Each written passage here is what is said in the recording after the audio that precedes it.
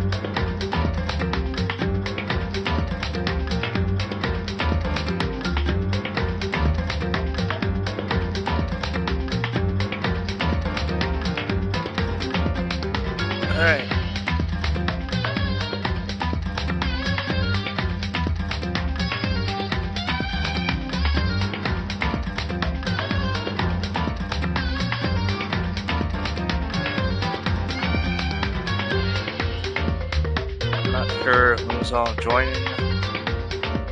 We've got the final showdown today. Things are a little different this time because, unfortunately, the usual voice in my ear is not present. So, I've just joined random chat in a random Discord server I'm in, and if people join, they join. If they don't, they don't. It's whatever. I'm not really affected by it. It's mainly there's like background noise so that I can focus and shit. So, yeah. With that being said, it's time to fucking do this shit. We're in the final stretch. This. Danganronpa.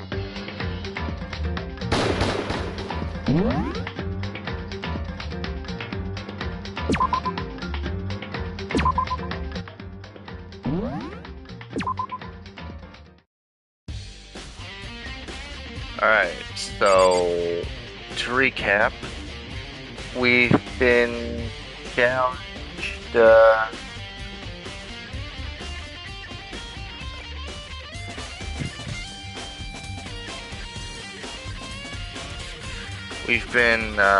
we challenged the bear to a final showdown,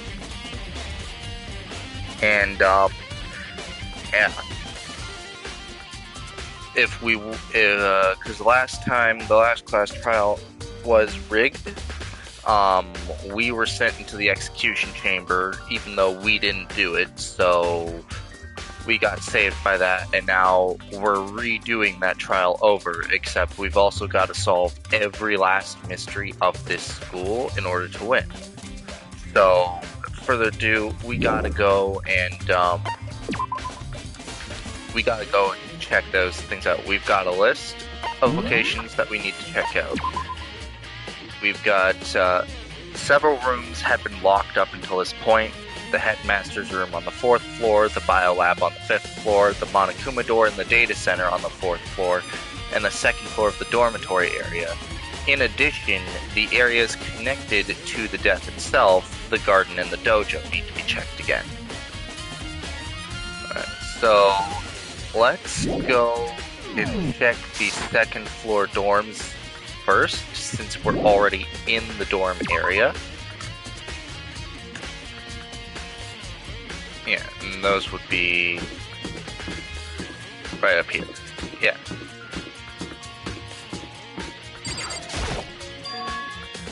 The gate's open.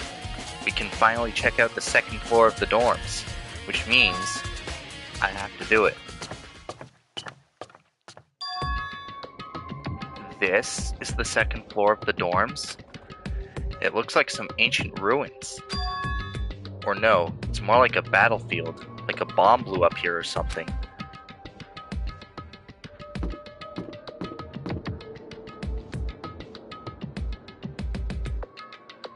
Got some blood here.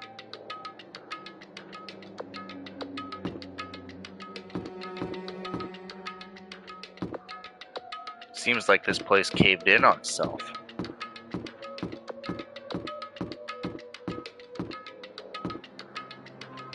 Okay, they still have bathrooms, okay. Wait, hold up. What's the Eye of Horus doing there?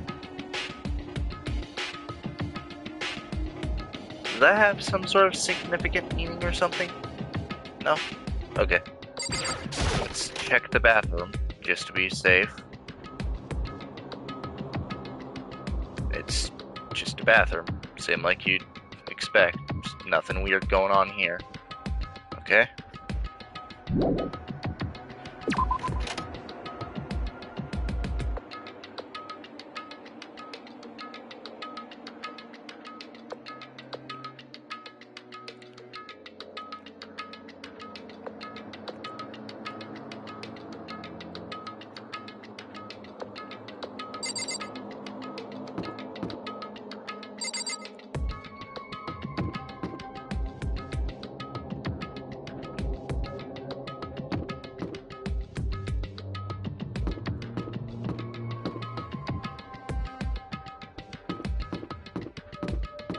Okay, let's go check here. Okay.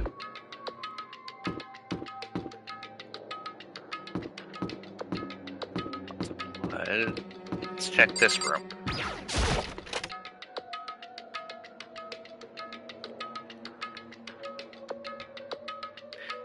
This room is filled with lockers.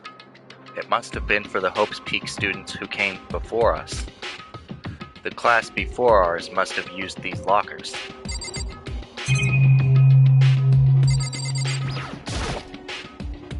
I wonder if I can open this locker. Nope, locked. There's a card reader installed on the door. That must be how you get the locker open. After all, it's pretty similar to the card readers for the locker rooms on the second floor of the school, and you have to use your e-handbook to open those up. So does that mean, well, let's just give it a try. I took out my handbook and ran it across the card reader, and then, no luck. Maybe only the locker's owner can open it, which means none of us can do it.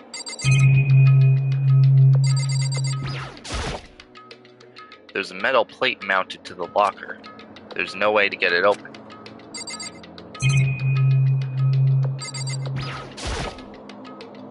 I wonder if I can open this locker. Nope, locked.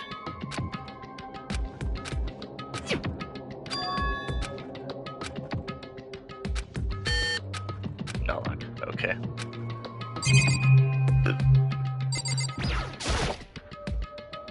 I can't imagine any way to get this locker open.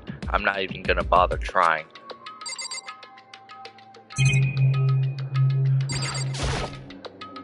There's a metal plate mounted on the locker. I really want to know what's inside, but there's no way.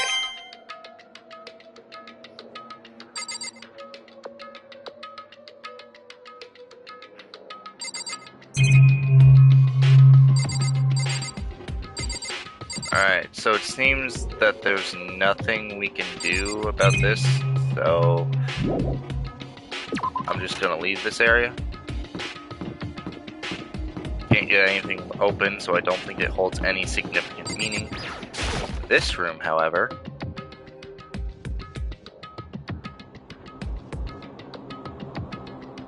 this room doesn't really feel like a student's room. It has a more adult atmosphere. Correct. It's the headmaster's private room. Yoko! Indeed. I've been through this room several times already, but I still have one little regret. So I decided to check it out one more time. Huh? A regret? Yoko looks almost meek right now. She must be thinking about something. I probably shouldn't bother her. Okay.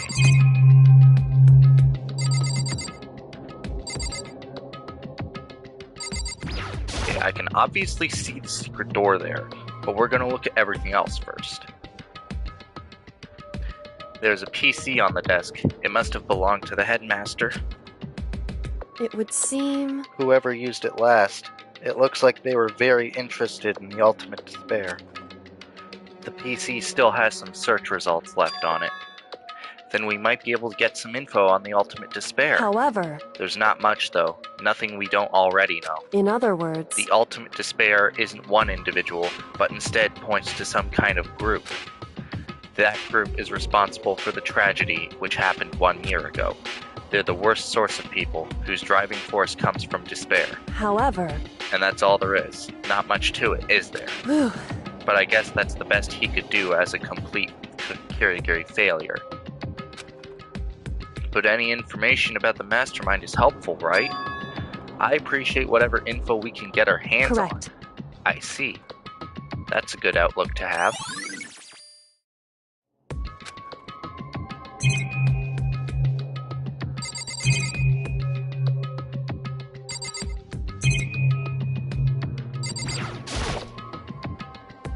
The desk is home to a computer. It must have belonged to the headmaster.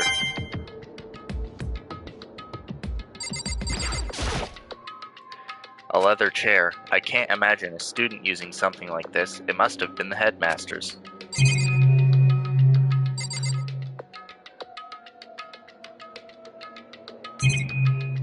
Alright. Only one thing left. Huh? There's a strange gap in the wall. It It's some kind of design mistake or a construction defect. Is it some kind of design mistake or a construction defect or something? So, There's a gap here, but not just any normal gap. I can feel a breeze coming out. A breeze? Indeed. There's likely an open space on the other side of this wall. An open space? Does that mean... You mean like a hidden room? I think I might know how to open it. You know how to open it? Did you figure out some kind of trick or something? indeed. A very easy trick, yes. So easy, I'm not sure you can even call it a trick. I saw a program on that PC that I think controls it. Enter the right password, and the door should open right up. However, But I don't have a clue what that password might be. All we know is it's probably made up of letters and or numbers. We can't really go from there. You're right. That's not nearly enough to go it's on. true. I looked through all his paperwork, all the files on the PC, everything I could think of. I learned more about him than I had any desire to, but nothing that might have been his password. Whew. When I think of how much time I wasted on this.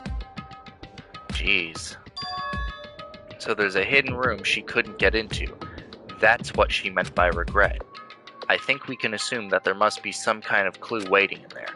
But maybe for her, there's more to it than that. Anyway, if we want to get in there, we need to figure out the password. And if Kyoko can't figure it out, no way do I stand a chance. No, wait, there might be a chance. The password could be something Kyoko wouldn't have thought of, or something she didn't want to think of. For example, what about your name? What? Huh? Oh, sorry, I was just trying to think of what the password might be. I'm sure she hasn't tried it. I mean, it's totally understandable. After all, after the way she talked about her dad, the idea that he would use her name as his password, knowing how she is, I bet the idea never even occurred to her. Do you mind if I try it? Just to be sure? Well, It's not like you need my permission. If you want to try it. Do whatever you want. Okay. anyway, You don't have to ask my permission. If there's something you want to do, go ahead and do it.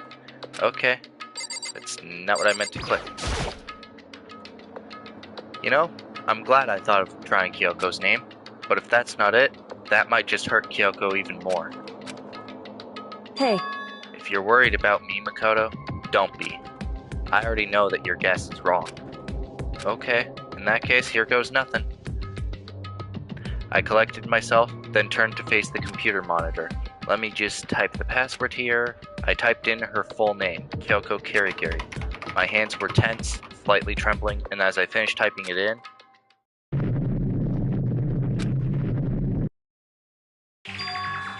What? That did it? Kyoko, it worked! why? Kyoko? Without looking at me, she disappeared into the hidden room. She looked grim. Kyoko.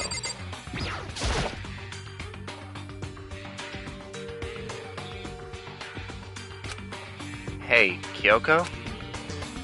I may as well not even have been in the room. Her gaze was fixed on only one thing. A present? Wrapped and covered with such joy. That's what made it so unusual. I'd better check out that suspicious present before I do anything. There's a brightly colored box here. It seems totally out of place in here.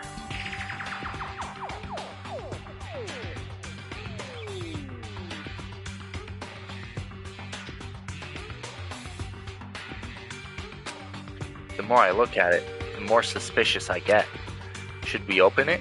I'm getting kind of a bad vibe from it. But I mean, we can't not open it. Okay. Makoto, Be careful, Makoto. Why, you think it's dangerous?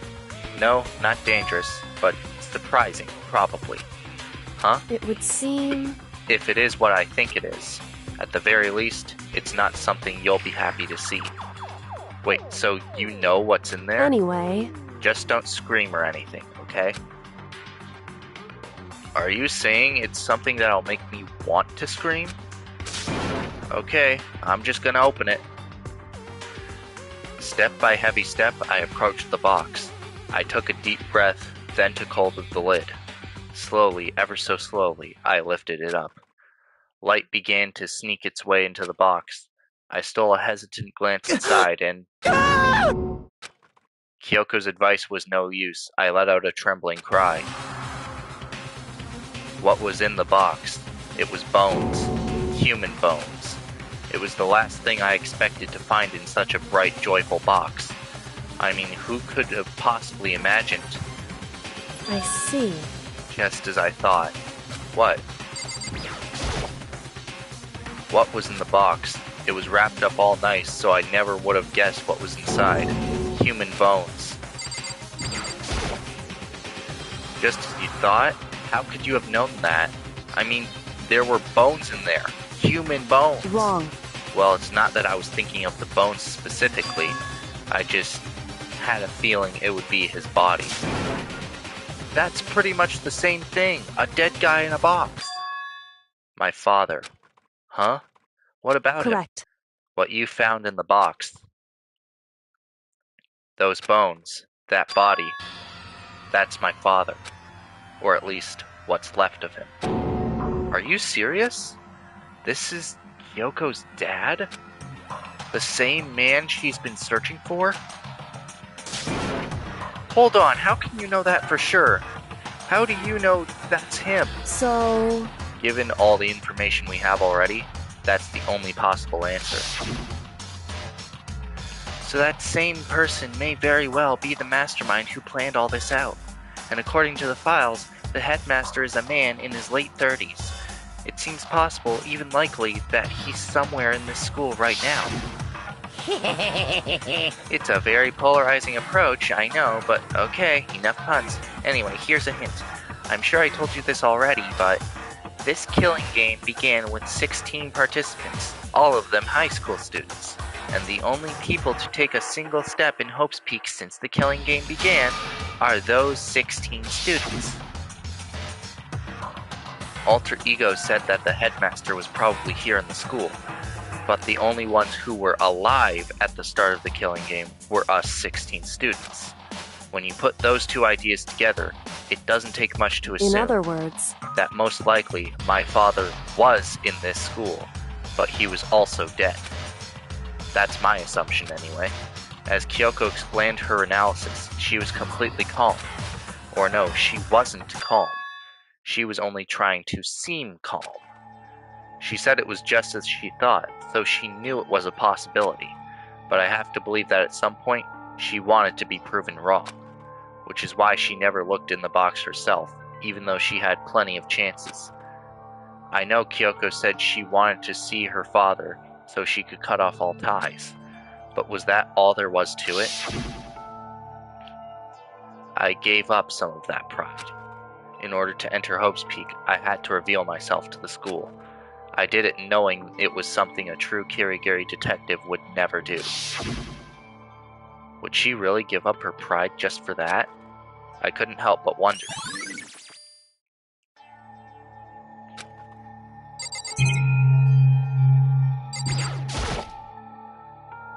This filing cabinet seems like the kind of place you'd find a clue. I should take a closer look. But I don't think Kyoko would like some stranger like me touching her dad's stuff. Hey, It's fine. Check whatever you want. Are you sure? Okay then. I went through each drawer one by one, starting from the top, but all I found were piles and piles of unrelated documents. He was pretty dedicated to his job, huh? well, It's just because he didn't have anything else. He could have inherited our family business, our legacy. Instead, he left it all behind. now, If he couldn't even handle a job like this, he would have been that much more of a failure. I'm sure he couldn't stand the thought of that, and it made him desperate.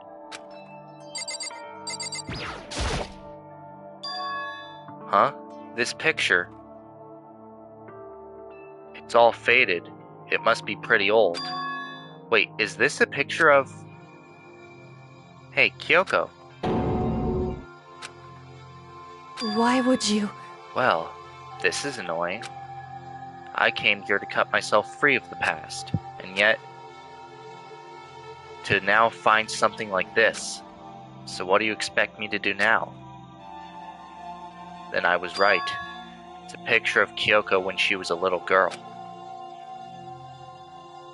knowing the headmaster had this picture all this time. He must have really cared about her. Why? What? I wanted to face him and tell him myself, to cut him out of my life for abandoning me. That's the whole reason I came here. And now he's abandoned me again. And this time, he even stole the only opportunity I had to move on. Has there ever been a worse father? Kyoko.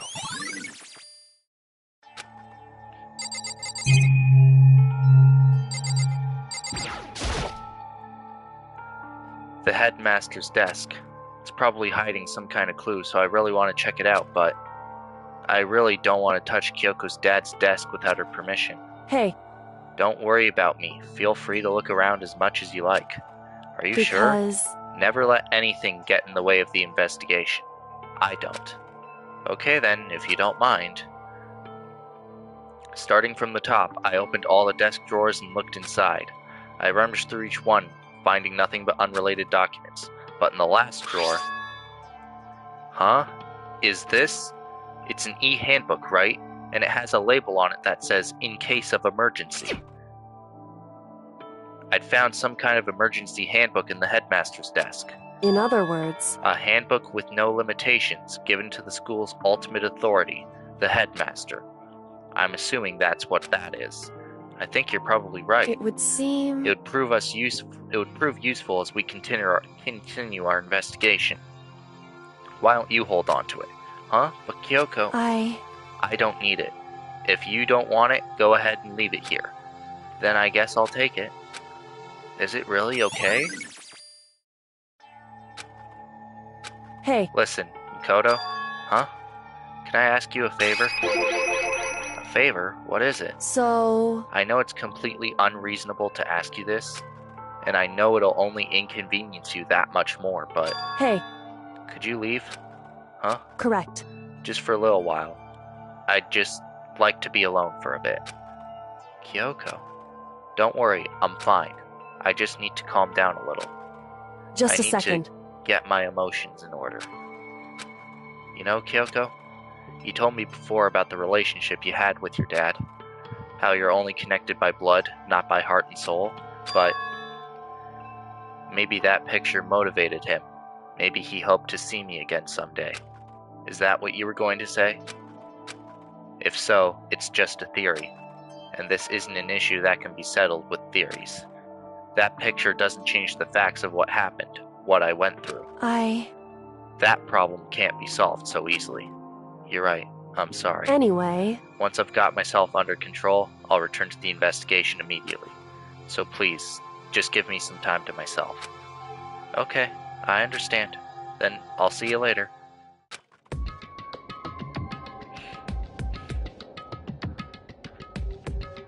Is she really okay? Kyoko. It must have been a complete shock to her. I mean, it was a shock to me. To find out what happened to the headmaster. There's no doubt the mastermind performed that evil deed. They killed the headmaster, killed Kyoko's father. They killed him. The headmaster is dead. The one leading the Hope's Peak staff, the one who finalized the plan to isolate you, was the Hope's Peak headmaster. So that same person may very well be the mastermind who planned all this out. And according to the files, the headmaster is a man in his late 30s. It seems possible, even likely, that he's somewhere in this school right now. But we were wrong about that. The headmaster wasn't the mastermind. Which means the mastermind's true identity is... It's a very polarizing approach, I know, but okay, enough puns. Anyway, here's a hint. I'm sure I told you this already, but this killing game began with 16 participants, all of them high school students, and the only people to take a single step in Hope's Peak since the killing game began are those 16 students. 15 of us met in the main hall. Add Mukuro to the mix and you get 16. And including me, only 6 of us are still alive. Everyone else is dead.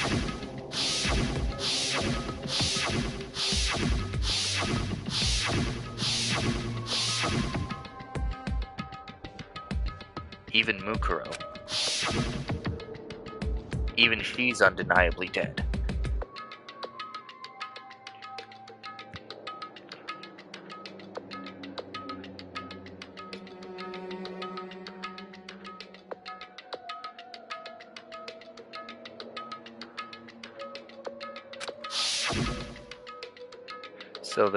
So the ones still left alive are me, Byakuya, Hiro, Toko, Hina, and Kyoko.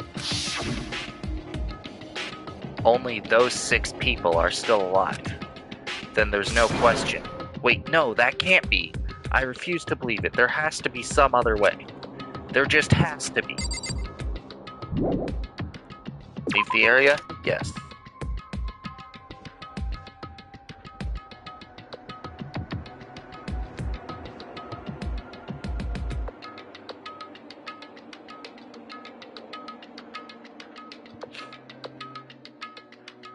Alright, considering I now have something that can unlock these lockers,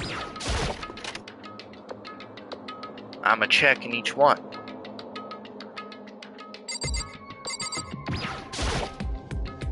I wonder if I can open this locker. Nope, locked. There's a card reader installed on the door. That must be how you get the locker open. After all, it's pretty similar to the card readers for the locker rooms on the 2nd floor of this school. And you have to use your e-handbook to open those up. So does that mean, well, let's just give it a try. I took out my handbook and ran it across the card reader. And then, no luck. Maybe only the locker's owner can open it, which means none of us can do it. Wait, but what about that emergency handbook I found in the headmaster's room? Okay, let's give it one more try. I took the emergency handbook and ran that across the card reader and... Alright, just what I was hoping for. Now let's see what we've got inside. I don't see anything that might be a clue. I took the emergency handbook and ran that across the card reader and... Looks like the locker opened. Now let's see what we've got inside. This locker is totally disorganized. Whoever it belongs to probably has organization problems in every part of their life.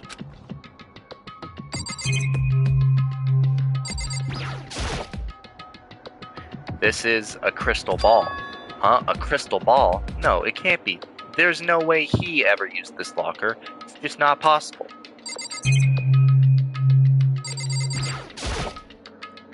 There's all kinds of textbooks and notebooks stacked up in no particular order, and dust everywhere. I have to assume whoever's stuff this is didn't do a lot of studying. Not that I can really talk. Trying to act as casual and natural as possible. I picked up one of the notebooks I saw, but the moment I looked inside the notebook, any sense of easiness I may have had evaporated. What? There was no denying what I saw. Inside the notebook was written Yasuhiro Hagakure. Is this our Yasuhiro? The notebook also contained a large number of notes for a variety of different classes, which would mean he attended classes here? No, that can't be possible. I mean, Hiro came to this school at the same time as the rest of us, and we were all sucked into this evil world. We never had the chance to take any classes. So what is this notebook?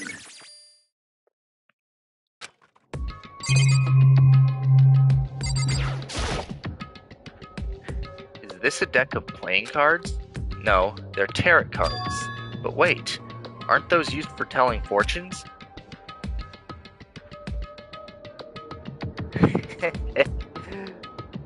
Good job. Nice. Well, those of you tuning in, we may not have her on the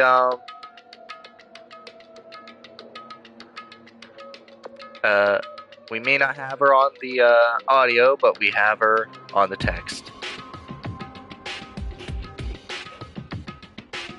She turned up after all.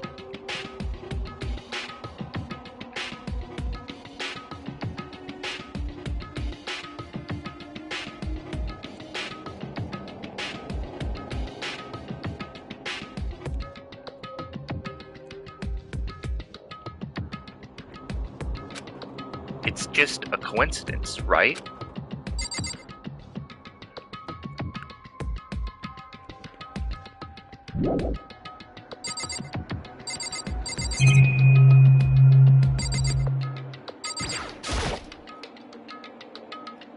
I took the emergency handbook and ran that across the card reader and... Looks like the locker opened. Now let's see what we've got inside. This thing is particularly empty. There's just one thing, some kind of pocketbook. I don't see a name written on it, so I can't see for sure whose it is, but there's some writing inside. It could be important. I don't like violating the owner's privacy, but I'd better take a look. It looks like a girl's handwriting, and the letters are spaced out evenly, like whoever wrote them was measuring them. Whoever wrote this must have been really meticulous. Huh? I was flipping through the pocketbook, but my hand froze when I got to a certain page. I saw something familiar written in there, words I'd heard before. There is a plan to turn Hope's Peak into a shelter and isolate the students here in a communal life. I decided to talk to the one who came up with the plan directly. It just so happens to be the headmaster, and my father. He was willing to give me some more details regarding the plan. Here's what he said. The point is to keep our student prodigies safe, to keep them as our hope for the future. Only their genius can overcome disaster, and only their help can overcome despair. For the future of our company, our world, it's not an exaggeration to call this our final hope. We must isolate our superior youth from the corrupted world to serve as the foundation for a new era. This is the only hope we have. I hope that you'll be willing to go along with this plan. So that's what my father had to say to me. As usual, he made a selfish decision without consulting anyone else. I can't imagine a worse father. This can't be true, can it? But I knew it was, and I knew exactly who the pocketbook belonged to. Kyoko. It couldn't be anyone else. But if this belongs to Kyoko, what was it doing in this locker? And what she wrote here completely contradicts what she already told me. She said she hasn't seen her dad since he left when she was little. I decided to talk to the one who came up with the plan directly. It just so happens to be the headmaster, and my father. What does all this all mean? I quickly scanned the remaining pages of the notebook. I must have been looking for something that would prove me wrong about this whole thing. But when I reached the last page, the question marks spinning through my mind just started spinning that much faster. When I looked at it, unlike the rest of the pocketbook, the writing here was messy, disorganized, scrawled.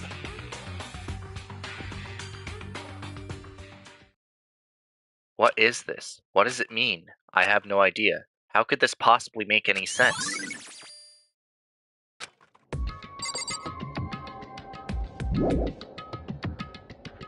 But the more I see, the less sense it makes.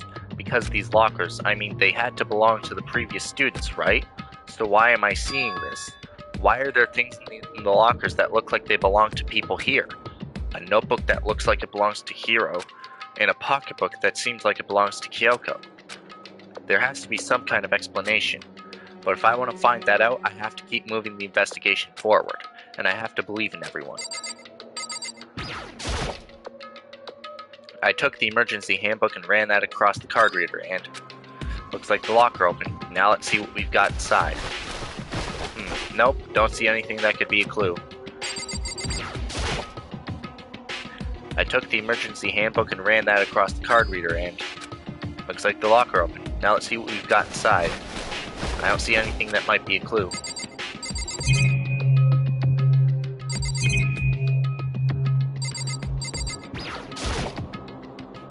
I took the emergency handbook and ran that across the card reader and... Looks like the locker opened. Now let's see what we've got inside. I don't see anything that might be a clue.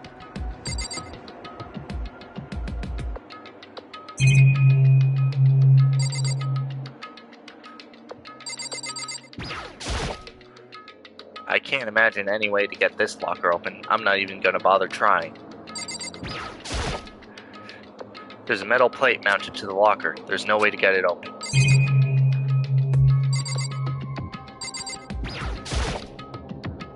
I don't think this locker's gonna open.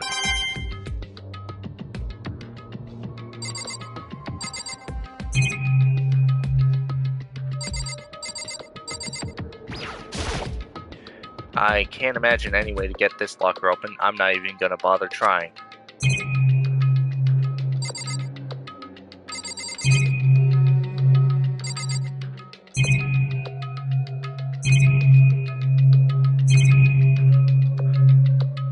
Alright. Yep.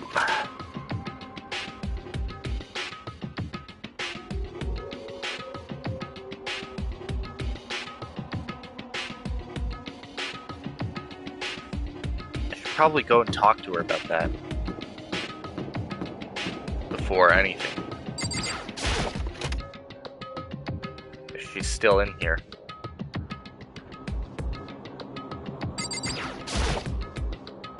There's all kinds of stuff I want to talk to her about, but I better give her some more time. Okay. Seems we cannot, so we just have to motor along.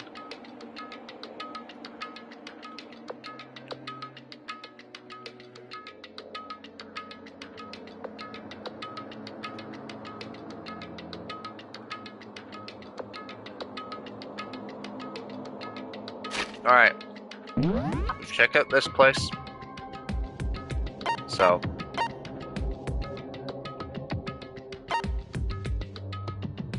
empty room. There's only one more place up here we could look, but I don't think it will serve much use.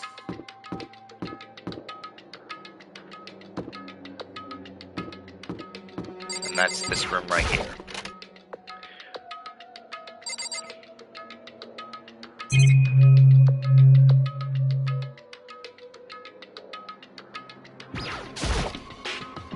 I opened the door just a crack, glanced inside, and immediately closed it again.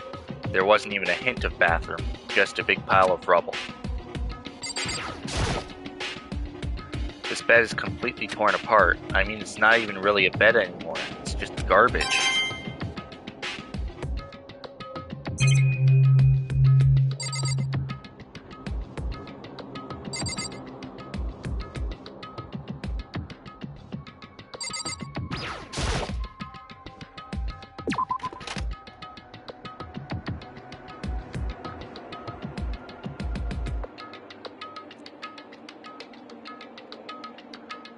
Alright, now we're done here.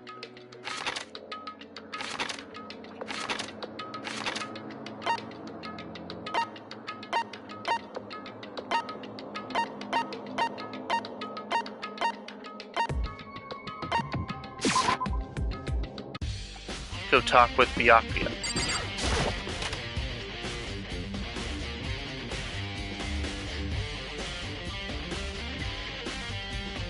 This is the headmaster's room. I've heard an awful lot about it, but this will be my first time seeing it for myself. Ah, Makoto, it's you. Oh, Byakuya.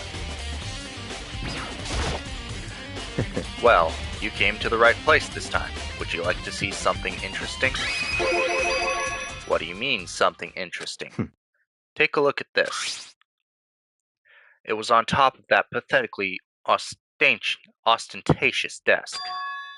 Class number 78 student registry? It contains profiles for all of us, and Mukuro. So in other Apparently, Class 78 refers to us. Wait, when we found Mukuro's profile in Kyoko's room... I see. That's right, it also mentions Class 78. This must be where Kyoko got that page.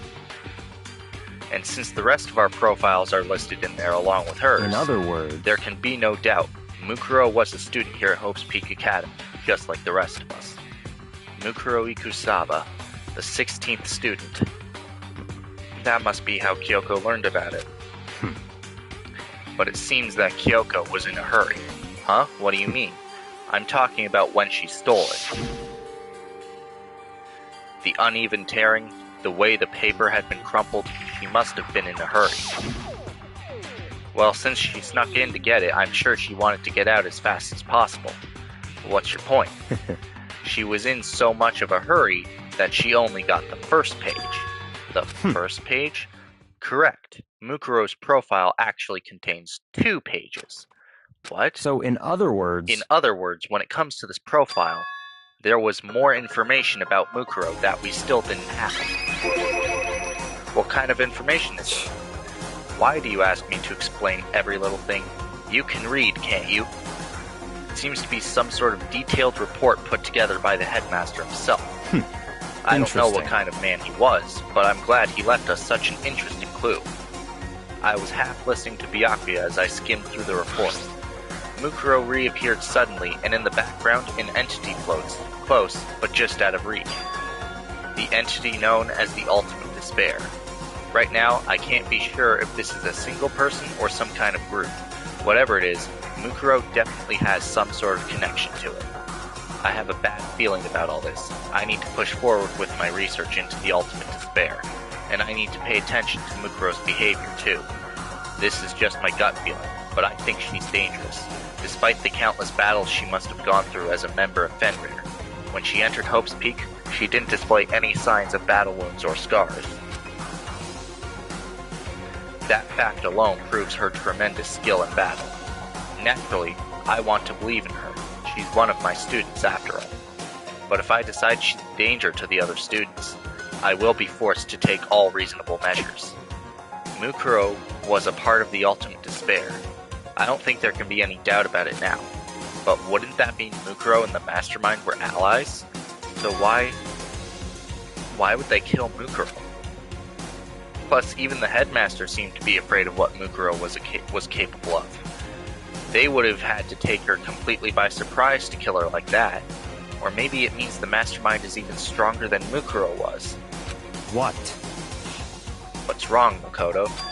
Huh? That's fine. You seem to be lost in thought, but I should probably point out one other thing. There's another important bit of information within that file that you should note. What is it?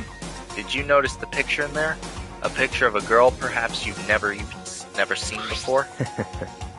A girl who seems to be included as part of our class 78. That should be enough for you to figure out who the girl is. And further information about that girl is included in the file.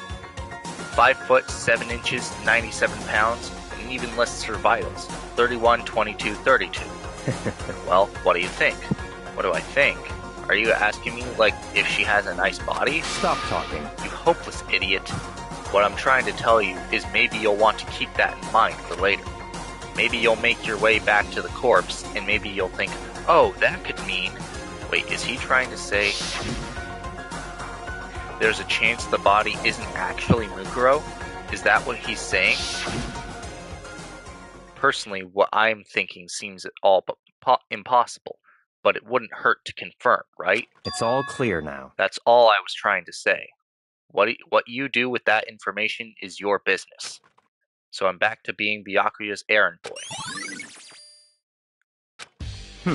Oh, and one last thing. It's a bit of advice from me to you, so I suggest you pay attention. Advice for me? You seem to be getting along with Kyoko quite well. It's not that we're getting along, she's just done a lot to help me. Well, don't put too much faith in her. Huh? In other words... The cost of that faith might be more than you can afford. What are you saying? Just what I think. Call it a hunch. A hunch? But my hunches tend to be proven right. The advice is free this time. Take it or don't, as you will. I'll keep it in mind, thanks.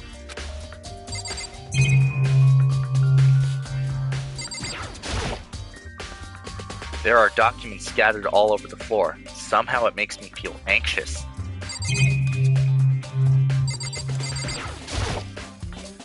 There are trophies and even a shield in the display case.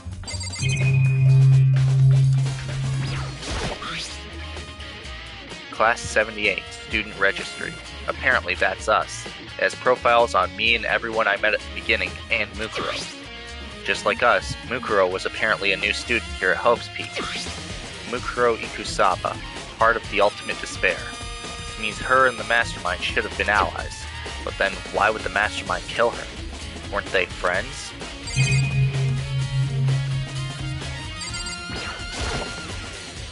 The bookshelf seems really well made, and it's filled with files and thick books.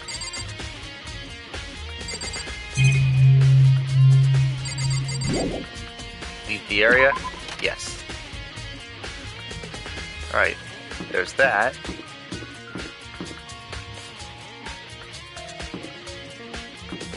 Since I'm here, I should take a look at that data center as well.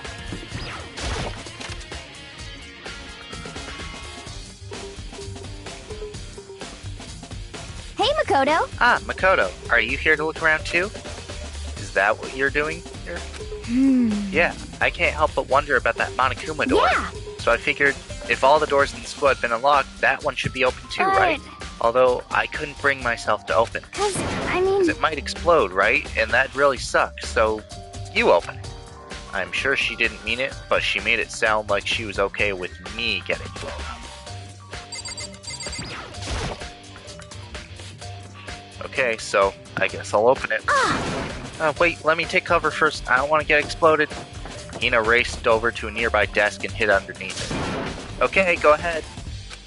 Everything will be okay, right? Although, alright, here goes nothing. I threw all my weight into it, but the door opened much easier than I expected.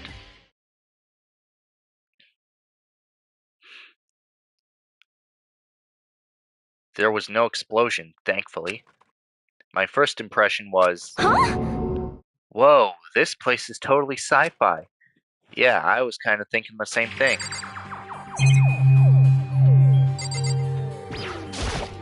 What the heck? I mean, every part of this school leaves a bad taste in my mouth, but... Just a second. This place is like #1 gross. It's in a whole different league of creepy. What is this device? It looks like some kind of control panel. Really over the top, though. Like some kind of military installation or something. Yeah, it kind of looks like a mech cockpit, right? Hifumi'd probably freak out if he saw it. Cockpit? So the Monokuma room has a control panel that looks like some kind of cockpit. Then could that mean... Okay. Alright, let's start poking at it. Or whatever. I'm gonna start pushing buttons. Hold on, you can't just... Or whatever, something like this. But it was too late. Hina was already jabbing away at the control panel. Huh? Huh? Did you hear that? Yeah, I think it came from the other room. Hina, what did you push? I'm not totally sure, but I think it was that one. The button that says Data Center? Data Center? I took a good look at the control panel, and I saw a bunch of buttons, each with the name of a room next to it. And just like Hina said, there was one labeled Data Center. That must be the one she pushed. But the Data Center, that's right next door. The room we were just in, that's where the strange noise came from. I'd probably better go check it out. Yes, please. I'm kind of scared out of my mind right now, so I'll just cheer you on from over here. There's some kind of hatch on the floor, but right now I need to go check out the data center.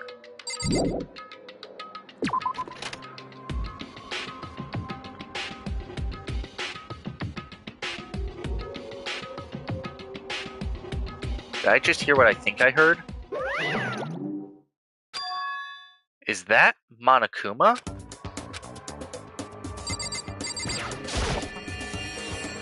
Hey. Give me all your donuts.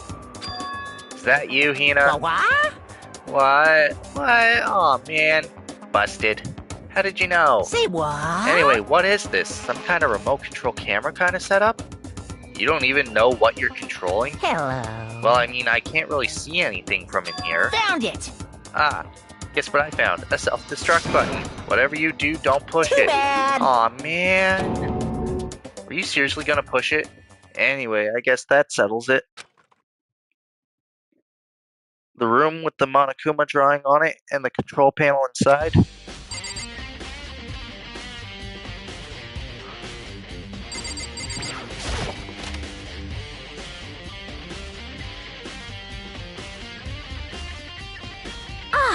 Whoa, hey Makoto, what the heck was that just now? Monokuma? Huh? What do you mean? What you were controlling just now? It was Monokuma. Huh? Monokuma? What, for real? Yep, it looks like that panel definitely controls Monokuma. Which means the mastermind has been controlling Monokuma from this room. Yeah, they were definitely in here. The mastermind has been controlling Monokuma from this room. and this control room is totally separate from the data center area with all the monitors. In other words, Hey, maybe the mastermind can't monitor us and control Monokuma at the same time. Hyoko's theory was right. But if the mastermind's been controlling Monokuma from here, that means they've been inside the school this whole time, right? I guess that would have to be true. But if that is true... It's a very polarizing approach, I know, but... okay, enough puns. Anyway, here's a hint. I'm sure I told you this already, but this killing game began with 16 participants, all of them high school students. And the only people to take a single step in Hope's Peak since the killing game began are those 16 students. Then the mastermind, Monokuma's puppeteer, really is the 16th student? No, it can't be. There's no way, right? What's wrong, Makoto? I don't like that face you're making.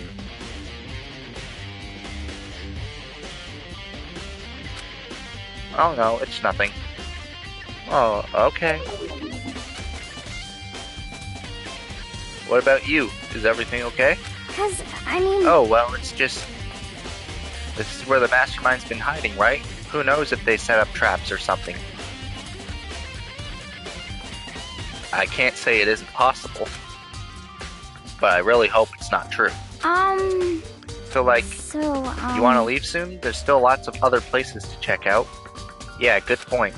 We can't waste all our time standing around here. Okay, you want to get going? Yeah.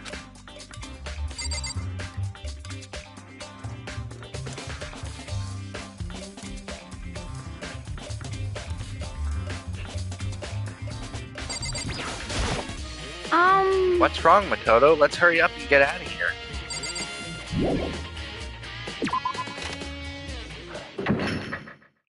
Click. As soon as the door to the data center was closed, I heard a strange sound.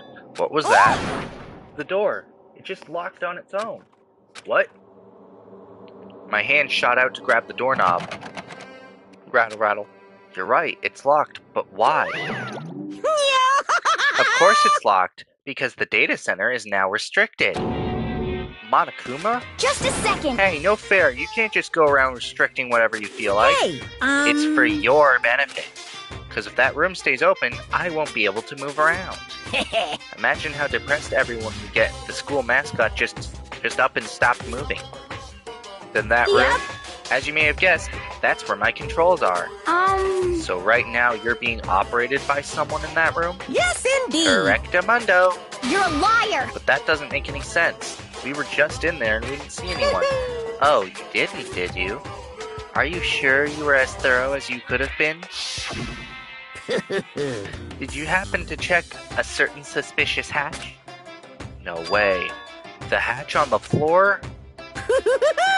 Too bad. That was your one big chance, and you blew it. Too bad. Of course, that hatch can't be opened from the outside anyway, so whatever. Now then, this room is officially restricted, so no more investigating. I'll be relying on you guys to tell the others. Peace. He's gone, but... Was he telling the truth? The mastermind was hiding in there?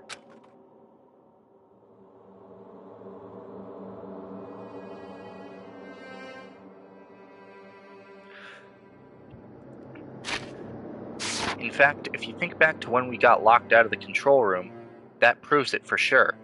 Huh? Then, when I said we should leave, well, that hatch could be open from the outside anyway, right? So it's not your fault. Sorry. Okay. Anyway, we don't have to let it get to us. We have to stay positive and make the most of the time we have left.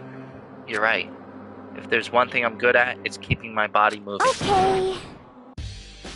Okay, I'm gonna go run around and tell everyone what we found here. Nice. You've got me all motivated again. You got it. Okay, I'm out. See you later. Hina took off at a full sprint. And I have to do what I can, too. That's the only way forward. Okay. That's all that shit looked at. And the rest of the stuff we have to look at is all on the 5th floor. So, let's go do that. we'll start with this.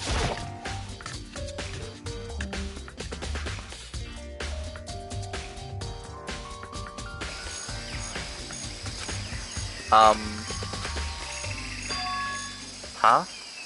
It's gone. Mukuro's body. It's not here.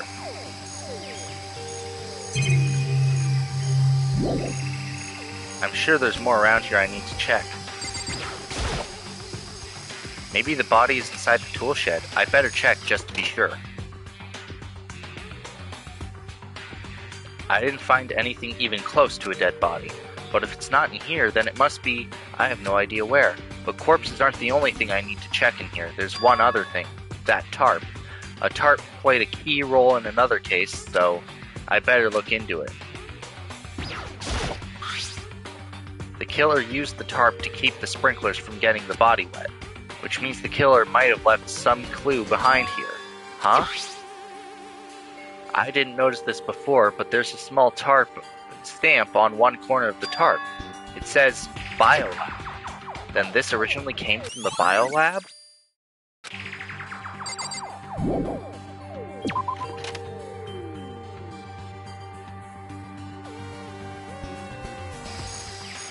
That's all I really needed to check here, but where could her body have gone? I better start looking for it.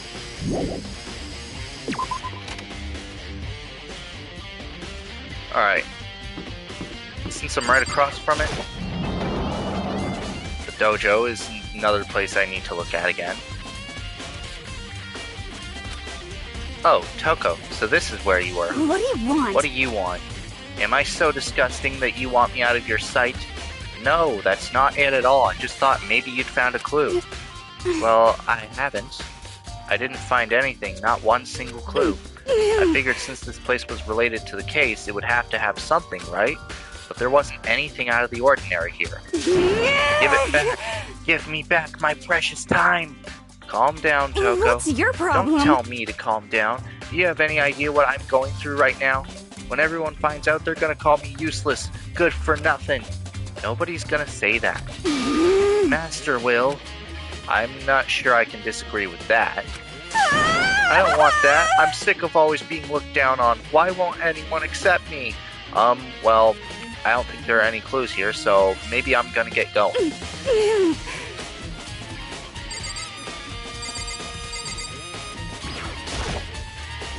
There's a bunch of wooden lockers here. We found a clue in here, but it was just the mastermind's attempt to frame Kyoko. Alright. One last place to look.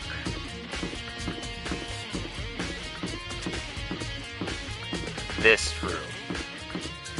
We are about to go into Monday Night Raw.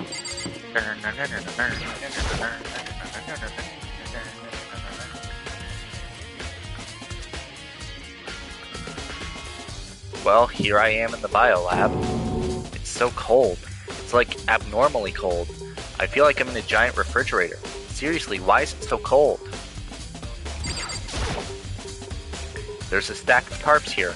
I've been seeing a lot of those things lately.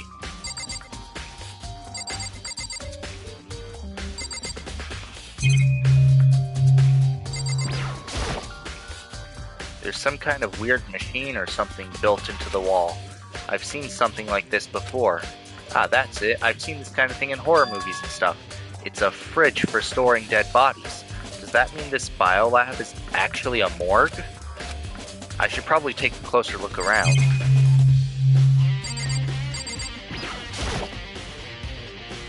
Oh, there's some kind of booklet here. It looks like an instruction manual. We offer an eco-friendly alternative to standard dry ice for all your cadaver needs. In addition to the germicidal lamps, we also provide an ozone generator for the removal of ethylene gas. Simply insert the cadaver and the blue light will let you know that the automated systems have activated. Temperature and humidity levels will be adjusted automatically for optimum settings. With our system, anyone can keep a body as fresh as a daisy for as long as you need. In the unlikely event of a problem, the red light will activate and an alarm will sound immediately. The exterior is stainless steel, and we do offer an optional other upholstery upgrade package. This is the instruction manual for the fridge.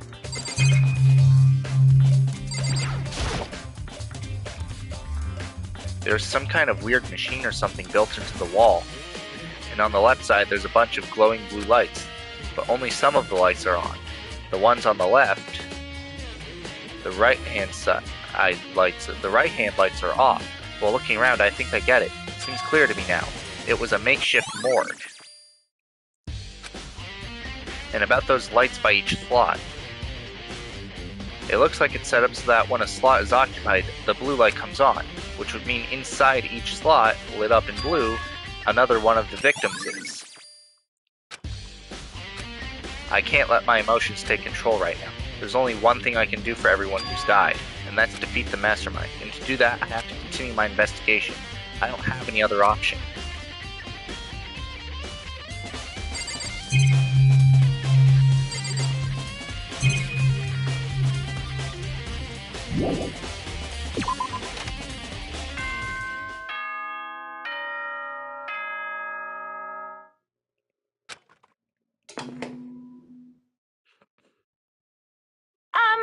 This is a school announcement.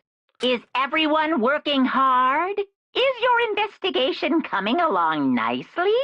Well then, since you're all giving it your best, your generous headmaster will give you a little hint. For those of you who are interested, please make your way to the gym ASA possible. What? Now he wants to give us a hint?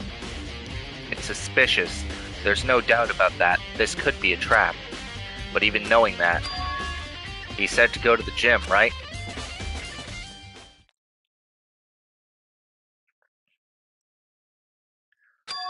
Oh, hey, Hiro. Oh, Makoto. Why'd you act so surprised? Oh, no reason. You heard Monokuma's announcement, right? Are you here to find out what he has to say? I just did, actually. I'm on my way out. You already talked to him? What'd he say? Listen, sorry, but I gotta go. Hiro, wait! There was no point in trying to stop him. He ran off like a frightened animal. Hiro? It was like he was trying to avoid me. I was hoping to talk to him about the notebook I found in the locker. Has he been hiding something this whole time?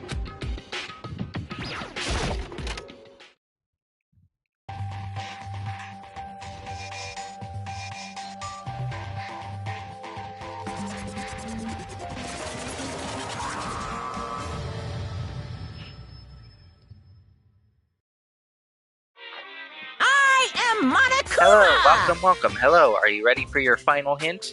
Well, it just so happens to be in the envelope on the ground in front of you. The envelope? This must be the envelope. And just so you know, I won't be answering any questions about what you find inside. What? Don't worry, just get on with it. Monokuma's cryptic words didn't make me feel any better, but I picked up the envelope and opened it. What I found was a single photograph. It featured a bunch of faces I recognized extremely well.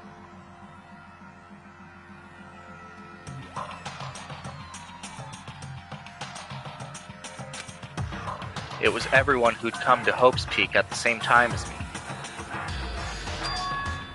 Wait, but there's someone behind Sayaka. She's the only one I don't recognize. Wait, that's not true. I do recognize her. That's right. When Byakuya and I were in the headmaster's room and we looked at that file, Mukuro Ikusaba? Then this girl is... What? Why? Why is Mukuro here with everyone else? And even more than that, just having everyone posed like this is weird. Enough by itself, and we're all wearing matching uniforms. I don't remember anything like this. And now that I'm looking at it, it's not even everyone. I'm not in the picture. I'm the only one not there. The picture has all 15 students, but not me. but I guess that makes sense. After all, I don't remember ever taking a picture like this. I went to junior high with Sayaka, but the first time I met everyone else was when I arrived here at Hope's Peak Academy. So it's natural for me to not be in this picture, but what's definitely unnatural is that everyone else is in the picture. I thought everyone was like me and didn't know each other till they got here. But if this picture is real, then could it be everyone else and just me? Everyone else here except me is... How long are you gonna keep up this rambling soliloquy of yours, Hamlet? What are you gonna do? You're kind of getting in the way, standing there, you know? So I mean, get out.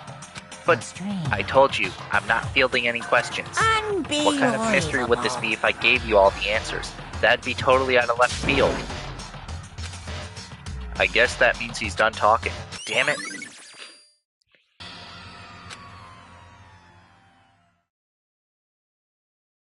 So in the end, all I found in the gym was even more confusion. And with that confusion in hand, I left the gym dejected. How does that count as a hint? It just made me even more confused. Is that what Monokuma was going for? Did he put together a fake photo just to confuse me? But it looks so real, so full of life. How could anyone fake that? Which would mean everyone but me. Maybe I should just ask everyone directly. That should clear all this up. No, I have to clear all this up.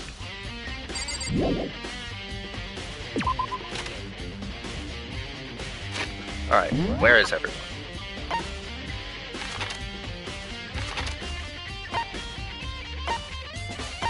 Dining hall.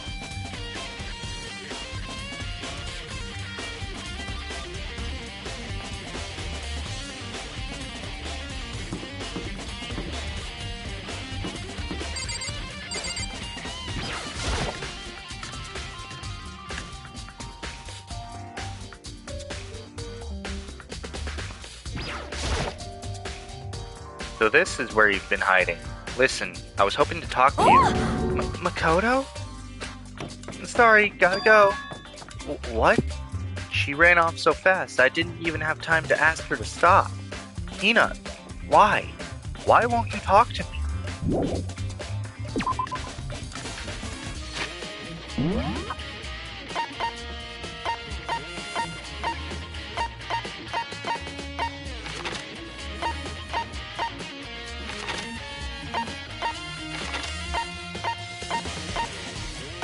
Archive.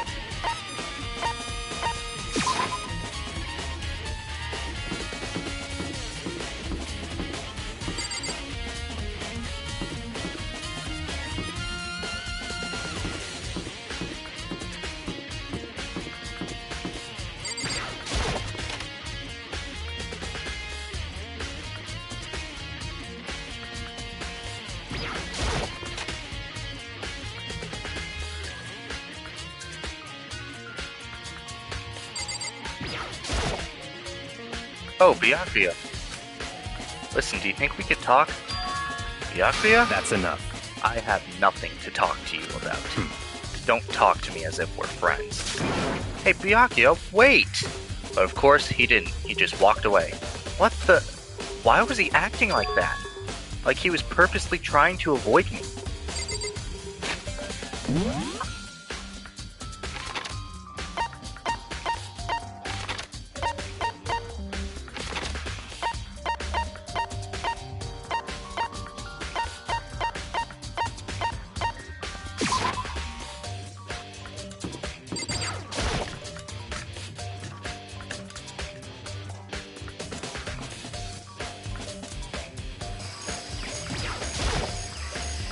Hey, Hiro. Makoto. What's going on with you? Every time I see you, you freak out like that. No, sorry, but I'm in a big hurry. Once again, he ran off like a terrified rabbit. Hiro, what's wrong? I still wasn't able to talk to him about the notebook I'd found. It was like he was avoiding me, like he was afraid of me. Why?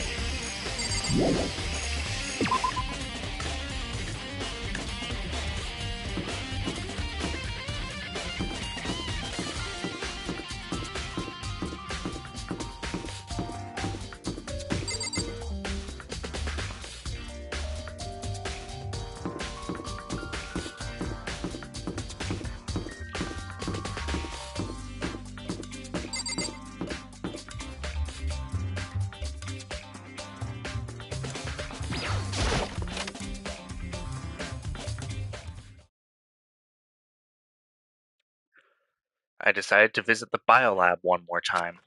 And the first thing I saw when I got there was her, passed out, again. Huh? Toko?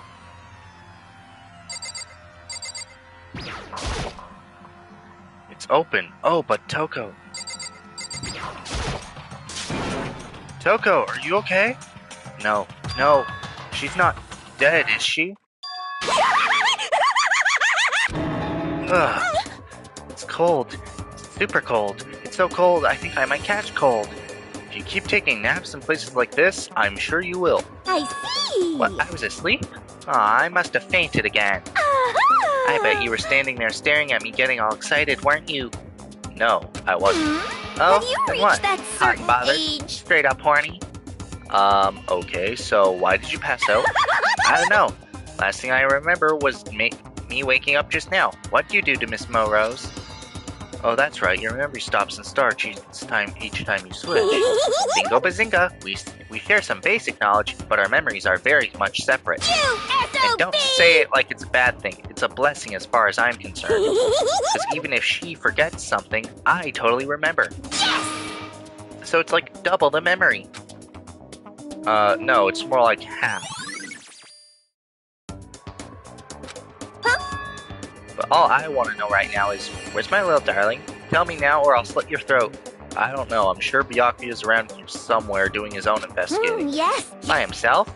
I assume so. I I'm knew on it. I fire. totally knew it. I'm a total pro when it comes to all things master. Anyway, I gotta hurry. I can't even imagine how lonely he must be right now. Genocide Jack shot off, her eerie laughter echoing behind her. I totally forgot to ask her about the picture. Well, there's no point asking Genocide Jack anyway. Besides, I have more important things to do right now. Why did Toko faint? There's gotta be some reason for it. The fridge. It's open. But I'm sure they were all shut tight last time I was in here. That must be why she passed out. Right. She faints so easily. Kyoko! Makoto. It's getting late, isn't it? Are you okay? Indeed. I'm sorry if I made you worry. No, you don't have to apologize. Listen. But listen, about this room.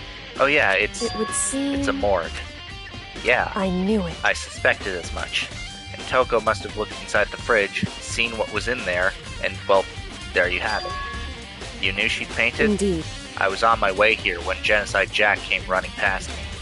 I assumed she must have sneezed, but once I got inside, the real reason became clear. It would seem... I imagine she came here to investigate, and when she opened the slot there, that's when she saw the body inside and dropped like a bag of rocks. Why has everything gotta be so difficult with her? Anyway, We should close it up. Don't want to leave it hanging open like that. Yeah, good idea. Makoto. Give me a hand with this. Kyoko approached the fridge, hands outstretched, but suddenly she stopped. What's wrong? Listen. Maybe we should wait a second before closing it. Huh? How come? Because Mukuro's body is in here. Mukuro's corpse? Mukuro's body is inside the I fridge? see. Just like every other time. The mastermind probably brought it up here while we were in the class trial. The mastermind did it? Because they assumed we wouldn't be doing the class trial over again, I guess. So... You may be right. Either way, now I can finally get a good look at the body. Oh, that's right. Kyoko didn't get a chance to check the body during the last investigation. Makoto. I need to do my own examination of the corpse as soon as possible. I'm gonna find a clue this time, and I'm gonna grab the mastermind by the tail. Okay, so what should I do? So then... Why don't you just wait over there? I'll let you know as soon as I'm finished. Just wait over there? That's it?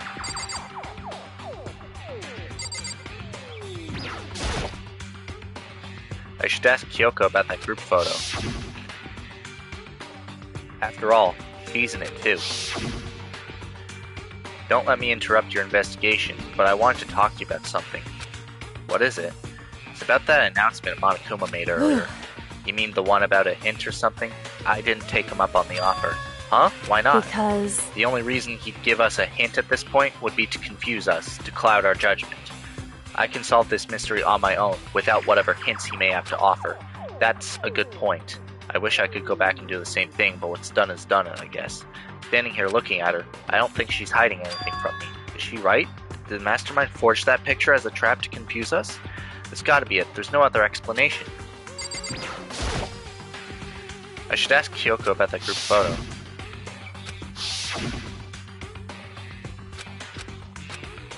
Whew. Because... Oh, so I can... It's just the same shit. Okay, okay. Oh, I keep hitting her. Damn it.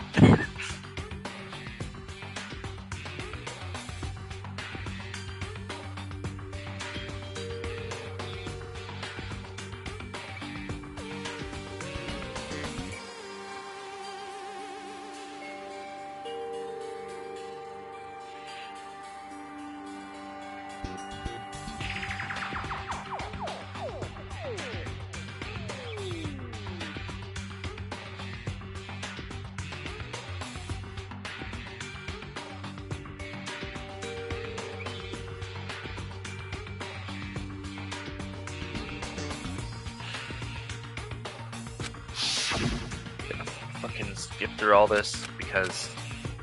Whew. Because...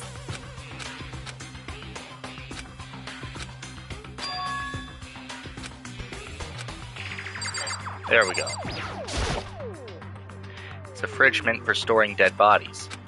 I can't do it. I can't look inside.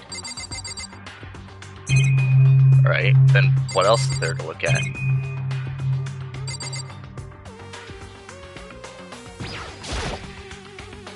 I've already looked through this instruction manual. More importantly, on the left side of the refrigerator, a bunch of blue lights are on. But these ones aren't. It would seem the blue light comes on when a slot is occupied. So when someone's in there, the blue light comes on.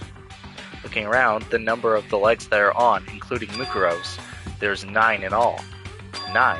9 lights?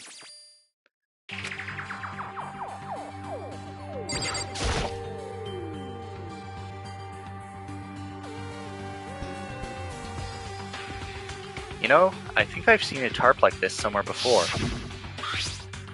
Ah, it's the same one I found in the garden tool shed. And if I remember that tarp, it had a stamp on it that said Biolab. And that's the tarp that was used to help camouflage the murder in the garden. At some point, someone got it from the Biolab and took it over there. Whew. Okay, Makoto, I'm done. Already? Jeez, that was fast. Indeed. Anyone can do good work if they go slow. In that spirit, I'll make my report brief. So, did you find anything? Indeed. I paid careful attention to the wounds and the traces of blood, and it seems highly likely that the stomach wound and blow to the back of the head were inflicted after death. Really? The burnt tissue made things a little difficult, but I'm completely confident in my findings. So that means neither of those were the fatal injury, right? Then what was the fatal injury? Due to the explosion, the victim's identity is unknown. They were, however, dead before the blast. The victim had been stabbed a single time with a knife, which went completely through the body. They had also been struck in the head with an object about as thick as a metal pipe. The body was covered with other wounds, but these were at least several days old. The only other option is those other wounds, but the file said they were old. Is that right? Where does it say they're old? Because... All the Monokuma file says is that they were inflicted at least several days ago. I guess I don't see the difference. Wrong. Well, the difference is immense considering the impression they gave. Listen. You seem to be equating several days old with simply old. However... But that doesn't quite follow logically. Old wounds makes it sound like they've been there forever, like they're not related to the murder. Are you saying they are? But we all got the Monokuma file right after she was killed, right? So if the wounds were at least a few days old, there's no way they could have had anything to do with it. So then... But what if Mukuro herself wasn't killed within the last few days? What? At the very least... Certainly you can allow it as one of the many possibilities, can't you? One of many? Right. A detective doesn't have supernatural powers. There's no way to predict the answer from the beginning. Instead, the ideal detective begins by imagining as many possible scenarios as they can. In other words, They envision these possibilities without prejudice, without bias, using only their logic and common sense. Then, as they investigate, they test what they find against each of these possibilities. Of course, me telling you this doesn't mean you'll be any good at detective work, but beyond using that to solve this particular mystery, you should keep it in mind for the future. hey, So, if there's anything else you'd like to know about the condition of the body, now's the time. Come to think of it, there was one thing. Earlier when I was looking at Mukuro's profile, it listed her height and weight. so 5 foot 7 inches, 97 pounds, vitals were 31, 22, 32. Did I get all that right? You remembered all that? They are indeed consistent with the corpse. So then, indeed, and don't forget about the Fenrir tattoo. There's absolutely no mistake. indeed. Our victim in this case is without a doubt Mukuro Ikusaba. And Is that all you wanted to ask? Yeah, I think So so. then- Then it looks like we have no further business with Mukuro's body. Let's get going. It's kind of chilly in here. Oh wait, are we not going to put the body back? Don't you think it's kind of sad leaving it out like this? why? Sad? Did you forget? She was our enemy once. A part of the Ultimate Despair. But she still got killed. She's still a victim. Hey, Have you ever heard the phrase, you reap what you sow? Well, yeah, but still. whew, You really are naive, you know that? It's really quite appalling. But she could have abandoned me, but she decided to help me instead. So for someone like that, what does it mean to be naive? so then, I think we've done all we can do here. Back to our separate investigations, yes? Hold on. I still have one more thing to do. Something I need to talk to Kyoko about. I need to ask her about the pocketbook I found in that locker.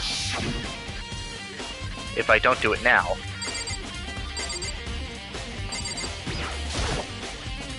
Hey, Kyoko? I did have one last thing. I know I shouldn't, but I feel like I have to ask. what? Go ahead then, out with it. Have you really not seen your dad even once since you got here? What? What? So, What do you mean? Well, you know all those lockers on the second floor of the dorms? Indeed. I do, yes. But to get into any of those lockers, you'd need the handbook of whoever the locker belongs to. Actually, I managed to get them open using that emergency I handbook. see. The one you found in the headmaster's hidden room. And? So, did you find anything worthwhile in the lockers? I found a pocketbook. And after looking through it, I think it must be your pocketbook. Why is that? What makes you say that? Because, Like I said, only the locker's owner should be able to get into it, right? I can't imagine those lockers belong to any of us. After all, we only got access to that area just recently. What I'm saying is there's no way I could have had access to any of those lockers. And if I did have a pocketbook, why would I bother putting it in the locker? Everything you said makes perfect sense, but there was something written inside. It was about the headmaster. About your father. what? If that's true, That mean that video is real too? Video? Makoto, Makoto, I think everything is finally starting to fit together to reveal a cohesive picture. Although I'm afraid that picture might be worse than anything we could have imagined. What are you talking about? I need to go investigate those lockers, right now. I need to confirm what you just said with my own 2 eyes. Oh, let me give you the headmaster's handbook, that way you can... so, That won't be necessary. If I'm right about this, I shouldn't have any problem opening the locker with my own handbook. After all, it would seem that it's my locker. Your locker? Makoto, If you watch this, it'll all make sense. A DVD, and it says Class 78 Urgent Interviews. so, I found it in that hidden room after you left. anyway, I don't have time to explain what I think it means, so just watch it and see for yourself. I think you'll realize exactly what it means. You'll understand why you found my pocketbook in a place none of us have ever seen before. None of this makes sense right now, but I guess that means there's some important clue on this DVD. Makoto. Oh, and now it's my turn. Do you have a second to listen to me ramble? In Ramble? other words, So as it turns out, the arrangements I'd made didn't stick. What I mean is, I'm less and less sure of everything, even my own feelings. You're talking about your dad, right? I can never find the answers to the questions I wanted to ask for the rest of my life, and all because of the mastermind. however, But there's one thing I am sure of. When it comes to the mastermind, There's no room in my heart for I- forgiveness. I swore to destroy the mastermind. This is just one more reason to follow through on that. Kyoko's eyes burned with the fire of determination. The determination to defeat the mastermind. Hmm. It's strange to be confronted with his death and suddenly feel this way. I couldn't care less if my father had found happiness. Why? So why is it? Why does it bother me so much to know he suffered? It's ridiculous. There's just no understanding it, I guess. She let out a small laugh as she said it, but her smile was filled with sorrow. Whew. So, that's it for my rambling. There's still much to do before I can consider my task complete. Yeah, you're right. Hey, But keep this in mind. There's only ever one absolute truth. Whether that truth serves justice or suffering. Whether it's the greatest truth or the worst. What do you mean? Makoto. Even if the truth you uncover is filled with hopelessness, you still can't give up hope. Absolutely not, because all I can do is keep moving forward. That's pretty much all I'm good at, you know? Indeed. Sorry if that was strange. So then, Anyway, I need to get going. I'll see you at the class trial. Leaving behind that final farewell, Kyoko was gone. I'd better get going myself. I got that DVD from Kyoko. I should head to the AV room to check it out. Kyoko said something about hopeless truth. But no matter what happens, I won't lose hope, even if it's the worst truth in the world. I can't afford to lose.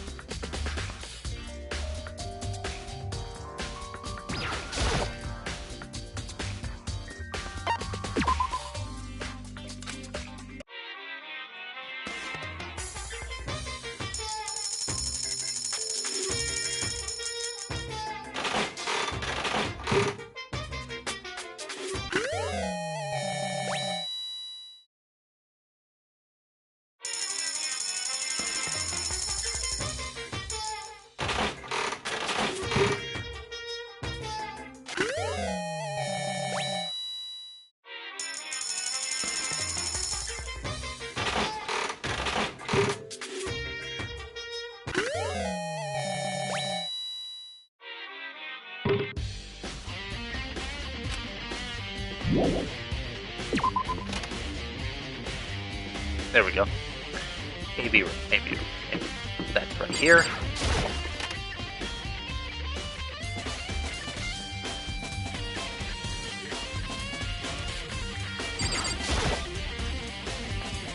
This should be able to play DVDs just fine. Well then, I'd better take a look. I took the DVD Kyoko gave me and put it in the player. It said that it was playing, but nothing appeared on the screen. I stared into the black of the monitor. It must have only been a few seconds, but to me it felt like an eternity. And then, all of a sudden, an image appeared.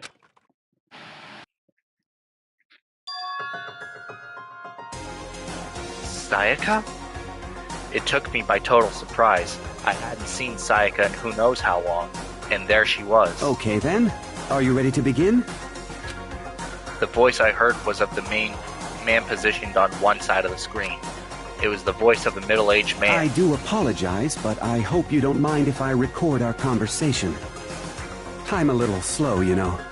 I never really got the hang of taking notes while having a conversation. It sounded like he was trying to make a joke, but Sayaka's tense face didn't move a single millimeter. So this video is meant to serve as a kind of contract substitute. It's not that I don't trust you guys. It's more like insurance. So please don't worry too much. Now then, let me get straight to the point. There is a chance that you may have to spend the rest of your life here in the school. Can you accept that? You want me to accept that? Sayaka was obviously at a total loss. It made total sense. Who would agree to spending the rest of your life in the school? I accept. What? Thank you. And I'm sorry about all this. Well, I can promise you that I will do everything in my power to keep you safe. As the headmaster of Hope's Peak Academy, I give you my word. As if on cue, that's where the video cut out. There was a lot I hadn't understood up till now, but this, only this, I simply couldn't comprehend what I'd heard, because I know how much Sayaka wanted to get out of here. I know how much she wanted to escape and pursue her dreams with her friends again. She wanted that so bad she tried to frame me for murder. So why? Why would she say yes to living here for the rest of her life? As I sat there thinking about it, I noticed a sudden light. On the monitor, the video that I thought was finished flashed back on screen. My eyes darted back to the screen. And if I was confused before, what I saw next pushed me right over the edge. Huh? What I saw was me. Impossibly, undeniably me. So, Makoto, before we begin, I should let you know that I'll be recording our conversation. Yes. Me and the headmaster were looking at each other. He and I were having what seemed like a fairly normal conversation. But I, the I in the here and now, had absolutely no memory of it. I had no memory of even meeting the headmaster, much less sitting down to talk with him like this. Now, shall we get straight to the point? Makoto, there's a chance you may have to spend the rest of your life here in the school. Can you accept that? Yes. This can't be real. I said yes? I'm sorry I'm putting you through all this. Well, I mean, we don't have much of a choice, do we? But I promise that as long as you're in this school, I will do everything I can to protect you. As the headmaster of Hope's Peak Academy, that's the very least I can do for you.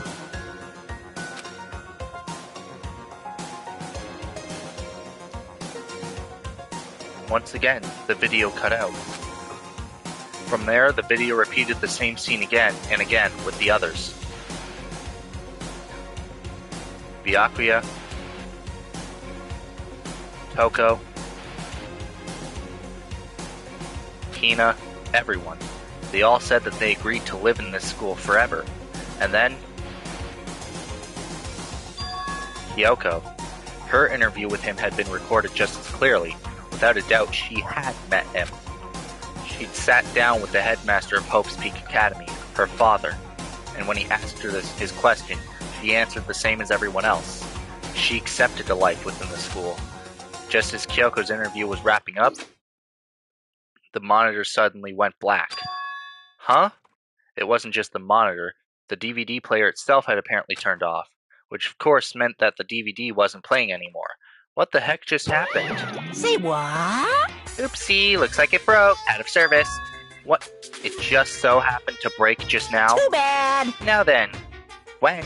Doesn't matter. Failure can strike anywhere, anytime. That's what failure is, right? Failure, my ass. You cut the power on purpose. Well, whatever. Even if I watched the whole thing, it'd just be more of the same. He'd ask them the question and they'd all say yes. I couldn't help myself. I let out a huge, exasperated sigh, but as I did, I remembered something. That's right. I fainted too, and when I woke up, I noticed a strange feeling of separation within myself, a disconnect. It would seem... Thinking back on it now, at that point my memory was gone. At that time, I'd forgotten. I couldn't remember why I'd come to the school, and I couldn't remember what my ultimate ability was. But what would make you forget all that? Hey. Strange, isn't it? It's hard to imagine it happened by chance. It seems much too convenient. A convenient outcome. Something that seemed to obviously work in favor of the mastermind. Does that mean I've lost my memory too? What about the others? Have we all forgotten? Or...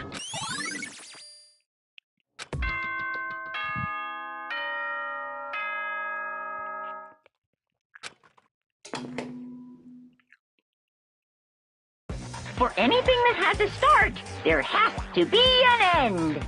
And if the end comes, then that means it's time for a fresh start. There is no night that doesn't have a dawn. Although that dawn is totally pitch black, there is no storm that won't eventually end. Of course, then that leads to drought. But as I said, every end is the promise of a new beginning. Which is why I'm sure we'll get to meet again, because the end is only the beginning. Anyway, let's get started. The beginning of the end of the class trial. Everyone gather once again at you know where.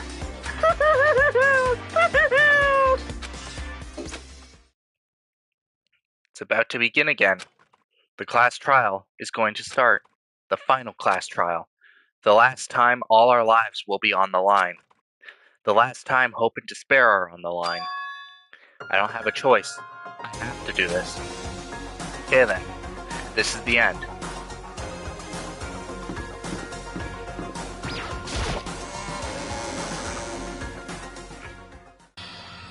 I guess I'm the first one this time. Makoto, You're early, Makoto. listen. Does that mean you feel prepared? Yeah, for now at least. But where's everyone else, and why aren't they here yet? However, Don't worry, I'm sure they'll be here soon. And just like she said... Byakuya? Byakuya? They arrived, one after another. But they were all in the same state of shock. Hina? Hiro? Silence. And it wasn't any normal silence. It was the deafening silence of fear and suspicion. It was like the first class trial. You called for me and so I appear. I'm late. Oh, I'm on Strong, fire. silent master, so wonderful, so cool, so hot, my loins are ablaze. Yes! Now listen, everything will be just fine if you leave it to me. My beautiful With my scissors-sharp scissors in hand, I'll stab and gouge and shiv the master of evil. But I thought you couldn't kill anyone but adorable little boys. If it's what master wants, it can be boy, girl, or anything in between. I can handle it. Where am I?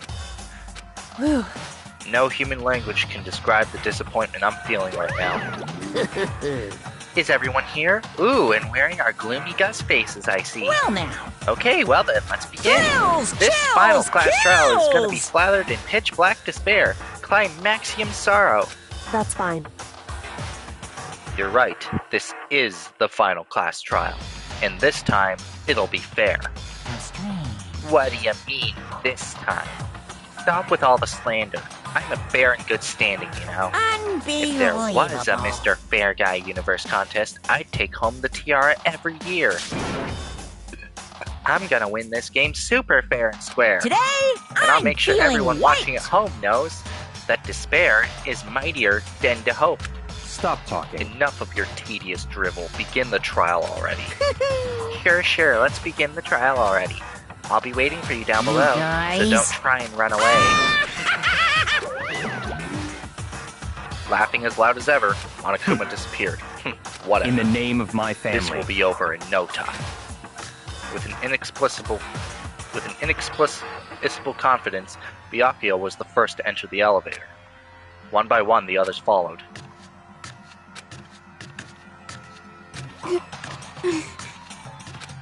Nobody made eye contact. Nobody said a word. They just disappeared into the elevator. Hey, They're all acting odd. Like they're paranoid, suspicious of each other. however, But you know why that is, don't you?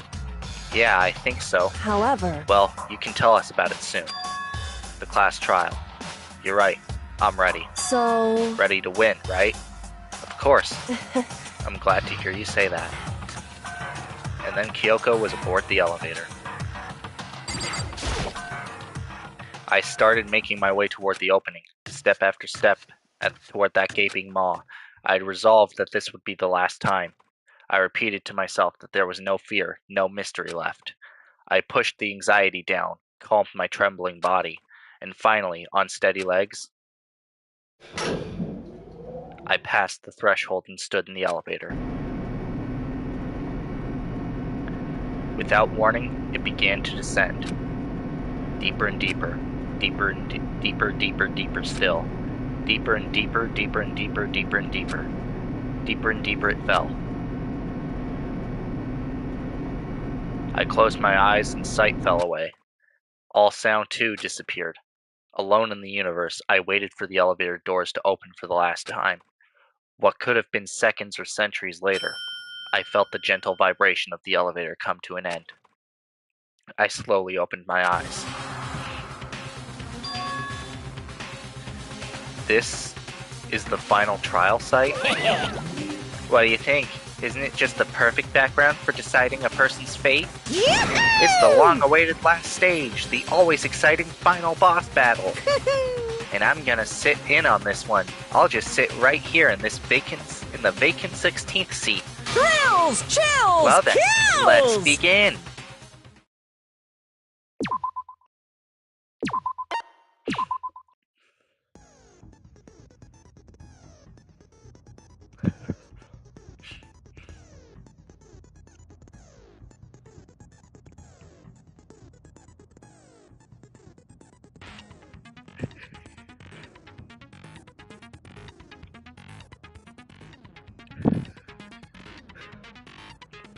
Alright. Do I have any more skills I can set? No. All I have are the two I got from Byakuya, the one I got from Celeste, and the one I got from Sayaka. Okay. Alright. Since this will be the final class trial, I've come up with a special rule. So listen up! If you can figure out Mukuro's killer and go on to solve the mystery of this school, you guys win! But if you can't, then I win! And of course, waiting for the loser is the super exciting, super heart-pounding punishment!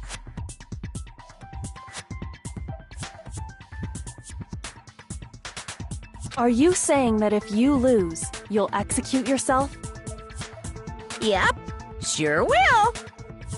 And that's final? No loopholes? No wiggling out of it later? Of course not! Bears never go back on their word! Never mind all that. I just have one question for you. Oh, you're taking this serious, huh? Are you feeling okay?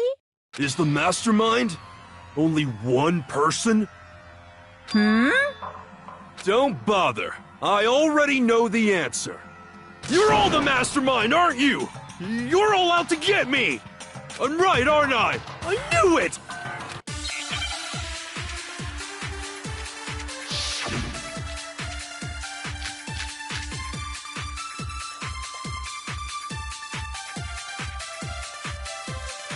You guys have all been working together, haven't you? I have evidence, so I know I'm right! Hey, you stole my line. You're all out to get me. I'm sure of it. I have evidence of my own. What a coincidence. I too have evidence to present. Evidence that proves everyone other than me has been working together. What? Wait, hold on. This doesn't make any sense. How can the three of us each have that kind of... No, that's wrong.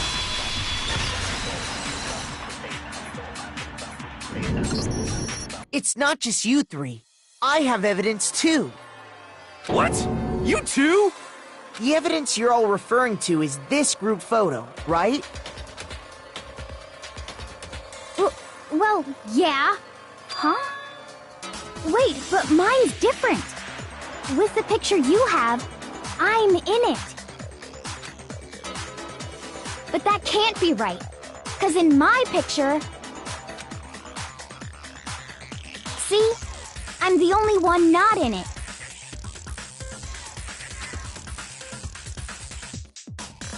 I figured as much, in which case... Hiro, you have a picture too, right? Let's see it. Okay, but be careful with it. It's pretty important evidence.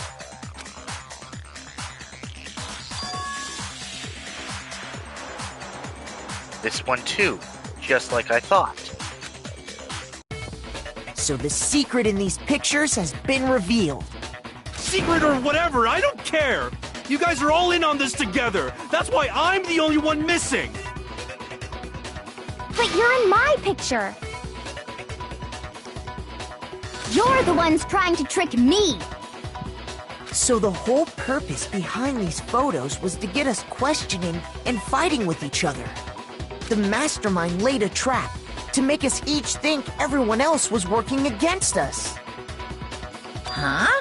I laid a trap? A trap? How rude! What grounds do you have for such audacious accusations?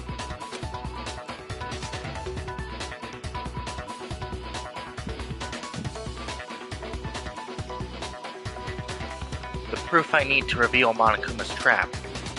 Each photo has a certain something in common. There's a connection regarding what person isn't shown in the group photos. And that person is... I got it! In each case, the only one not in the picture is the person who received it. So, in the picture I got, I'm the only one missing. In the picture Hina got, she's the only one missing. And in the picture Hiro got, he's the only one missing.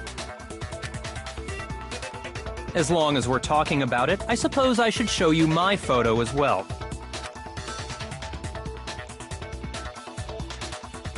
In other words, Monokuma gave each of us a group photo in which that person wasn't included. And when we each saw our picture, we just assumed everyone else was the enemy? Figured it out, huh? Yeah, I thought that must be it. But how was that a hint? But you know, there might be more to this than just Monokuma trying to confuse us. There's something else that bothers me about everyone on these pictures. What is it? What's digging Listen, at me? can I see everyone's group photo one more time? It's not directly connected to what we're talking about, but I'd like to double check something. Sure, no problem. Yeah, I don't mind. I'm sure there's something unusual about these group photos. What is it? I need to compare each of them one more time. Byakuya's picture, Hina's picture, Hiro's picture, and mine. There's something strange about all of them. Something I can't quite pin down. Something... Can you just forget about the photo already? Ugh. Trying to trick me with such an obviously fake photo? I'm still pissed about that. And on top of that, they went to all that trouble to make it look like we were wearing matching uniforms. So you think they're fake? No, I assure you, they're quite real. What are you talking about? There's no way. Yeah! I don't remember ever taking a picture like that. So it's gotta be a fake. I'm sure of it. But you know, can we really be so sure? Huh? Don't get me wrong, I don't remember taking this picture either. But is that really enough to be absolutely positive they're fake? What do you mean? The reason I don't remember this picture isn't necessarily because it's fake. There might be some other reason. Some terrible reason. An unbelievable but entirely horrifying reason.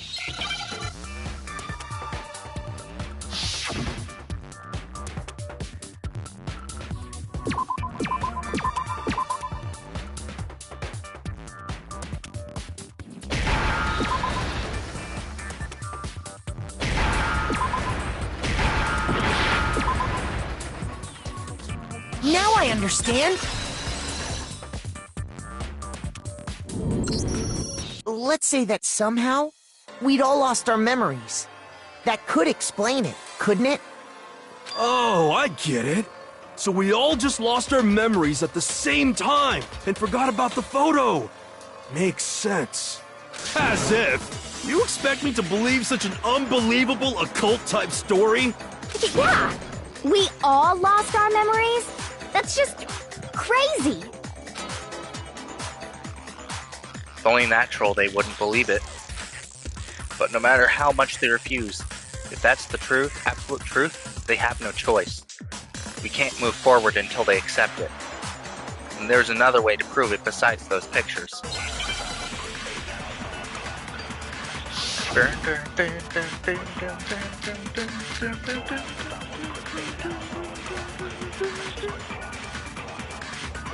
You're saying we all got spontaneous amnesia? Since when did this turn into some kind of sci-fi fantasy? I promise you, I haven't lost my memory.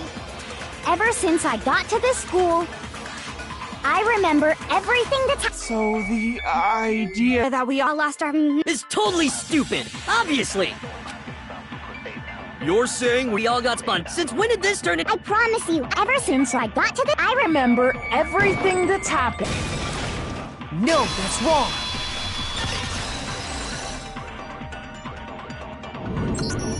Those photos aren't the only things that point to the possibility of memory loss. This DVD does the same thing. You're not gonna show us something indecent, are you? No, it's nothing like that. It's a video of all of us being interviewed by the Hope's Peak Academy headmaster. When you say all of us, you mean... I mean all of us, including you. You lie! I never did any kind of interview. No, it's not a lie. Just watch the DVD and you'll see for yourself. The headmaster did, in fact, interview you. What are you saying? I didn't imagine you would remember. It's not about whether or not I remember. You expect me to believe all this? That I lost my memory somehow? Well, we don't have any way to refute it, so we have no choice but to accept it as reality.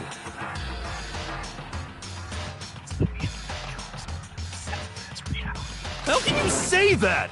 We're talking about living, breathing amnesia here! To be honest, I have something else on my mind right now. Something else? You said the DVD contains recordings of us being interviewed by the headmaster, right? What were the interviews about? The headmaster sat each of us down, one at a time, and asked us the same question. He asked us if we could accept the idea of spending the rest of our lives in this school. What kind of question is that? And how did we answer? We'd say no, obviously. Actually, we all said we could. Even me. I heard myself say yes. I could spend the rest of my life at this school. Why? Why would you say yes to something like that? I don't know. I don't remember a thing. The same goes for everyone else. Nobody remembers. You don't remember choosing to live here forever, or even talking to the headmaster about it at all. It doesn't matter if I remember or not. Even if I bought the whole amnesia thing, the idea that I would want to live here forever? That's just insane! How can I believe that? Insane or not, we can't move forward until you accept it. Am I right?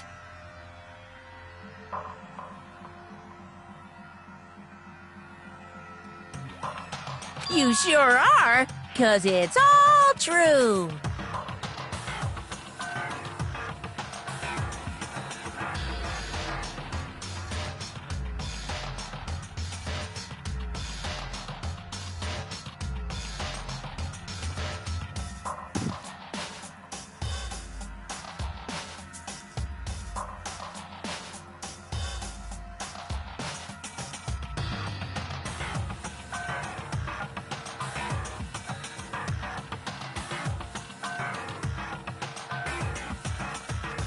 What? I know it sounds absurd, but if it's the truth, there's nothing we can do about it. Indeed, we only have one path in front of us. Then we really... Yep, you all totally lost your memory at the same time. This is all... making my head hurt. And this isn't like some normal kind of memory loss. You stole those specific memories from us, didn't you? Oopsie, you figured that part out too, huh? Of course. There's no way we would all just happen to get amnesia at the same time. But how could someone just steal our memories? How? Come, that hardly matters right now. If I said it was hypnotism, would you believe me? Or we opened up your skulls and messed with your brains? Would you really believe anything I said? How it happened doesn't matter right now. What matters is figuring out what memories you took from us. That's what you're trying to say, right? I knew I could count on you. The interview with the headmaster, taking that group photo, those can't be the only memories we lost. There must have been a purpose to it all. A reason for taking away our memories. Of course there was a purpose. It all has to do with the original motive. The original You motive? mean the motive you came up with to try and get us to all kill each other? That has something to do with the memories you stole from us? It sure does. But that part's still a secret. Anyway, I'm sure it's not easy, but let's all focus on the class trial for the murder of Mukuro Ikusaba. Okay, so you want us to figure out who killed her before we do anything else.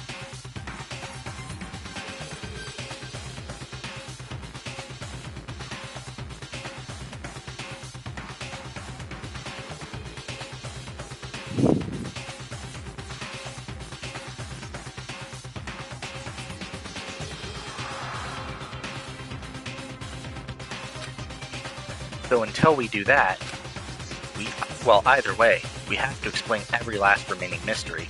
So, the one who killed Mukuro, the true mastermind, that's what we need to expose.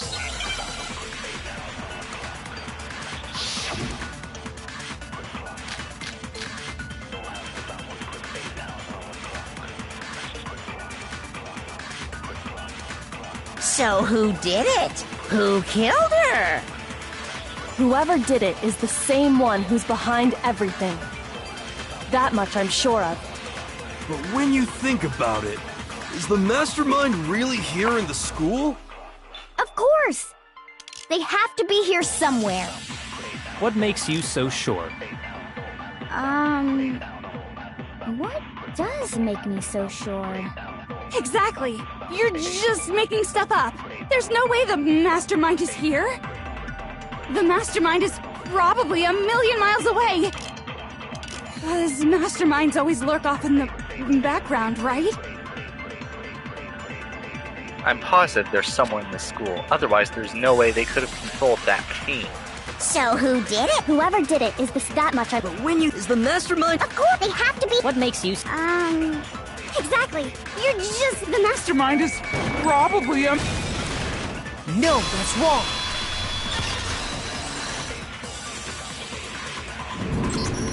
There's no question that the mastermind is somewhere within the school.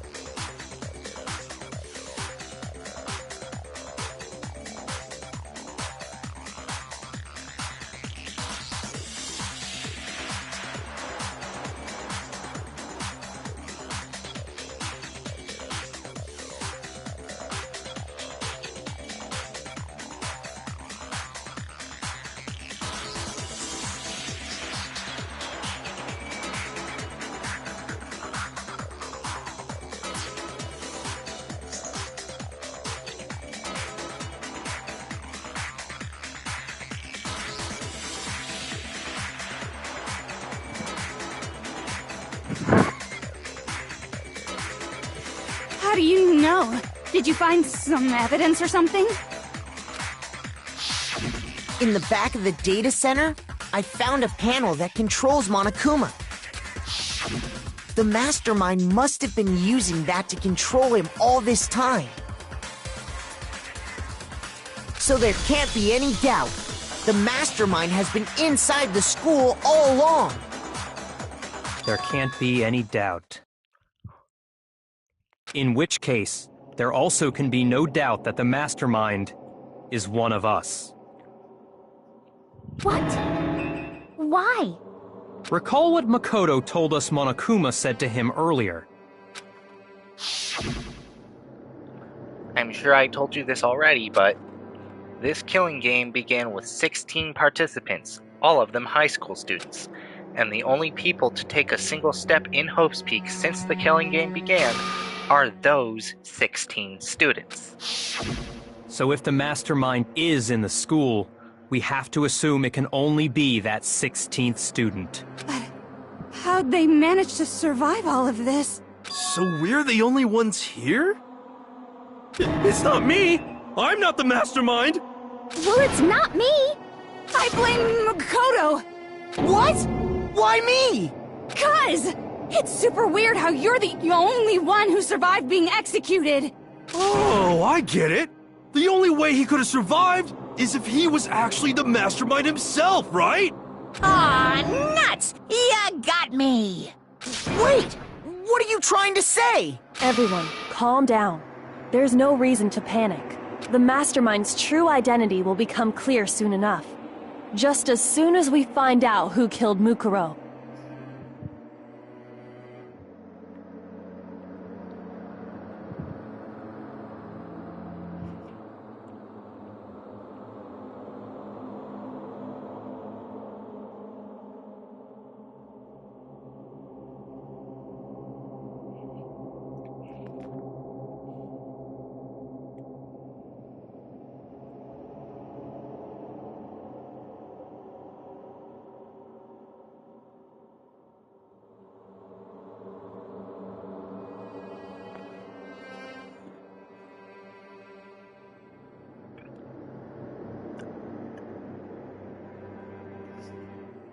That's a good point. Rather than wasting time bickering, we should put our minds to work solving this mystery. Yeah, well, how much time have we already spent talking about the murder? He's right. What more is there to talk about? If you want something to talk about, I think there might be one thing. We haven't fully established what Mukuro's fatal injury was. Huh? But I thought we figured that out. She died when she got hit in the back of the head. No, that isn't actually what killed her. It was something entirely different. Wouldn't you agree, Makoto? Mukuro's actual cause of death must have been... I got it! All of the wounds covering her body. That's what really killed her. Hey, now hold on a second. You did read the Monokuma file, right? Body was covered with other wounds, but these were at least several days old. It made it pretty clear. Those wounds were made at least a few days ago. So they can't possibly be what killed her. Consider this. What if the murder itself took place at least a few days ago? What? What if, when we discovered her body, she'd already been dead for several days? If that's true, then naturally the wounds that killed her would appear to be however many days old. That doesn't make any sense. Because she had all those wounds before she ever came here. Huh? How do you know that? Isn't it obvious? She was the ultimate soldier, right? So that means, you know... You're wrong. She denied me before I could even say anything.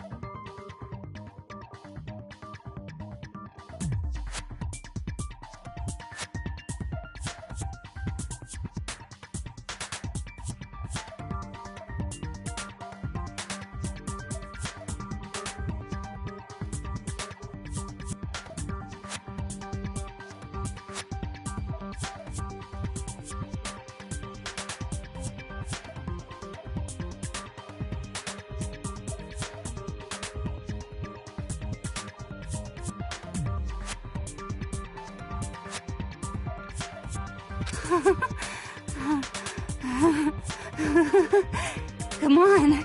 I mean, you think I'm not weird, okay? At least listen to what I have to say before you deny me! You're so sure we're gonna deny you, why bother saying it in the first place?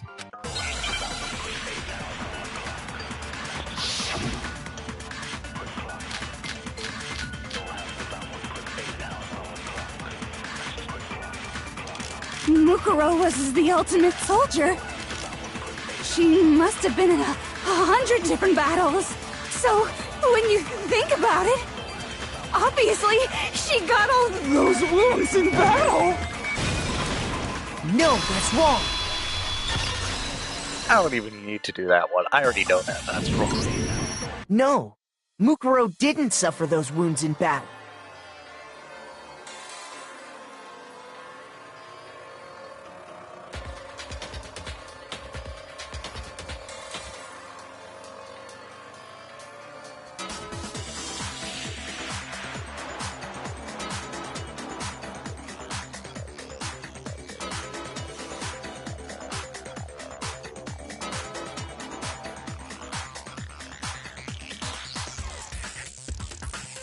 The file we found in the headmaster's room said as much.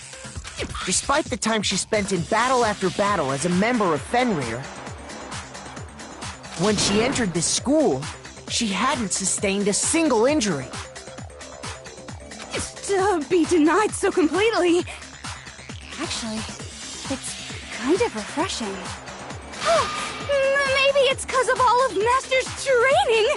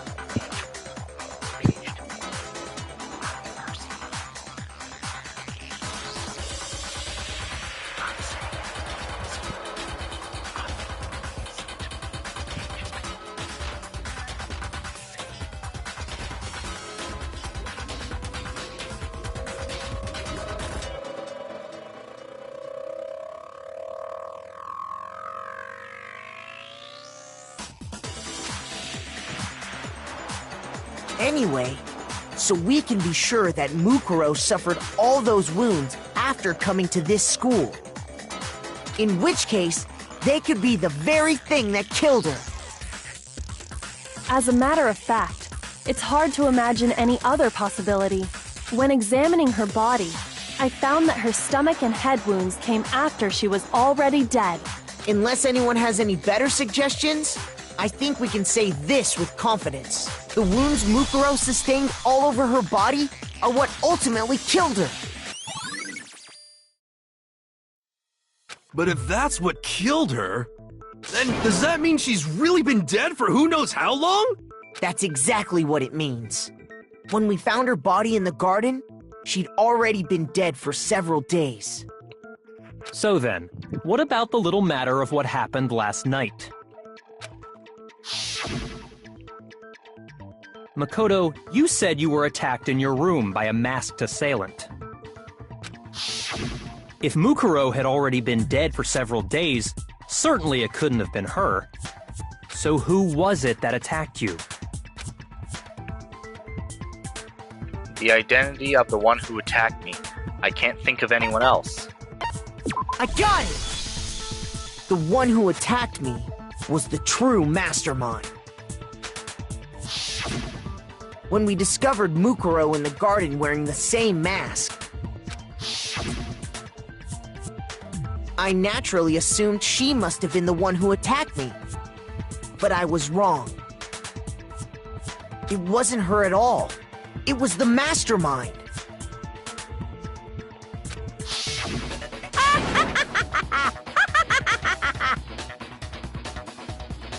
What are you laughing at? Oh, don't mind me. I'm just getting a little impatient sitting here listening. I think I'm gonna jump in. Let's start off with a nice, easy question. Your assumption that I attacked Makoto is just that, right? An assumption. You can't really know who was under that mask, can you? I mean, that's the whole point of a mask.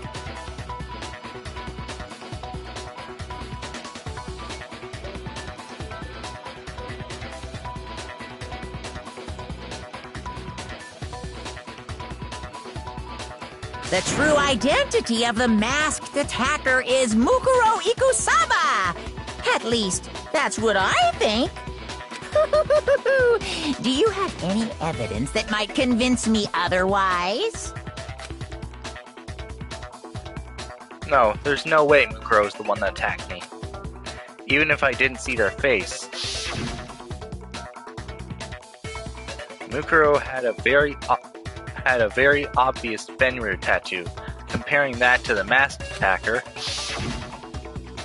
it should be obvious.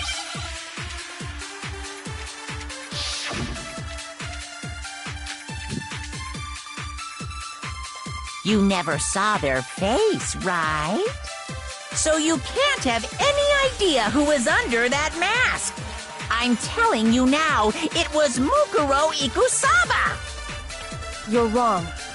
Even without seeing their face, there's another part of the attacker we can use to prove it wasn't her. Oh? And what is this other part? Is it the right hand? Or the left hand?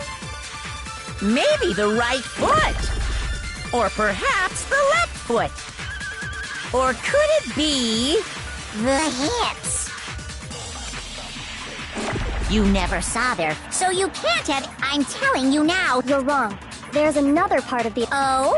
Is it the. Or the left hand? Maybe the right foot? Or perhaps. Or could it be the hips?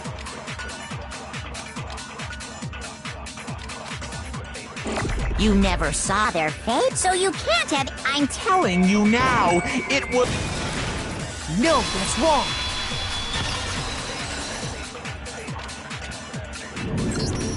Mukuro had a tattoo on her right hand, if I remember correctly.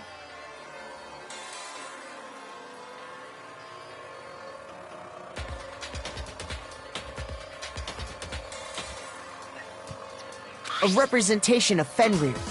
In other words, a wolf tattoo. But I saw the right hand of the person who attacked me. And there was no such tattoo. So there's no way the person behind the mask was Mukuro. Yeah, well, okay. You got me. I guess it wasn't her. But that still doesn't prove that it was me. It could have been, someone else, right? Hiro, Toko, Hina, and I all have solid alibis for that entire night. Yeah! We were in the gym tearing you apart, so it couldn't have been any of us. Oh, okay, sure. It couldn't have been any of you. But what about Kyoko? It totally could have been her. Uh-oh! No snappy comeback? Did I score a bullseye? If you insist, I don't mind showing you. Huh? Show me what? What do you think? I'll show you the one thing that proves beyond a shadow of a doubt it wasn't me. Before anyone could say anything,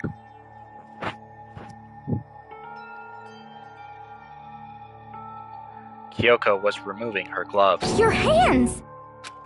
Without thinking, I let out a gasp. It was more than just a little burned skin. Awful, isn't it? It happened when I was first learning to be a detective. I was inexperienced. I thought you didn't want anyone to see those scars. If it means we get another step closer to unmasking the mastermind, it doesn't really bother me. Kyoko seemed to savor the words as she said them. Then she put her gloves back on. My scars should suffice as proof. Makoto, did the person who attacked you have scars like mine? No, not at all. I'm positive. Then this much has been made clear. There can be no doubt that the one who attacked Makoto is the true mastermind. This is just awful! On top of my secret being revealed, I had to look at those positively grotesque scars of yours. Sorry, did I say that out loud? I do hope I didn't hurt your feelings. Not at all. You can say whatever you want. Sure, as long as it means pushing me farther into the corner, right? But I'm not cornered just yet. Because if you haven't noticed, the circumstances surrounding Mukuro's death are totally unknown. That's true. All we know right now is she was killed a good while before this morning. On the contrary, we don't know anything other than that. You're not going to tell us she was already dead before we arrived here or something, are you?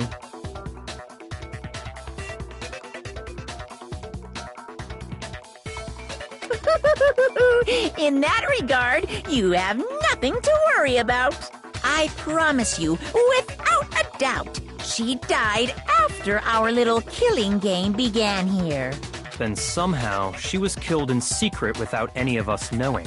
And after she died, who knows how much time went by before we found her, right? Did the culprit stash her somewhere? She couldn't have been in the garden the whole time, could she? If she was, she would have been totally decomposed. Just like your brain. Then, she was being stored somewhere? But to hide a body here, to just store it somewhere? There's only one place. I can't think of anywhere else the body could have been stored. I got it! Mukuro's body was probably kept hidden in the biolab. The biolab? You mean on the 5th floor? That's right. It's actually set up for use as a morgue. So it's the perfect place to hide a body. And it'd keep the body preserved at the same time.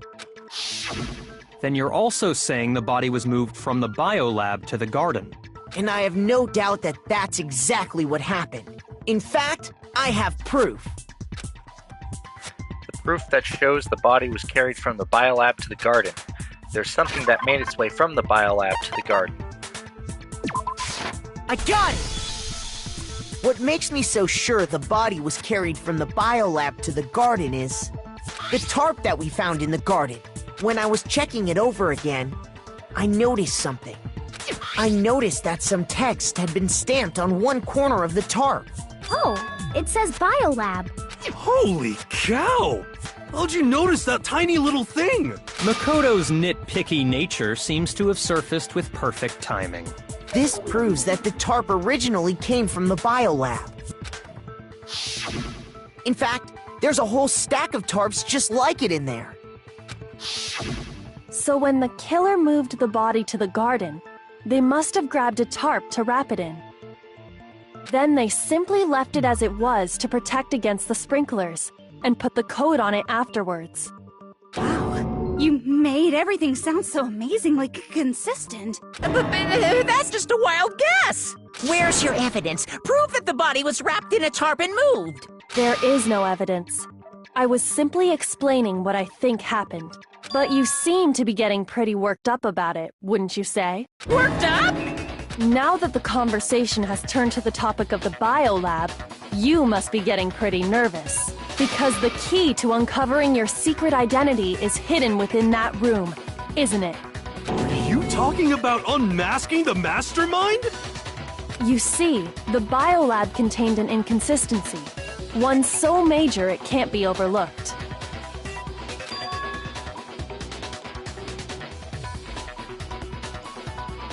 An inconsistency in the biolab. Could you be talking about... I can't hear you. La la la la la. Such a child. Oh well, just ignore him. I need to pull myself together and think. The inconsistency in the biolab, could you be talking by about... the way, Makoto, what about that one thing? What one thing? What do you think? I'm talking about your family. What? Don't tell me you forgot about that video message.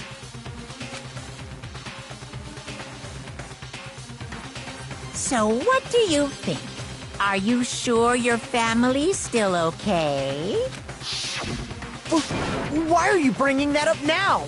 Your mom, your dad, your little sister. What do you think has happened to your family? Are they really as safe as you might have assumed? Stop talking about that! Calm down, Makoto. He wants you to get upset. Yeah, I need to calm down. I can't let him get to me. He's just saying that because he knows we're getting close to the truth of the biolab. So if I want to shut him up, I need to expose the inconsistency and slam him with it. The inconsistency has to be that one area where the numbers just don't match up.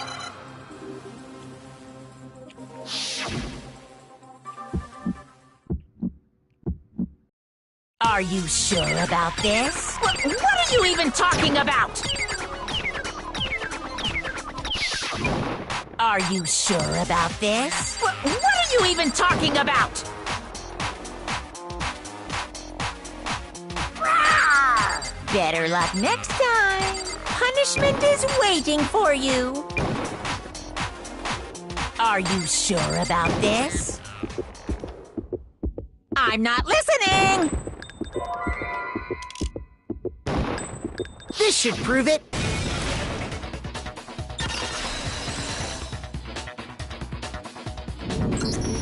The inconsistency Kyoko's talking about is... the lights! What are you talking about? What about the lights? Like I said before, the biolab also acts as a morgue. And as part of that, a giant refrigerator was installed in there. That's where everyone who's died is stored. And it was set up so that when a slot had a body in it, a blue light would turn on. In other words, if the blue light is on, that means there's a body in that slot. But I counted up the number of blue lights that were on, including the one Mukuro was in. And there were only 9. Why does that matter? You gotta give me the bite-sized version here, man. 9 lights doesn't make sense. The number of lights that should be on is 10. I got it! 10 of the lights should have been on. Any other number is incredibly suspicious. Suspicious? Why? That's simple. Just recall who's died here so far, and it should become clear. That's right. That's the key to solving this mystery. Sayaka died first. Junko was second. Leon was third. Chihiro was fourth. Mondo was fifth. Taka was sixth. Then Hifumi was seventh. Celeste was eighth. Sakura was ninth. And victim number 10 was Mukuro. So 10 people in all? That's right. Any other number should make you immediately suspicious. But according to the lights in the biolab, only 9 people were being stored there. You're saying a dead body just up and disappeared? I got it! The mastermind destroyed one of the bodies to get rid of evidence. But if they wanted to do that, they would have destroyed Mukuro's body, since they actually killed her. And yet, her body was left alone. Then, whose body disappeared? It may very well be that none of them disappeared. But if that's true, Then why doesn't the body count match? Including Monokuma's executions, there have apparently been 10 deaths, but there were only 9 bodies.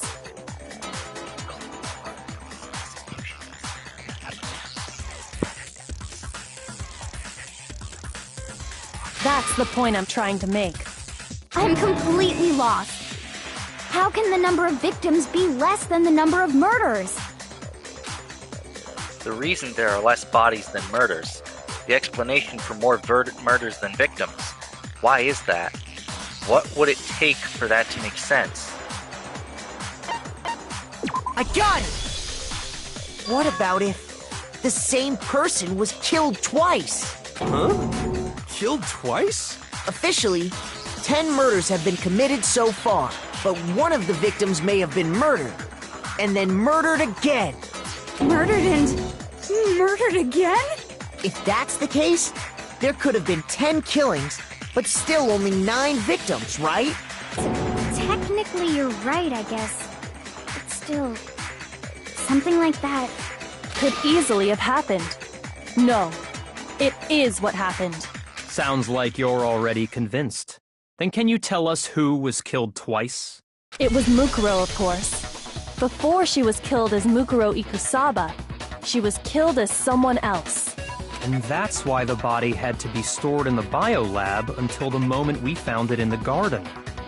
No, that's crazy talk. She was killed as someone else? Come on! Besides, who could that someone else even have been?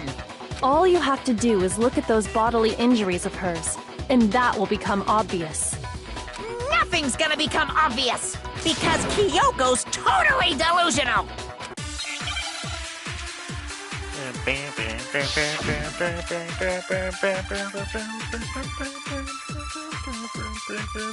Who is this someone else that Mukuro was killed as?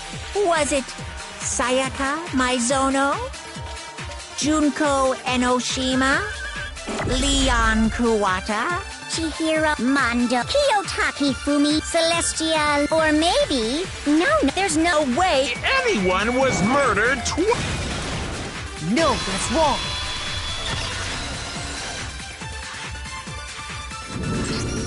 Junko, wasn't her fatal injury pretty similar to Mukuro's? What do you mean? Well, remember what happened to her? She was impaled by a bunch of spears, all over her body. And Mukuro died from a number of wounds across her body. When you compare that to the stab wounds Junko suffered... Then the similarities match? Yes, and those are the only fatal injuries that match up. That explains why those 2 bodies are actually one and the same. So let me see if I have this straight.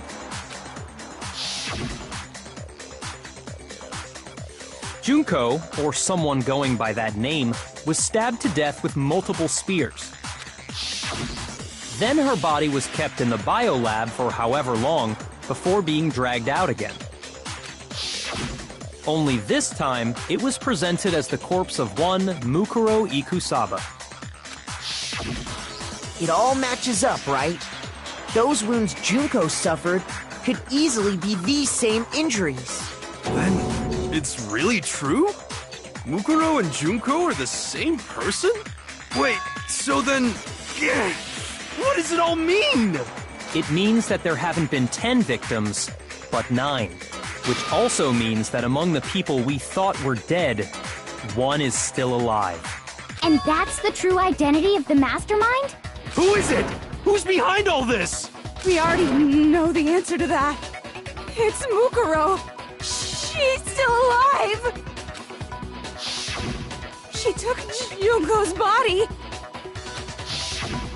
and made it look like she was the one who died. So Mukuro is still alive. She's gotta be. Total silence? Then I must be right. I'm right, aren't I? Mukuro alive? The one that's still alive is Mukuro? But can we really believe that? No, there's no way. There's no way Mukuro Icusaba's still alive.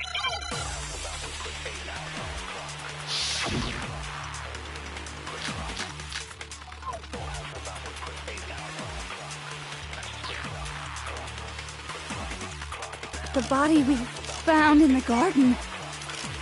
It wasn't Mukuro. Then she's still. That's right. So the mastermind's True identity is Mukuro! Wrong one. Shoot! Okay. The body we. It wasn't. Then she's still. That's right. So the mastermind. What do you say, Monica? For that to be true, then that couldn't have been her body we found in the garden. Is that really possible? The body we found. It wasn't Mukuro! No, that's wrong!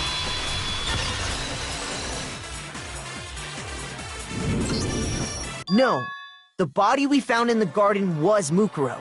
That's one thing we can be sure of. The body's appearance and measurements are consistent with her records. Right, Kyoko? She was 5 foot 6 inches tall and weighed 97 pounds. Her vitals were 31, 21, 32. Everything in her profile is consistent with that corpse. And then there's the matter of the Fenrir tattoo. So there's no question it's her.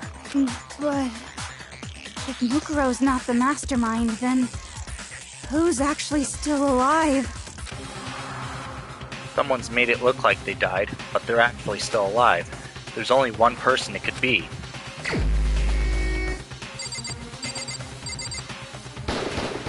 Here's my answer. Junko is still alive. It's the only possibility.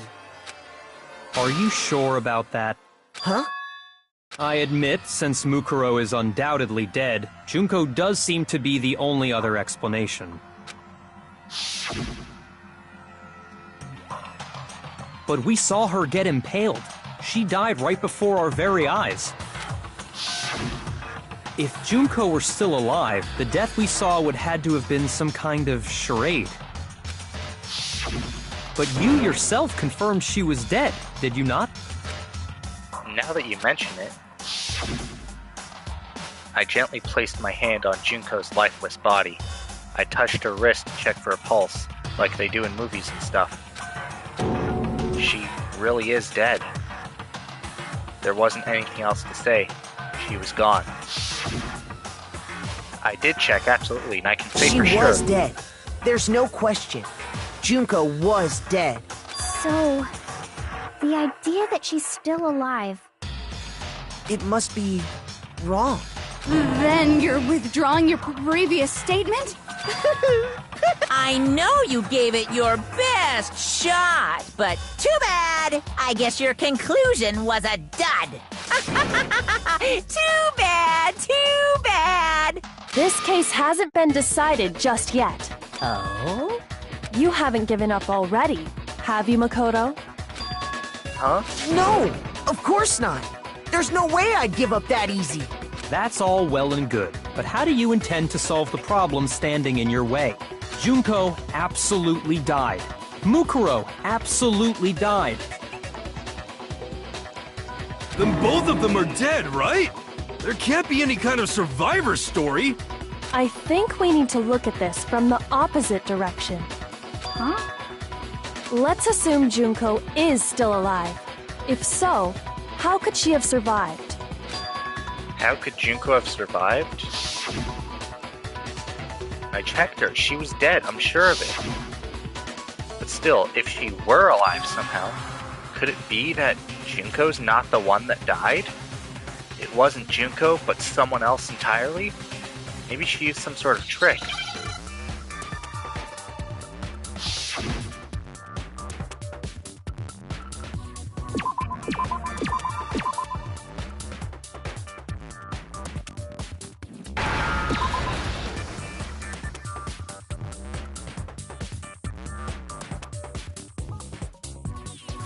Replace.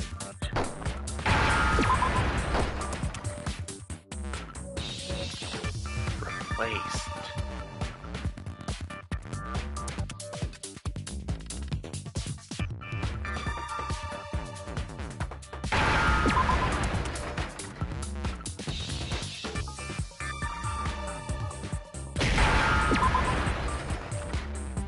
Now I understand. That's it! What if she switched places with someone else? Switched places? That's right! Before the spears could kill her, she got someone to take her place. Specifically, Mukuro Ikusaba. Then that would make it Mukuro's corpse that showed up later. Which is why the body's height and weight and everything match Mukuro's profile, right? I don't know anything about this switching places thing, but... that had to be Junko who got stabbed to death, right? Yeah, you're saying they switched? When could they even have done that? Right when she was about to die? Like she used some kind of ninja replacement technique? Good point. There's just no way they could have switched like that. So maybe the whole idea is wrong. There has to be some way. I need to figure out how to explain how they could have switched. I got it! The two of them may have switched places from the very beginning. What?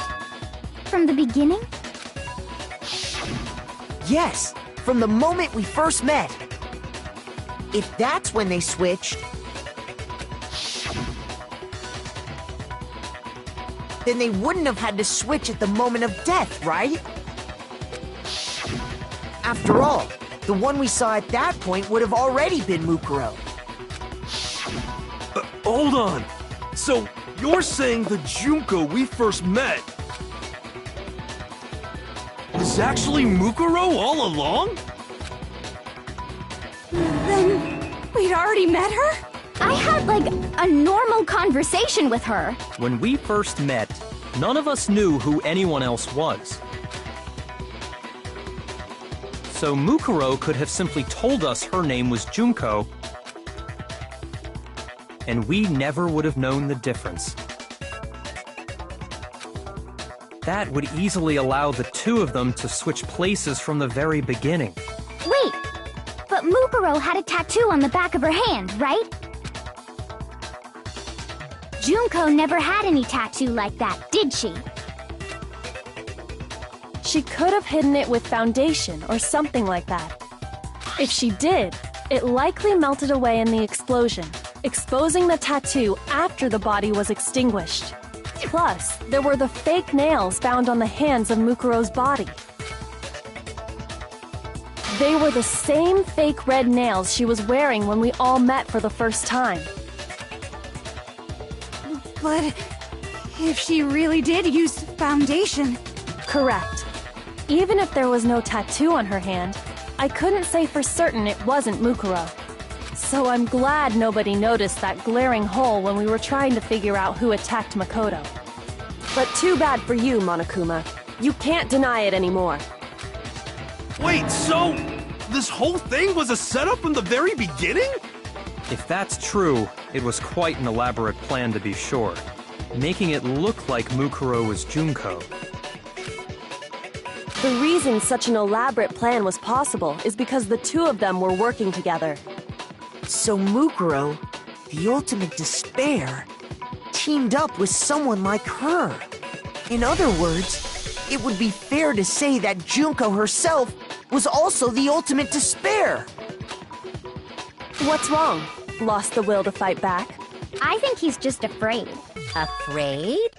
What's that mean, afraid? Fear is only possible where hope is possible. I only have despair, so fear is an alien concept to me. Then why haven't you been saying anything? Because it's a bunch of nonsense. Junko's my secret identity? As if. Then why did you try and protect Junko's real identity? I tried to protect her identity? When did I do that? So he's still refusing to admit it, but he can try to deceive us all he wants. It doesn't matter, because I've already figured it out. He tried to hide Junko's identity, and not just once, but twice. The first time was during our latest investigation.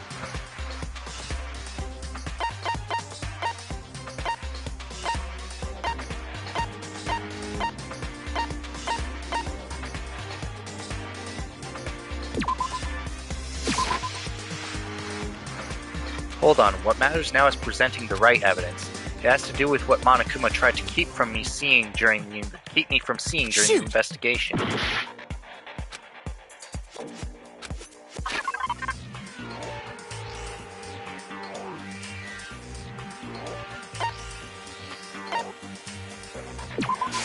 I got it! While I was in the AV room, watching the DVD of our interviews with the headmaster.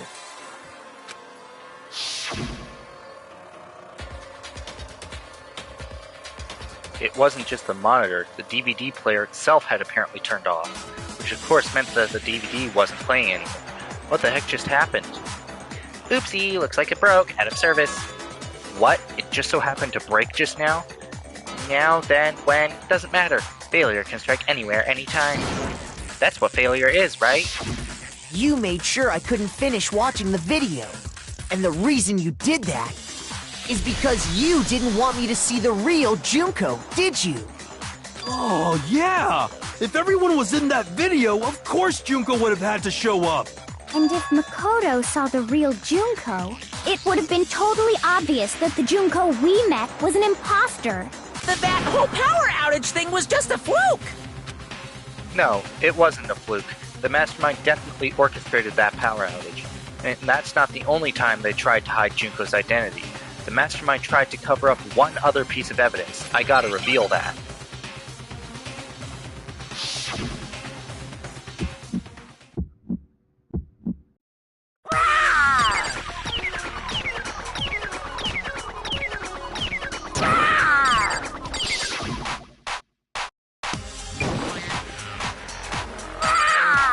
Better luck next time. Better luck next time.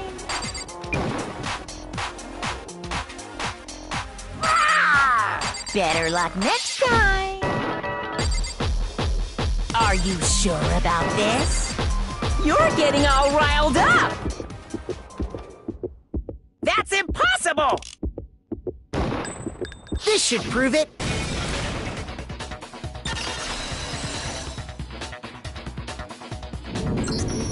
The video wasn't the only thing you tried to cover up.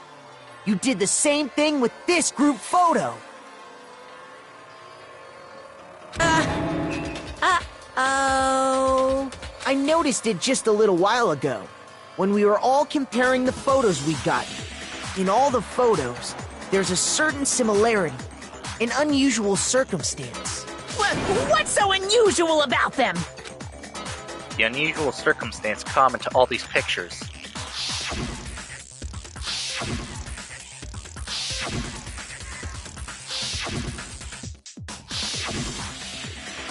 The unusual circumstance is... I got it! Junko's face. The one thing common to every single photo is that you can't see her face.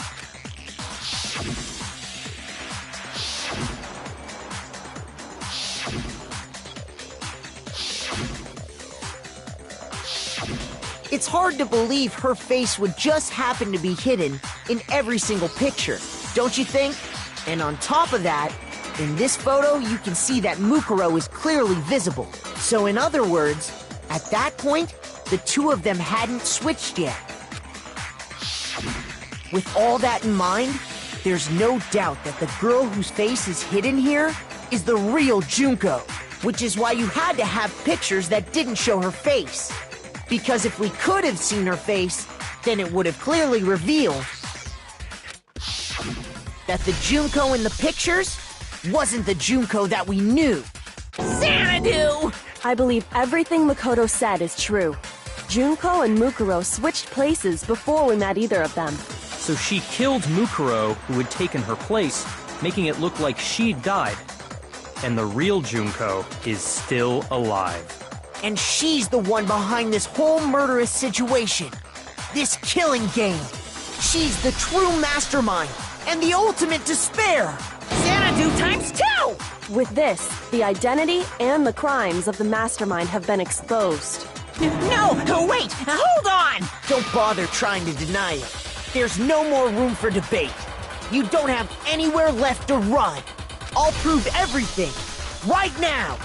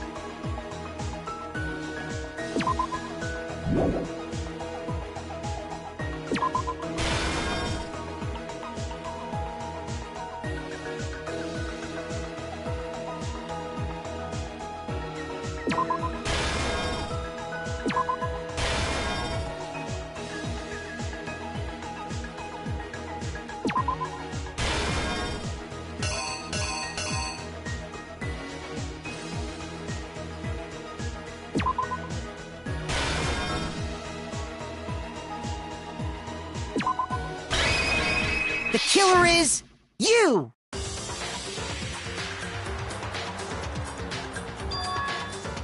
We met the ultimate fashionista, Junko Enoshima, right after we all arrived here. But that wasn't the real Junko.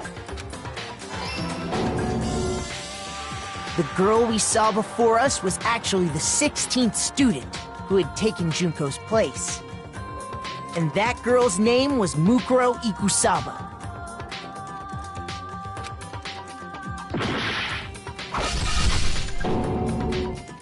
But it wasn't long before she died at the hands of Monokuma. In other words, the mastermind, Junko Enoshima. Her body was kept in a biolab, which had been converted into a morgue. Until Junko decided to put her body to use. Junko dragged the body out of the biolab, using the tarp to carry her to the garden. She fabricated the murder to try and frame Kyoko, who'd proven to be one big thorn in her side. Meanwhile, she wanted us all to think Mukuro was still alive and hiding somewhere inside the school.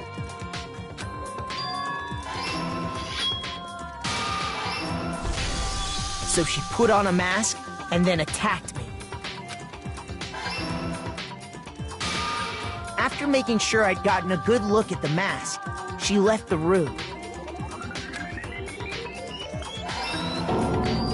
Then she put the same mask on Mukuro's body. This was all to make us think the person who attacked me and the corpse were one and the same. She wanted us to believe the murder had only recently taken place.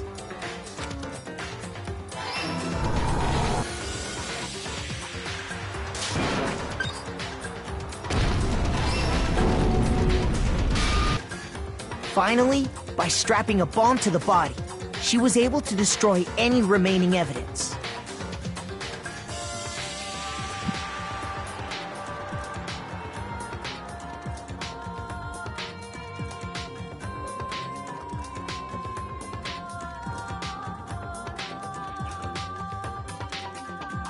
She needed to hide the body's true identity. She had to make sure we didn't find out it was actually the same person we'd met in the beginning. This is the truth behind Mukuro's murder. And the one who carried it all out is the true mastermind. The one controlling Monokuma.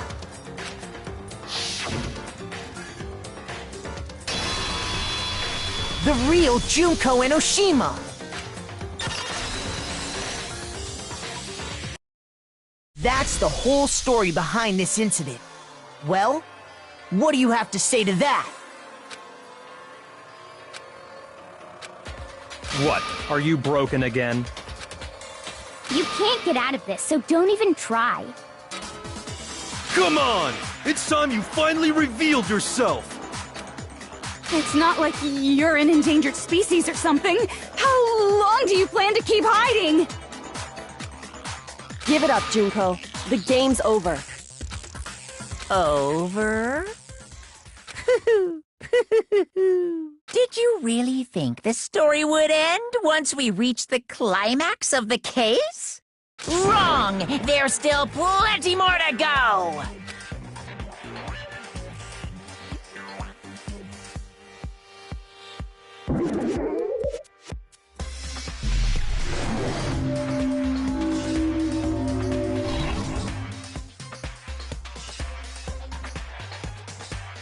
We have been waiting so very long for peasants like you to appear. If you swear your fealty to us, we will reward you with half of the entire world! We've even drawn up the deed already. We will grant you honor, status, in some of our home cooking. Have you made your choice? Will you serve under us? Oh, did you think I was being serious? Sorry, I was just messing with you. It's been so long since I've had an audience. Even I'm not sure what kind of role I'm supposed to play. Yes, is the mastermind? She's the real Junko Enoshima? Anyway, looks like I've finally been set free. Having to play Monokuma all the time, day after day, it was like I was stuck in purgatory. Or like a slow suicide. I get bored so easy, you know? Your face! Huh? What about my face? What's wrong with my beautiful face? People have told me I'm cuter than 100 chihuahuas combined. I feel like this isn't the first time I've seen you. No, I do remember seeing it. I'm sure I've seen her too somewhere. It was definitely before I got to the school.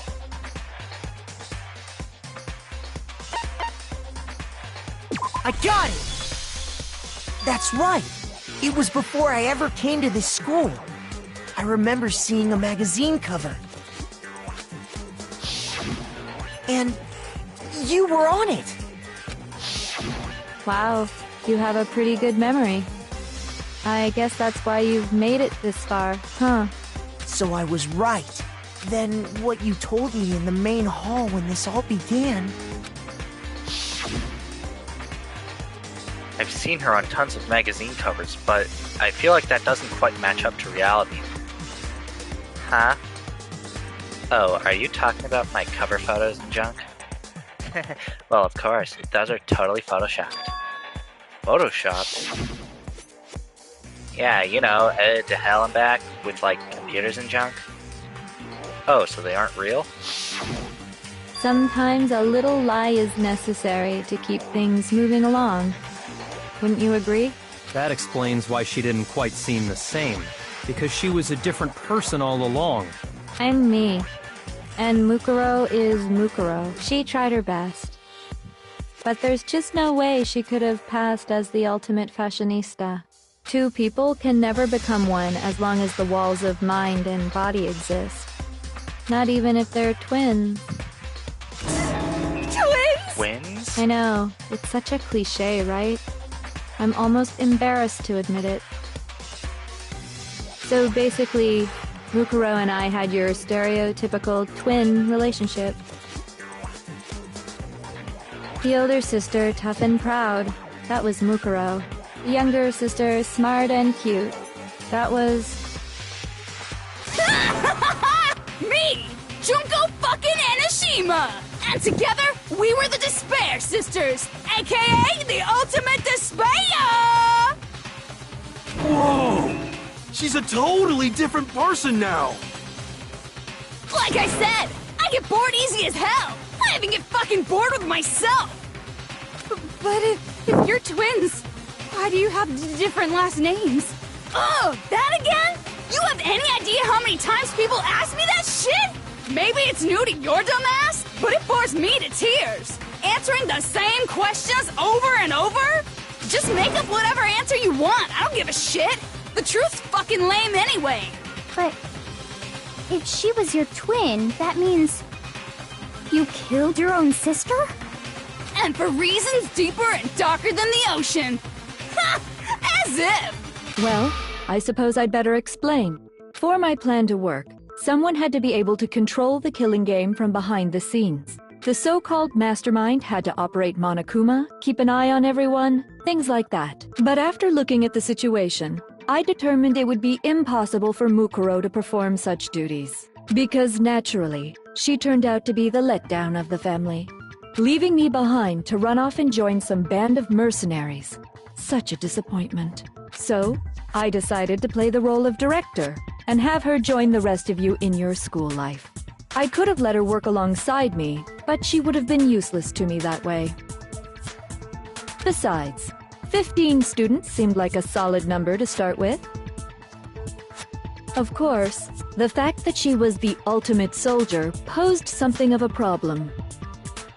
She had what I call the three atrocities: atrociously rank, atrociously filthy, atrociously repulsive. It was atrociously clear just how out of touch she was with the rest of society.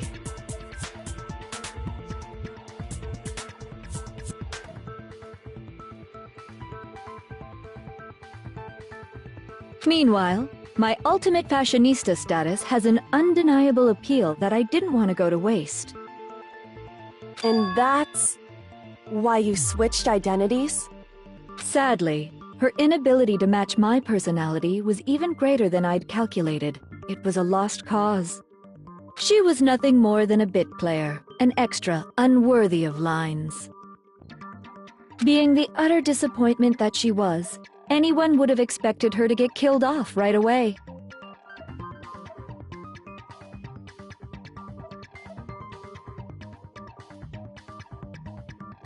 Which is precisely why I killed her, to meet everyone's expectations. That can't be your only reason, can it? Well, no, of course not. I also did it to avoid becoming bored. I've never been a stickler for following a plan to the letter, you know? If I planned everything out and knew just what was gonna happen, that'd be so boring.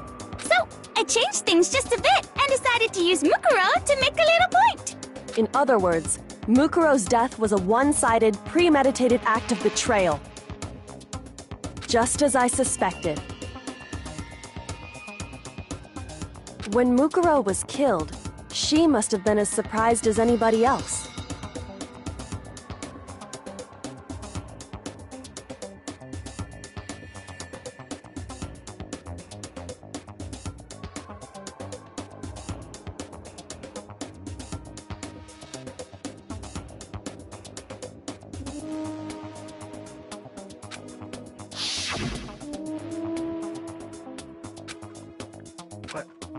Huh?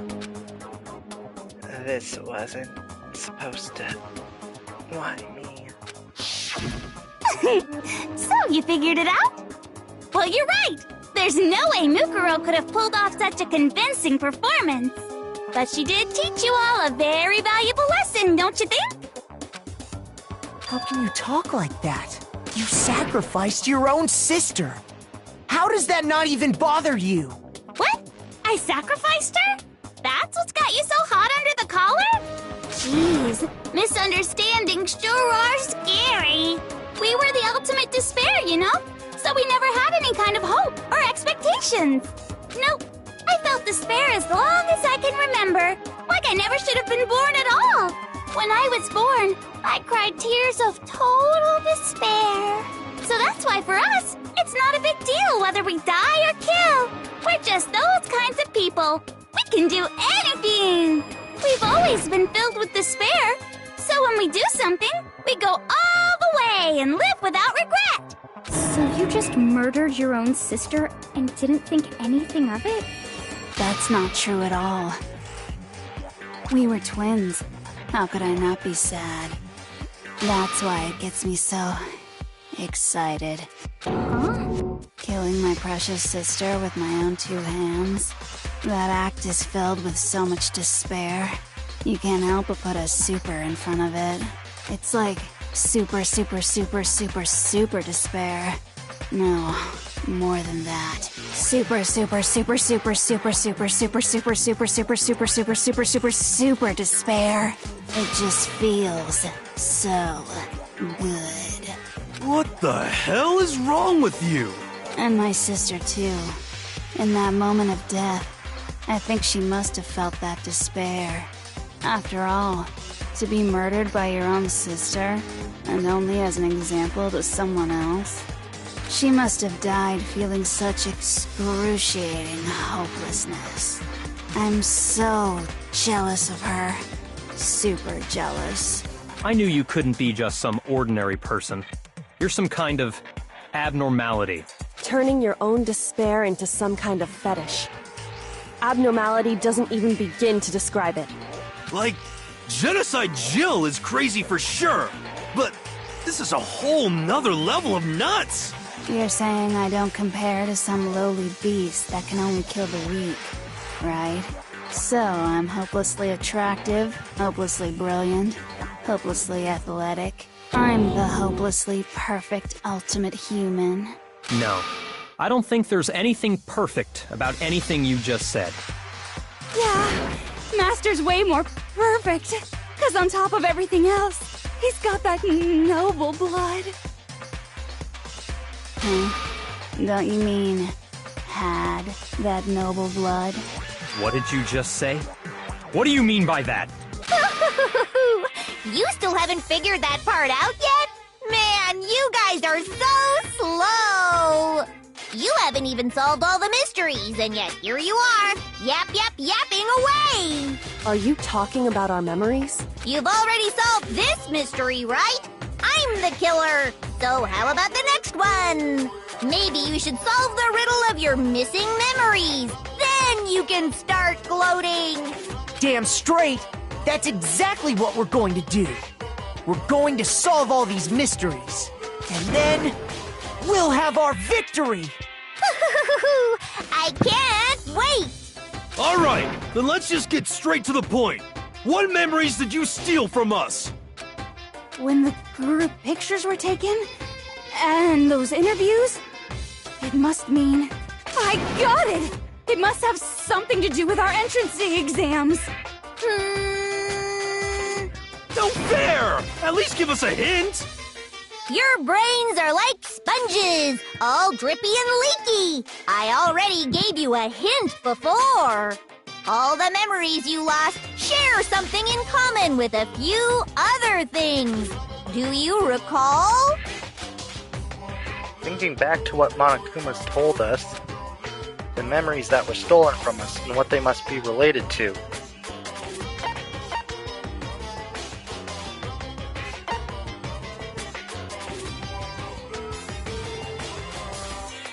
I got it!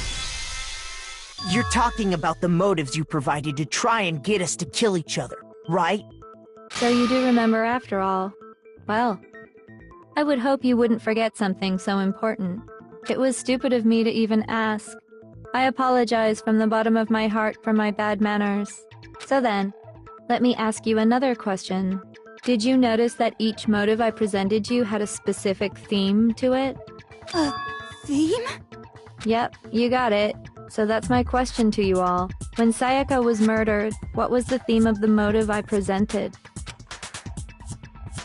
The theme for the motive Monokuma gave us for the first murder. Monokuma gave us those DVDs. On my DVD was footage of my family. On Sayaka's was her and her friends. They had a dream they all share. So for the first murder, the motive we were given was human connections. I got it! The driving force behind the motive you presented us with at that point was human connections. Ding, ding, ding. You got it. Remember those DVDs I gave you guys? Each video showed the total destruction of your most important relationships. For example, your family. For example, your friends. I ruined all those relationships and showed you the results. It was to motivate your desire to escape and kickstart your urge to kill. But still, what a cruel thing to do. You're the one that did it! Yes, well, I'm perfectly happy to accept your disapproval. Okay!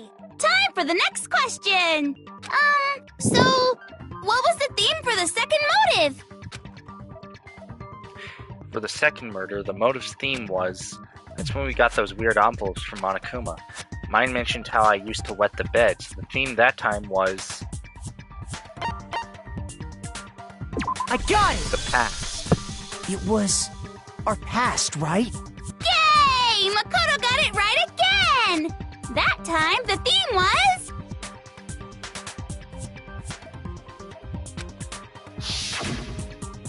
embarrassing memories and secrets! Yeah! And the whole reason Mondo did what he did was to protect his secret.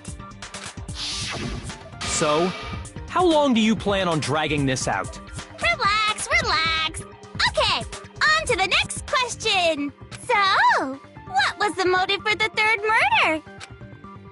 The theme for the third murder was... The reason Celeste turned to murder was... She wanted to buy a European castle and live there with a bunch of handsome men. So that time, the motive for murder was... I got it! greed. It was money, wasn't it? Greed. Seek and destroy! Hell yeah, you got it again!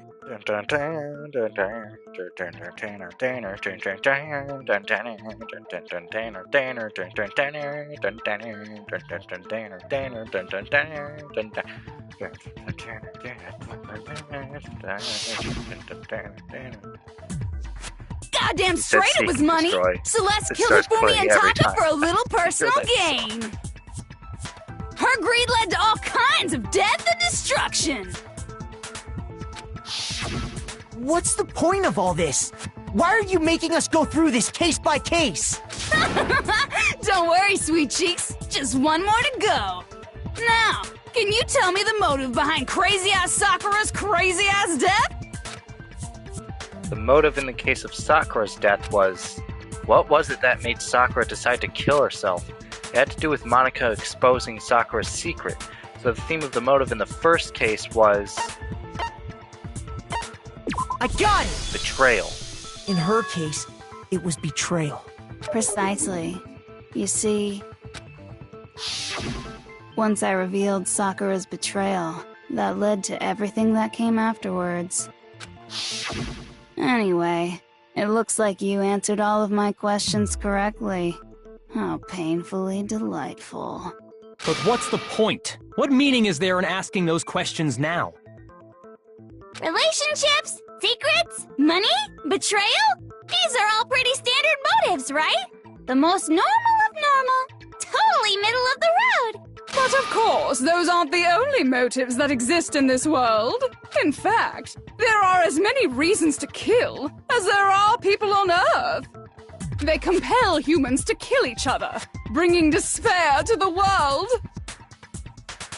This is what we refer to as the seed of despair. Seed of despair?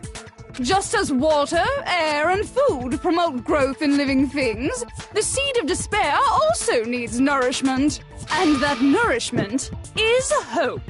Despair can grow only in the presence of hope. Two sides of the same coin, divided by a razor-thin line. Such is hope and despair. How much longer is this stupid speech of yours? Weren't we discussing our missing memories? Why are you trying to change the subject? If you would listen, you would see I'm not changing the subject. We are discussing your memories. What I'm trying to say is, the seed of despair is closely tied to your own memories. How so? You see, by taking away your memories, I gave you hope. Of course, that hope merely existed to be consumed by despair. How could taking away someone's memories give them hope? And plus, you haven't given us any hope anyway! Is that so? All you've been able to think about during your time here is how to escape, right? The mere fact that that's what you want proves I gave you hope. What are you talking about? If none of you wanted to escape this school, the killings never would have taken place. That is why we took your memories, so that you would have the desire to leave. The only reason we want to leave is because you took our memories. Is that what you're saying? Correctamundo!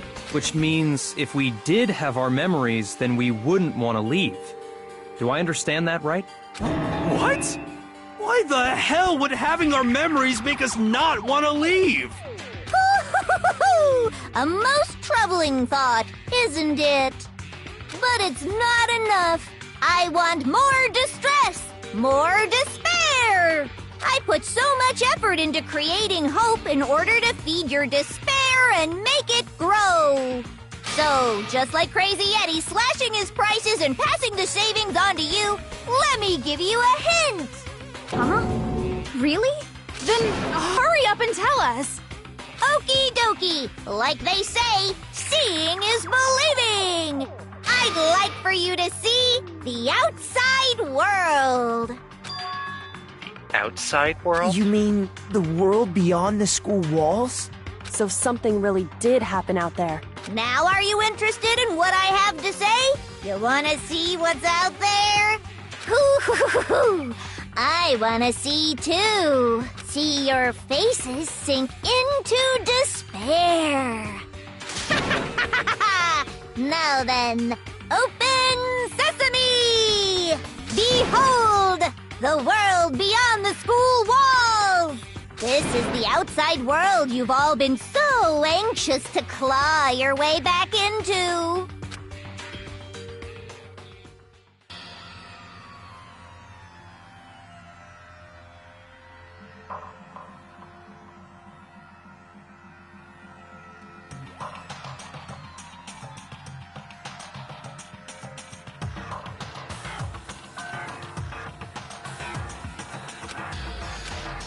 What the?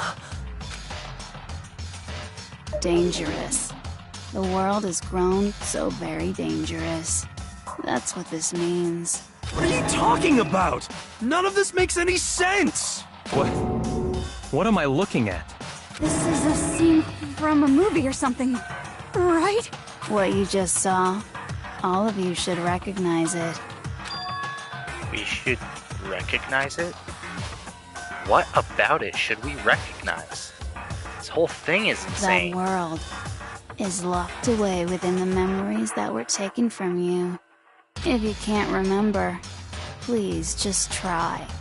Do your best to try and recall. Better kick your brain in the ass, because it's up to that gray lump whether you live or die. I don't remember ain't a fucking excuse no more, because now it's time for the final class trial!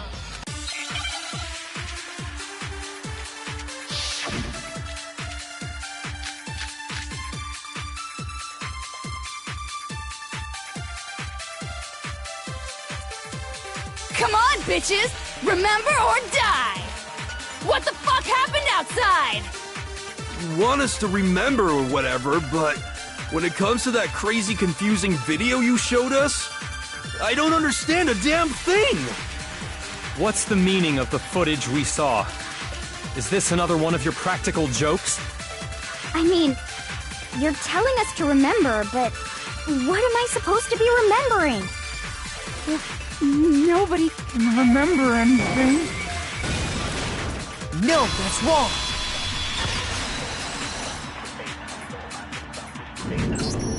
Actually, she might remember. Who might remember? The other Toko. Genocide Jack. What? The two of them share certain kinds of knowledge, but their memories aren't linked, right? I see. If their memories are separate, then even if one personality's forgotten, there's a chance the other may still have those memories. What do you say, Toko? Are you telling me to swap places with her? No! Absolutely not! That'd be like forfeiting my entire identity! Toko, you're the only one we can rely on now. Da-da-da-da! It's me, your friendly... Boy, she just gave in like it was nothing. I'm going to ask you a question, and I want to have it answered immediately. Do you know anything about this video? Huh? What video? The video that's playing right now. Who the hell are you? Oh, I'm the mastermind. Oh, nice to meet you! Nice to meet you too. That's enough! Aye, aye! Roger, you got...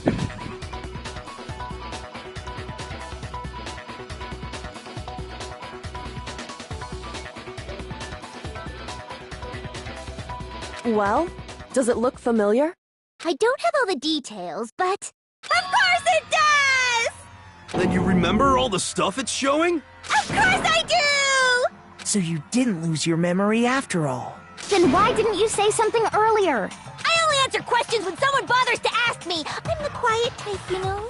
Oh my god, she's the worst liar in the world. More importantly, if you really do remember, what is it? Huh? What's the matter, Master? Do you really not remember the tragedy? The tragedy? Oh no! You seriously forgot? Maybe I can help you remember with a kiss. Just answer the question. What happened out there? Well, I can't really say if it happened or if it's still happening, but it was the biggest, most awful, most tragic event in human history. What? Why is that phrase coming up now? Because it's all because of that event. What is? Are you serious? I'm talking about the way the world is now. Is... now? The world's been destroyed, get it? Destroyed? Explain yourself. Tell us everything you know. Copy that, darling. Okay, so this big, awful, tragic event, they started just calling it the tragedy, happened about a year ago. It was so big and so bad that even this murderous fiend went pale at the sight of it. I guess you could say what happened was man-made. But it was more on the level of a worldwide natural disaster. Either way, there's no doubt that it was the biggest, most awful, most tragic event in human history! And as a result, in basically no time flat! The world turned out the way it did, and that's that. That's all there is to it? Come on! There wasn't a single concrete description in there! Well, it just so happens I don't know any of the specifics. Miss Morose saw it all play out in real time, so why don't you ask her? We already did, and she didn't know anything. That's why we're asking you. I couldn't live up to Master's expectations! To die! To die! This is the true tragedy! Okay, that's enough of your little lover's quarrel. Whatever happened, it doesn't matter at this exact point in time, right? The end justifies the means. Everything serves the outcome. In other words, the world has ended. That's the important thing. How can the world just end? It's the world! Calm down. It's okay. There's no need to panic. Every living person will be dead in 100 years anyway. So the world ending isn't that big a deal. Oh, come on. Now you're just being ridiculous. Well, as long as we're being ridiculous, I have another ridiculous story to tell you. It's the story of the Togami Corporation, which has given Byakuya's life all its meaning. What? What did you say? I'm glad to see you took the bait. You bit into it like a middle-aged secretary at an all-you-can-eat cake buffet. Hey! So, what do you think happened to the Togami family? Correct! Well done, peasant! But I didn't say anything yet. I just got so fucking bored waiting, I couldn't help it! Even if you're wrong, eventually you'll figure it out, right? So, no matter what you pick, you get the right answer! Pretty innovative, don't you think? But do you think it might be a disease? Getting bored so easy, I mean. Do you think I might be sick? Anyway, like I was saying, Byakuya's entire lineage has been totally annihilated! What? What the hell are you talking about? I can confirm that his entire family has died. Even the distant relatives. The Togami name has perished. Stop with these idiotic jokes! Stop? And said with such authority. A peasant would dare challenge us? The avatar of divine punishment? You must learn your place, peasant. You are no longer the ultimate affluent progeny. They couldn't possibly be gone! The Togami family is destined to guide the world! Hell, there is no world anymore, remember? It got fucked a full year ago! Hold on! That doesn't make any sense! Huh? I don't make sense? There's no way that happened a year ago! I mean, we only came to this school a few weeks ago! If some kind of world-ending event happened a year ago, then how do you explain the totally normal world we were living in up till then? Have you considered the possibility that you're mistaken about that? Mistaken? Well, if I'm understanding you right...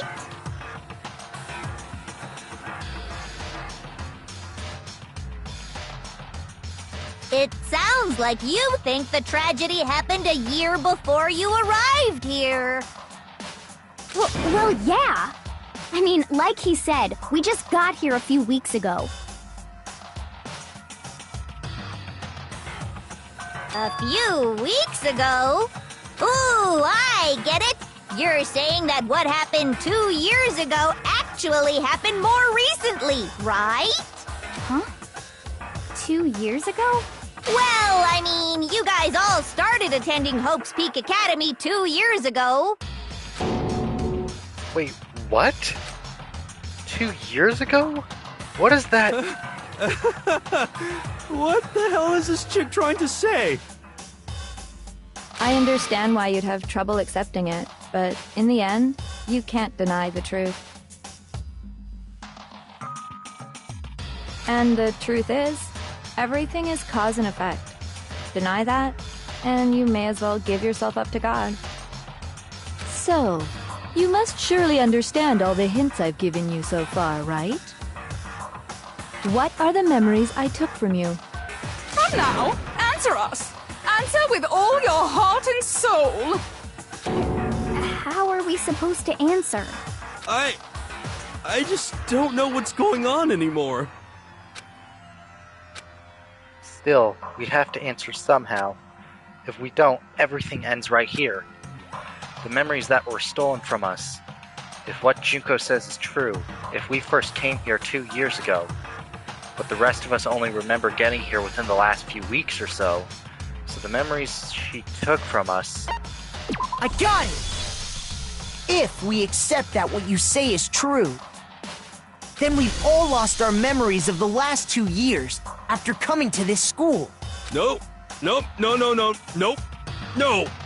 I mean, no matter what anyone says, Another correct answer. Well done, peasant. Seriously? This routine again?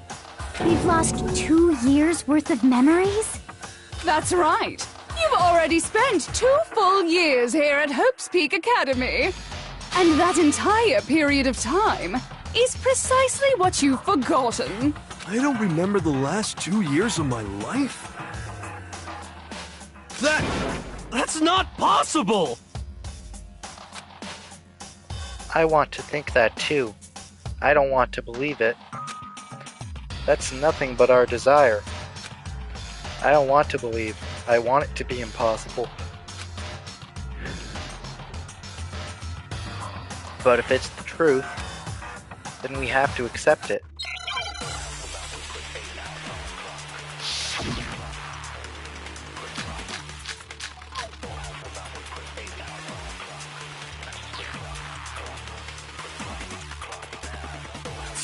Years worth of memories. I could never lose something like that. We've been living here for 2 years? Photo of Hell Kyoko no! and Headmaster. That's impossible! I mean, I haven't gone to any awesome school events or anything! Heck, I've never even gone to a single class! This is all Locker just notebook. surreal. Plus, it's how freaking old. Everyone's so conflicted. I don't want to believe it, but I know there's evidence that reveals the time as students we lost. 2 years? I could never lose. We've been living here for. Hell no! I mean, I haven't got. Heck, I've Never even gone to a single class! No, that's wrong.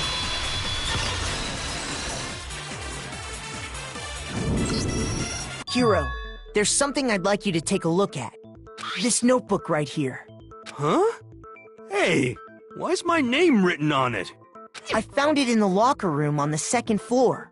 If you don't mind, could you take a look inside? Sure, whatever you want. But I've never seen this notebook before in my life. Wuzza, is something wrong? It's kinda similar.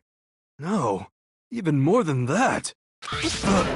This is absolutely my handwriting without a doubt! But how is this? I don't remember ever writing in this thing! No way! It looks like you actually did attend class here at Hope's Peak. But somehow, you forgot all about it. Lies! It's all one big lie! I don't want to believe it either. But there's also no explanation for this pocketbook. And whose pocketbook is that? It's mine. And the handwriting inside is also mine. There's no doubt about it. But just like Hiro, I have no memory of ever writing in it. And the reason for that is the 2 years of missing memories? After seeing all the evidence, do you have any choice but to acknowledge the truth? Isn't it just so desperately dark? The mystery's solved, but it's like a goddamn funeral in here! Shit, man! I've never been to a funeral! Hell yes!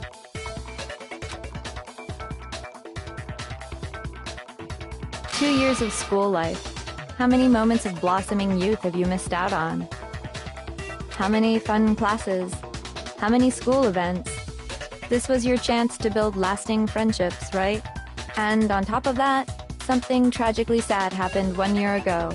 The biggest, most awful, most tragic event in human history. Right before everyone's eyes, the world came crashing down. You absorbed all that despair, but then you forgot it all. And once you'd forgotten, you made the choice to subject yourselves to this killing game. Oh, and there's one other thing. To be even more precise, the memories you all lost were... Actually, never mind. I'm bored. Explaining stuff is boring. What? We are bored of this world. Everyone always talks big, declaring all the great things they'll do. But then they always fizzle out. This world is just so desperately fucking boring! What are you talking about? In a way, I'm jealous of all of you. To give yourself over so completely to such stimulating despair. Yeah, so figure out the rest for yourselves! I'm sick of expositioning all this shit! Figure out what? Figure out where your memories come apart. That's at the heart of all of this. Where our memories come apart. Is she talking about the moment where we must have lost our memories? I can only think of one time. Just after I set foot in the main hall for the first time, and that was... I got it! when I fainted. The moment I lost my memories. I can't think of any time other than that day.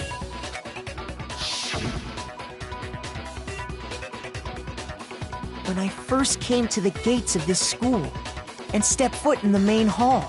When I passed out, I was overcome with a strange sensation. Wow, you still have enough spirit to keep on talking, huh?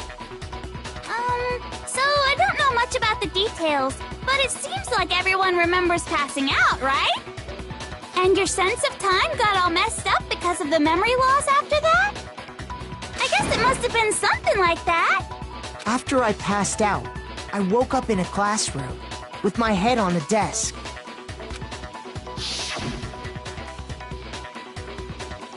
I assumed not much time had passed since I'd collapsed in the main hall. But instead, 2 whole years had gone by.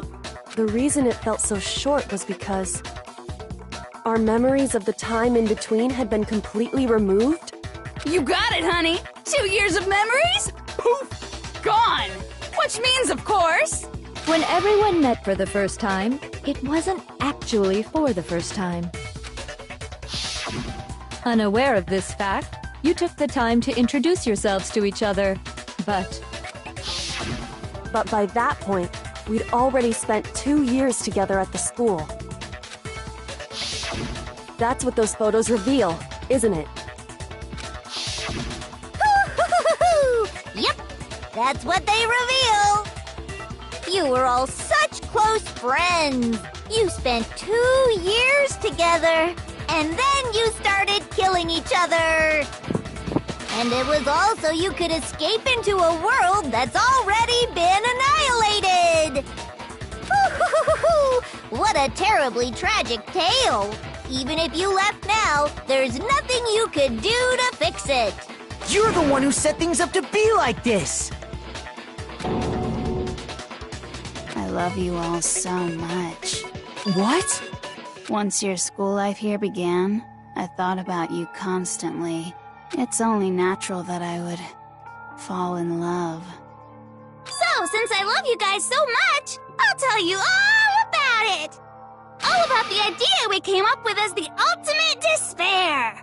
Our plan to bring despair to all mankind!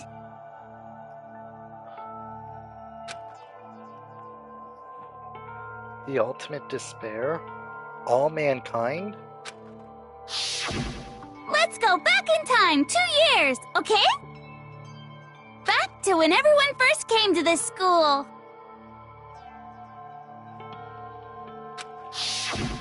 School life during that first year overflowed with hope and happiness. Oh boy, it was just the worst! Everyone was enjoying themselves so much! You were all having the time of your lives! But that couldn't last forever, of course. The peacefulness only made it through that first year.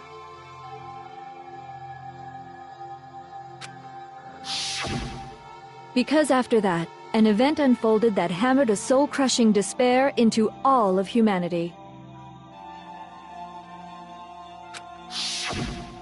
The biggest, most awful, most tragic event in human history. The tragedy. All too soon, the world's days of peace came to a bloody end. And as you can imagine, the school was no exception. The tragedy even made its way here, leading to the extermination of most of the students.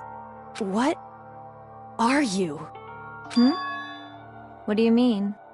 The most tragic event in human history, and the ultimate despair that caused it. I can't believe it's all because of just you and Mukuro. Was it some kind of organization? An angry mob? An incredibly motivated family? You have a point.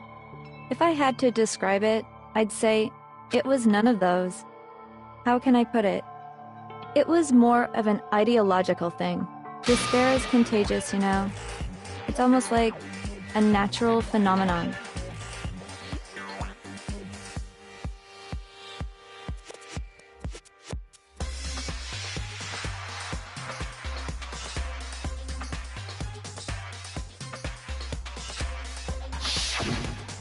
Everyone is capable of it. And now the entire world has fallen into despair. In other words, if you see despair as the enemy, then your enemy is the world itself. I just don't understand why. We didn't ask you to try to understand. This was a tangent anyway, unrelated to the matter at hand. Okay, so let's get back to the story.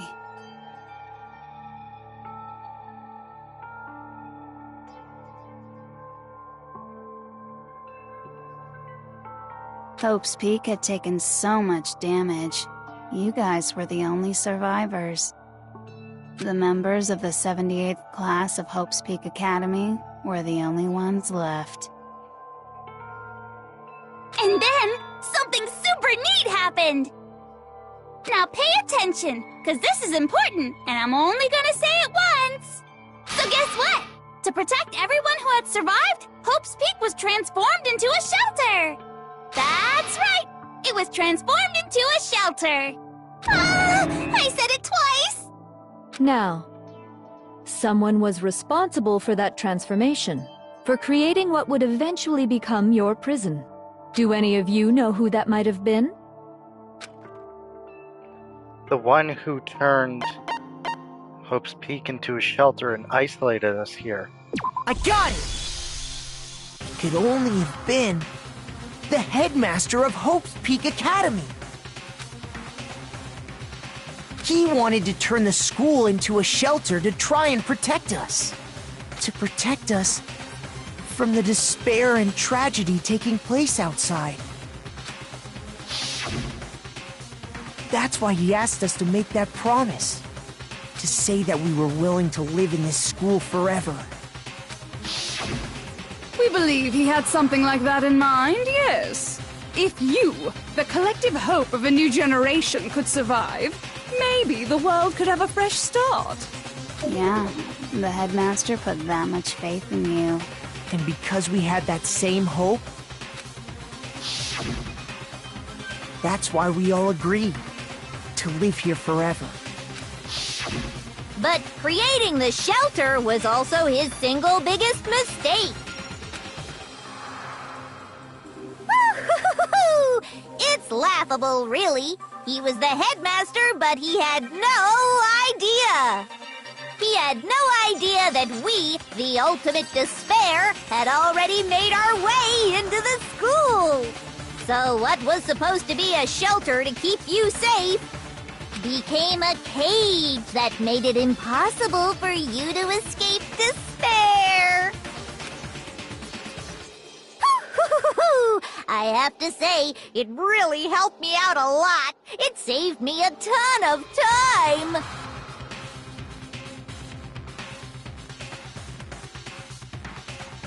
By the way, it was you yourselves who blocked off the windows, the doors, all the exits. Under the headmaster's direction, you all went about your work like obedient little sheep. You mean we trapped ourselves in here?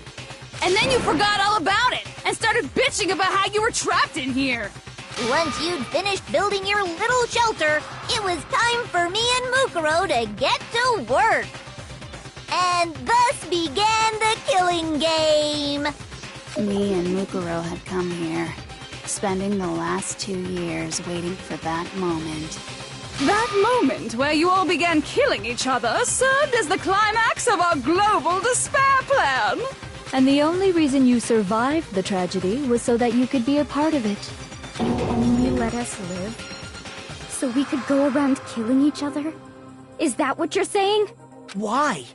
Why would you do that? Because this was so much more than a simple high school death match. Rather, it was a method to hunt down and destroy every last remaining speck of hope in the world. What are you saying? Well, it would seem that there's a little bit left out there. A few souls unwilling to give up hope. So I thought I should show them, which is why I...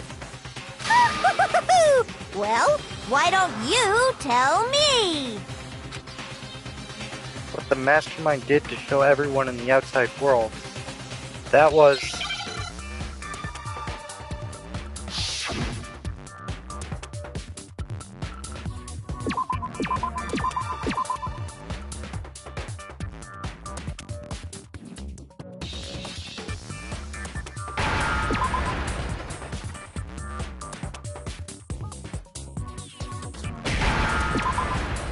hijack. Now I understand!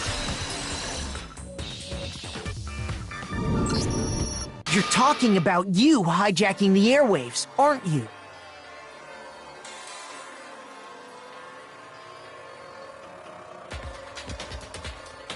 Uh-huh. That's exactly what I'm talking about. To show the world the murders taking place at this school, which was meant to be a symbol of hope.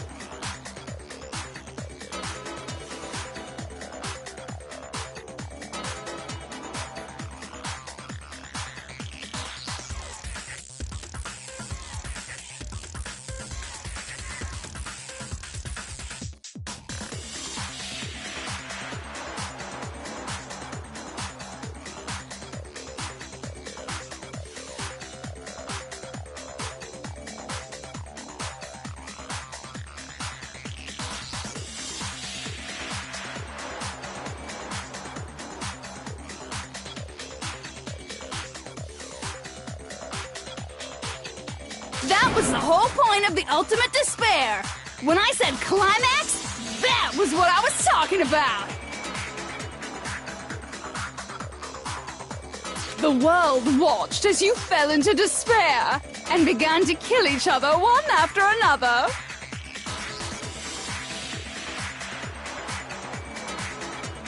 Despair is as contagious as any disease.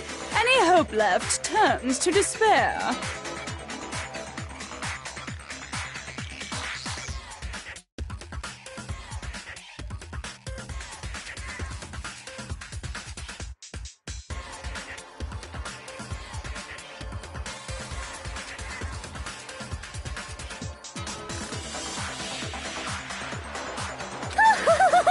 Isn't the power of television just amazing? By the way, since we started broadcasting, a whole bunch of people have tried to come and rescue you. Are you serious?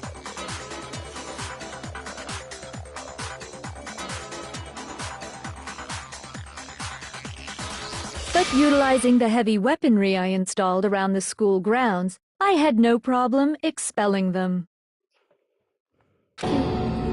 Expelled them? I have to thank you all.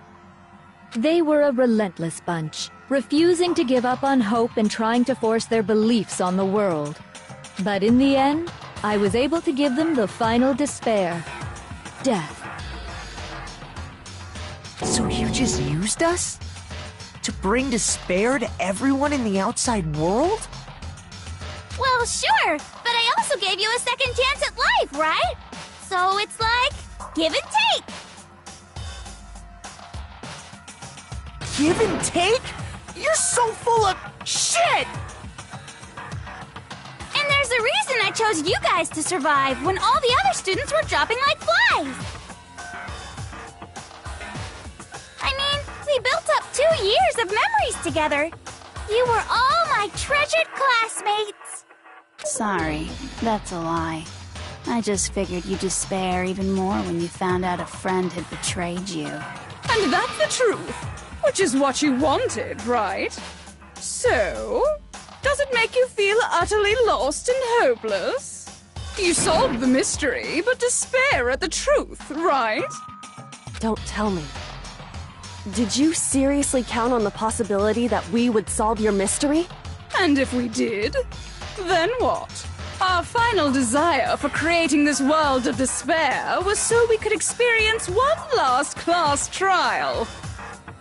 If you were bold enough to solve the mystery, only to discover that the truth was utterly hopeless, how would you react? What would you do? See? Discovering the truth doesn't necessarily lead to a sense of hope. Truth can be full of despair, too! Like right fucking now! Truth? Full of despair? That's... Not to mention, all those motives I talked about were totally meaningless.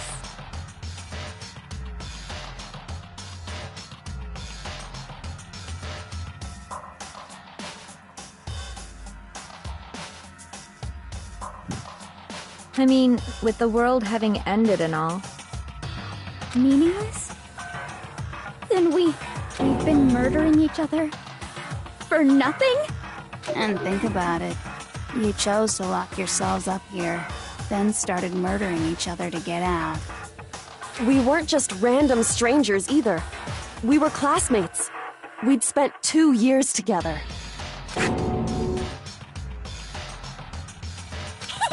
No, even I can't laugh at that. We get it! We get it, okay? You're totally awesome, right? We get it already! So help us! I'll do anything! Just help me! A peasant begging for his life? Oh, how delightful! We've never witnessed such a travesty firsthand. But I'm sorry to say, begging doesn't work on me.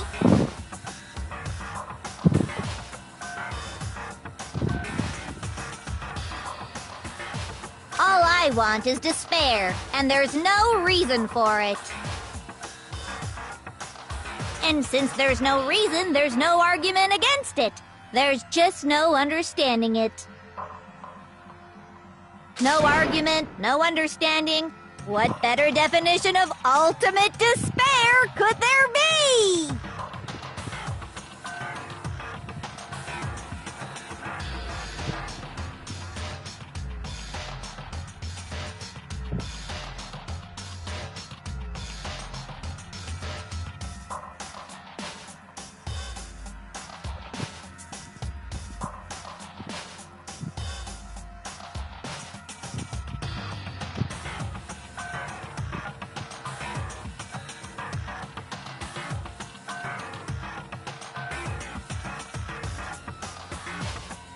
Wait, hold on. You've just been going on about whatever you feel like, but there's no real reason for us to believe anything you have to say. Huh? You say the world's fallen apart, but I haven't seen it for myself. So I don't acknowledge it. I don't accept it as the truth. Until you see it with your own eyes. Truth and falsehood overlap one another. In other words, you're not unlike Schrodinger's cat right now. Is that what you're saying?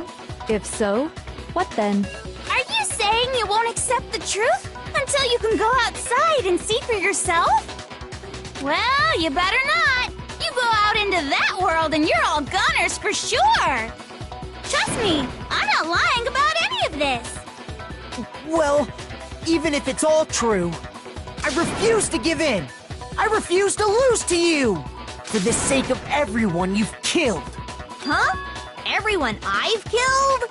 What are you talking about? You're the ones who killed them. I didn't kill anyone. I simply gave you a little nudge in the right direction. And that's all it took for you to start killing each other. You're nothing but bloodthirsty animals. That's why anyone was murdered here, peasant.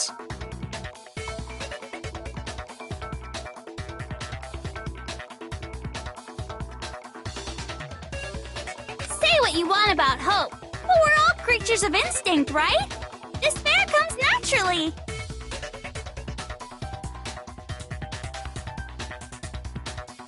Hell yes! That's funny as shit!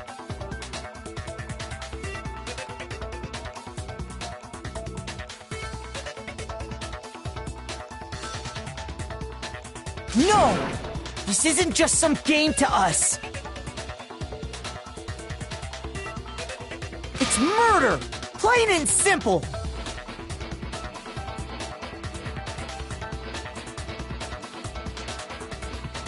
You stole our memories, invented reasons for us to do it. You pushed us all into a corner. It's all your fault! You certainly have a talent for passing the buck, don't you? That must be your hope, huh? But we don't have much time left to keep up this banter. We have to draw things to a close soon. What do you mean? I'm talking about the vote, of course. You didn't forget about that little rule, did ya?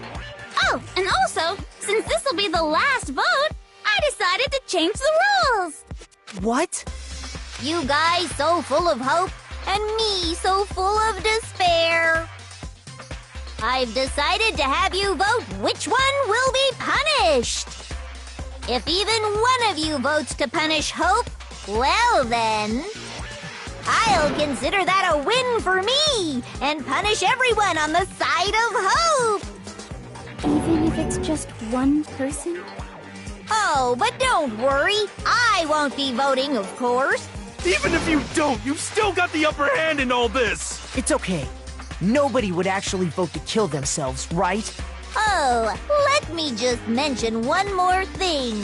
When I win to punish you guys, you'll have to stay here till you grow old and die. No fighting, no killing. That's your punishment. What? You mean, we'd have to just live here?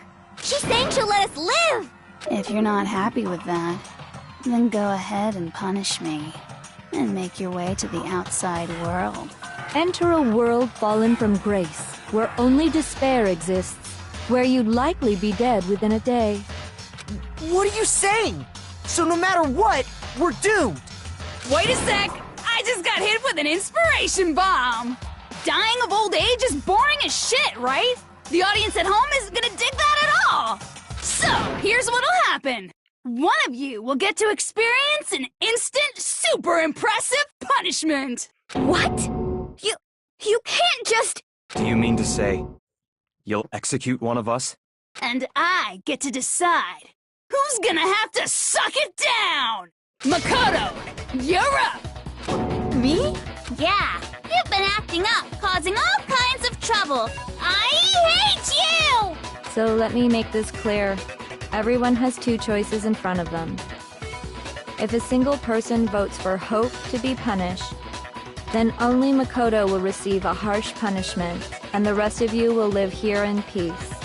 If, on the other hand, you desire to see us punished, then you must all leave this place. I will force you out, ensuring you all die horrible deaths in the outside world. What I'm saying is, if you sacrifice Makoto, the rest of you will get to live out your lives. Sacrifice me? But that's... What? Has your resolve softened? Have you lost confidence? Are you afraid of being punished? Don't you have faith in your friends? No! That's not it! It's okay. You're right to be afraid. It would seem all of those around you have realized the futility of going against me.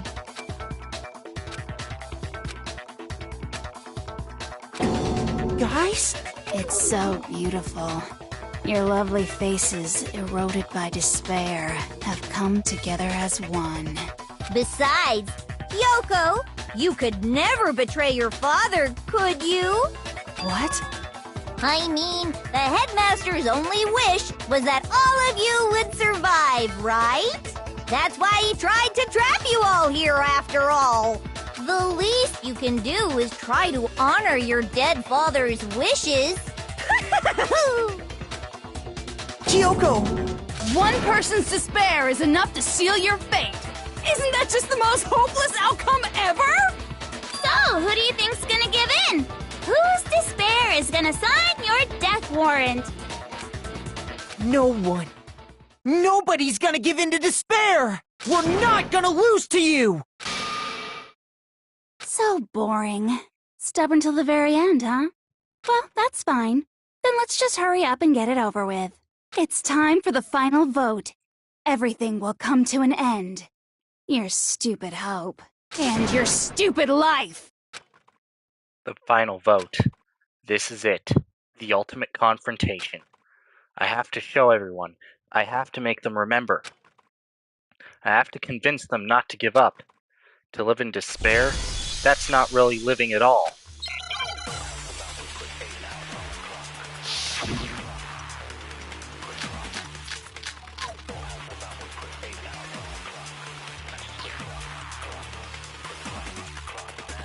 We won't give up!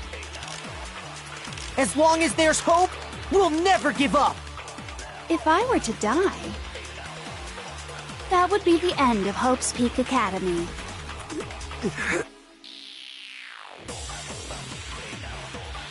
By the way, the air outside is totally polluted, you know. The only reason we're okay in here is thanks to the air purifiers in the physics lab. If I die, the purifiers will screech to a halt.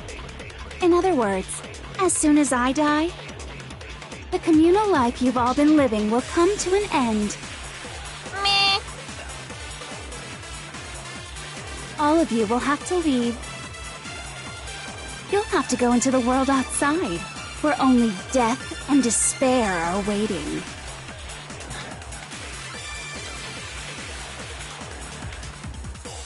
So, what are you gonna do?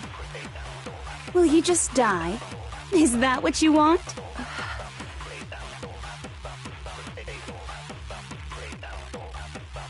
There is no hope left in the world. When you sleep, it's on a bed of despair. The world is in despair. You are in despair. If I don't do something, everyone's gonna be consumed by despair. You claim there's no hope left in the world, but if despair is contagious like you say, then so is hope. I'll use my own hope to plant the seeds of hope inside everyone else. We won't give up! As long as there's hope, we'll never give up! If I were to die, that would be the end of Hope's Peak Academy.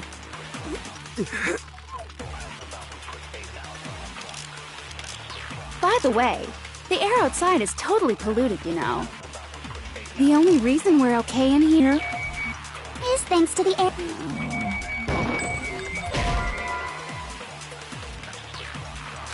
Shoot! There has to be something I can say to persuade everyone. We won't give up! As long as there's hope, we'll never give up! If I were to die, that would be the end.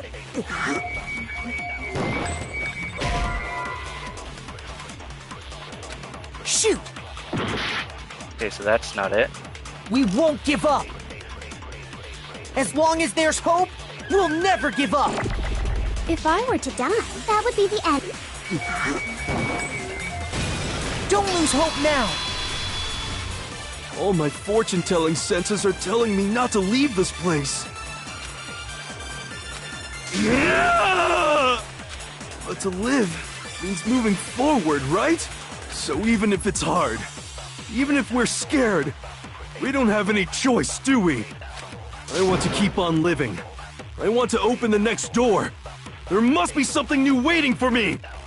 So that's why, no matter what, I need to get out of here!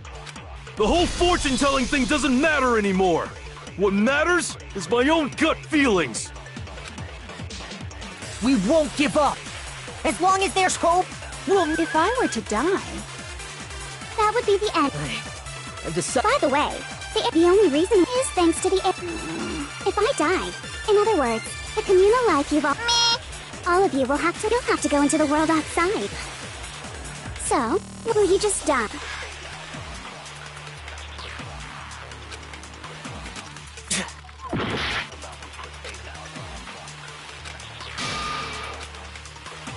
We won't give up! As long as there's hope, we'll never give up! If I were to die, that would be the end. By the way, the only reason we're okay is thanks to the... Don't lose hope now! I've been thinking about all this. And I was thinking, at a time like this, what would Sakura do? You only get stronger by taking adversity by the horns. Confront that thorny path with enthusiasm. That sounds like something she'd say, right? No. I think that's which is why Yeah! I've made up my mind! We won't give up! As long as there's hope, we'll never give up! If I were to die, that would be the end. By the way, the only reason is thanks to the... Say whatever you want if I die. In other words, the communal life you've all... All of you will have to go into the world outside. So, the wrong will button. you just die? Fuck. I hit the wrong button. Damn it. Oh. We won't give up! As long as there's hope, we'll never give up! If I were to die, that would be the end. By the way, the only reason is thanks to the... Say whatever you want if I die. In other words, the communal life you've all been living will come to an...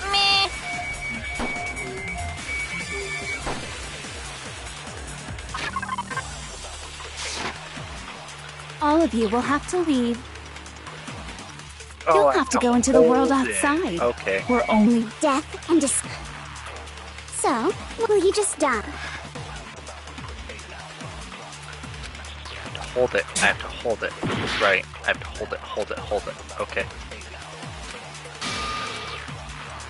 We won't give up! As long as there's hope! If I were to die, that would be the end. By the way, the only reason is thanks to the... Say whatever you want if I die. In other words, the communal life you've all been... Don't lose hope now! I had... I don't care either way. I'm fine with whichever one is more interesting. Actually, I may not look like it, but I always hated school. Hell, no matter how I look, still hate it. Oh, but no matter what, Master has to come along with us. We won't give up! As long as there's hope, we'll never give up! If I were to die, that would be the end. By the way, the only reason is thanks to the... Say whatever you want if I die. In other words, the communal life you've all... I can keep on living! All of you will have to... You'll have to go into the world outside. Don't lose hope now! What's the matter? You're not actually trying to encourage me, are you? Ridiculous. It never even crossed my mind that I might give in to despair. But don't misunderstand me. I couldn't care in the slightest what happens to you. I just have to keep my word. I swore I would end the life of the Mastermind. Besides, the Togami family isn't dead, because I'm still alive. So until I can restore the Togami family and bring it greater glory than it's ever known... We won't give up! As long as there's hope, we'll never give up! If I were to die, that would be the end. By the way, the only reason is thanks to the say whatever you want if I die. In other words, the communal life you've all— I can keep on living! All of you will have to— you'll have to go into the world outside. I already said I would claim the Mastermind's life. So, what are you gonna do? Will you just die? Don't lose hope now!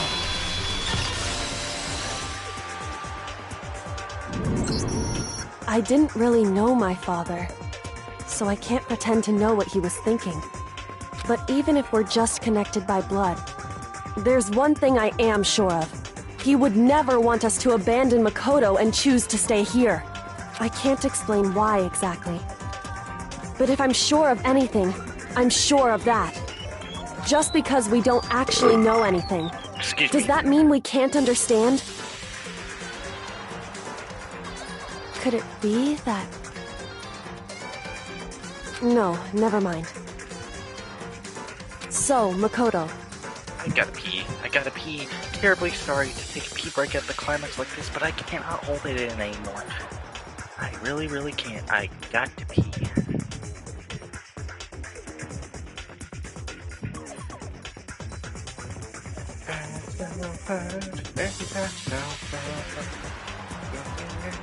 I couldn't hold it in.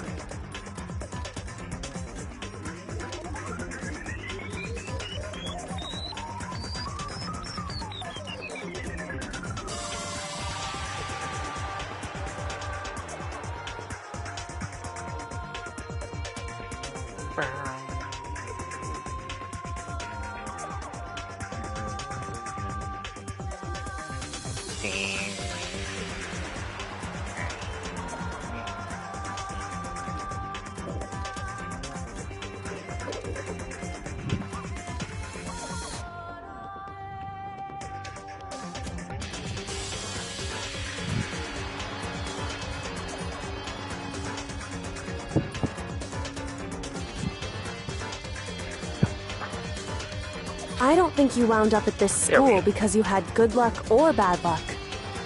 I think you came here for a different reason entirely. You came here to bring down the ultimate despair. You came here to confront despair without ever giving up. And if that's true, I think we could call you the ultimate hope. What do you think? What the hell are you? So uncool. Your stupid faces, the stupid things you've said, the stupid way you all treat each other. It's all so uncool, so unhip. Shut up, shut up, shut up, shut up, shut up! Lame, lame, lame, lame, lame! I'm not any kind of elite anything. Hope isn't a talent you develop, but I still...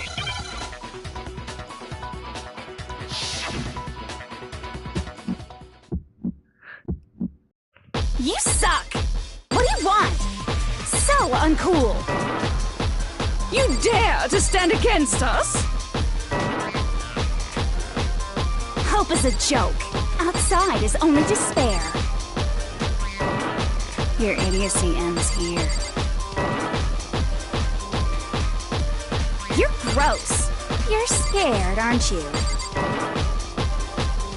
I just love despair! You suck! What do you want? So uncool! Despair into tomorrow. Hope keeps on going!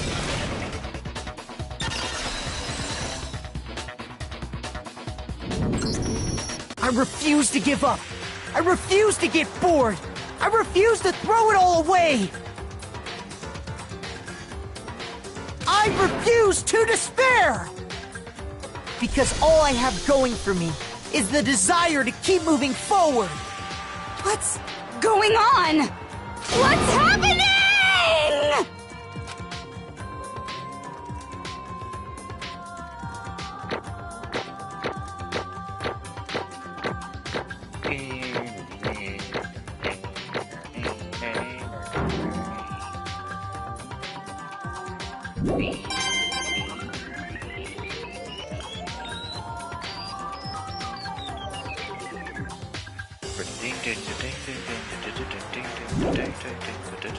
It looks like we've reached the end.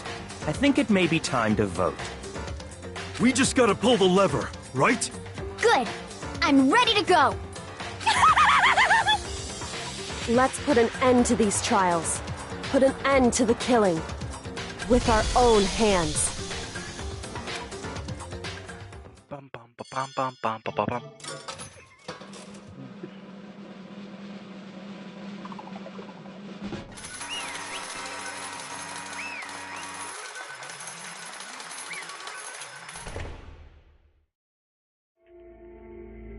The hell? Indeed. You've lost, Junko. I lost? I lost? Me? No way. Well, that's just... It can't be. You still don't accept it? Even the ultimate despair herself is vulnerable to the onslaught of despair, it would seem. What the heck? There's no use trying to fight it now. Well, that's just... totally the best! Huh? So this is despair. We came to this school 2 years ago, created our incredibly detailed plan. I even killed my own sister for it. And now To come this far and fail at the very end? True despair. It's the most ultimate despair. What are you talking about? And now Don't you see? I was so hopelessly desperate. I was bored of the world the moment I was born. That's why I've been looking forward to this so desperately. This once-in-a-lifetime experience. It is my first and last colossal despair here at the moment of death. To have the chance to taste the highest grade despair, the utter failure of my dreams. True despair. I am so hopelessly happy right now. Huh? Wait, is she enjoying this? Anyway, so are you prepared to admit defeat? You think I care whether I won or lost? Either way, it doesn't change a thing. Totally the best! Outside is only despair, inside is only despair. No matter where you go, despair awaits you. That's not true. Not possible. You're wrong. Huh? Don't make me repeat myself. Let me tell you this right now. We no longer fear despair. Okay. Because we've decided to enter the outside world with hope. Yeah, Makoto totally seduced us over to his side. Everyone. Hey. You said that despair is as contagious as any disease. However. But the same is true of hope. All you have to do is look at us to see how true that is. Kyoko. No. Stop it. Stop. I hate those faces you're making. To see those awful looks causes me nothing but pain. There's one last thing. Fine. Let me just say one last thing. If you guys want to get all hung up on the word hope, that's no skin off my nose. But just be warned, from this point on, one despair after another will stand in your way. No matter where you run, no matter where you hide. Maybe you'll find some hope, but there's a very fine line dividing that hope from bitter despair. Knowing that, you still plan to cling to your hope? Of course, because we... It's fine, Shut up. That was a rhetorical question. You interrupted my monologue. I'm almost done though, so whatever. Because it's almost punishment time, right? It can't be. Do you really intend to go through with this? That was the agreement, right? Hold on. It's not like I want you to die. You don't have to. Stop it! What? How many times do I have to tell you? The act of living brings me no hope at all. All I want now is to taste that despair of death that you only get once in a life, so... Don't get in my way!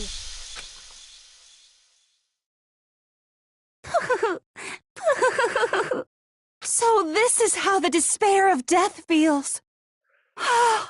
It's so wonderful! Even 1/10 of this despair, even 100th. I want every last soul on this planet to taste such despair. I want the entire world to die with that despair in its mouth! Okay, let's do this. I've reserved an extra special punishment for last. Let's give it everything we've got. It's punishment time! He's totally wacko.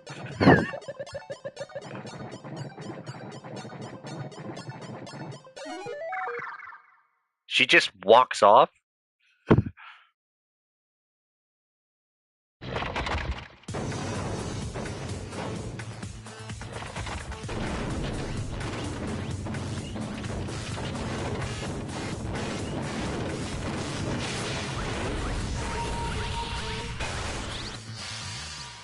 The ultimate punishment.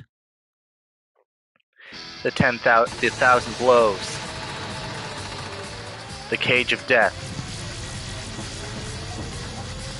The burning of the Versasly's witch. Excavator destroyer. Blast off.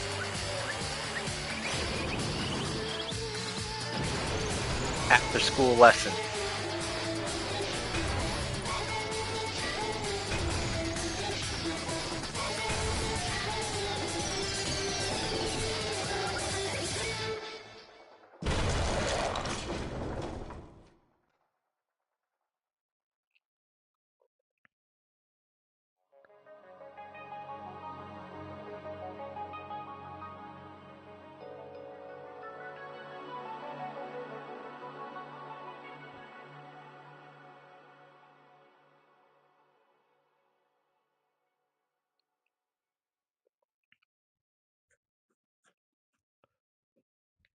And that's how everything came to an end.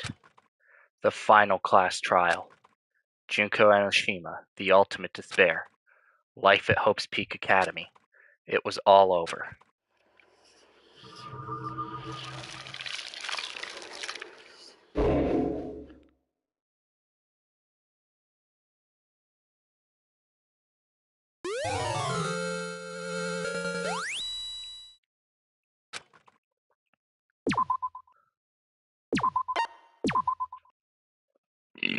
Excuse me. But even after saying it was all over, it's not like the building exploded or collapsed in on itself or anything. That wasn't the kind of ending waiting for us. Nothing changed. Well, with one exception. The air purifiers turned off. Just like Junko said, they shut off immediately. That was the only difference.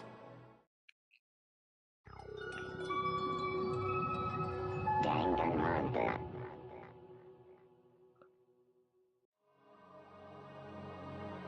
We left the courtroom and made our way to the main hall. We stood in front of the door. Nobody made a sound. I felt almost absent-minded. This was our epilogue before the final ending. We were stuck there in limbo, unmoving, unsure. But in the end... Hey. We can't just stand around like this forever. At some point, we need to leave. To nobody's surprise, it was Kyoko who broke the silence. Makoto. Would you do the honors? Okay. As if awakened by Kyoko's words, I took out the object we'd gotten. Up until the moment of her death, it had belonged to Junko. And in the end, she dropped it before us. So, But is that really it? Is that really the key to this door? Indeed. You don't have to read into what she said too much to find the answer.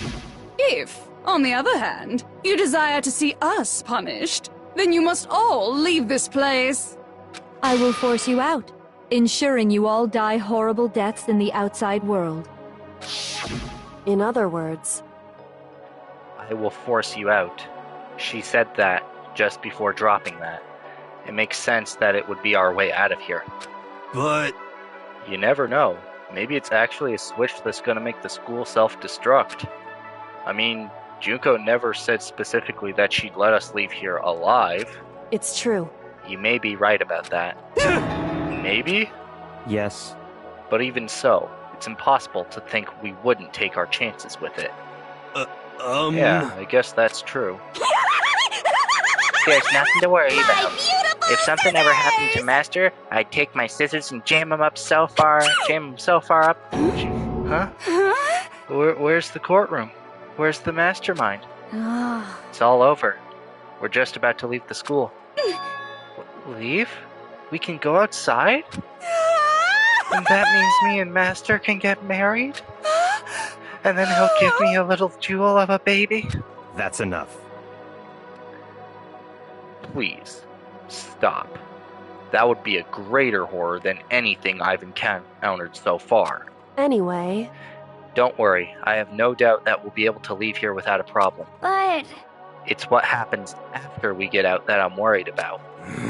But you know, in the end, I think part of me still thinks... Serious? Maybe when we get out there, we'll see that everything she said about the world was a lie. That on the other side of this door is the world as peaceful as we remember. A lie. Peaceful as we remember. Well, no. Well, no matter what it looks like, it's still our world. It's where we're meant to live.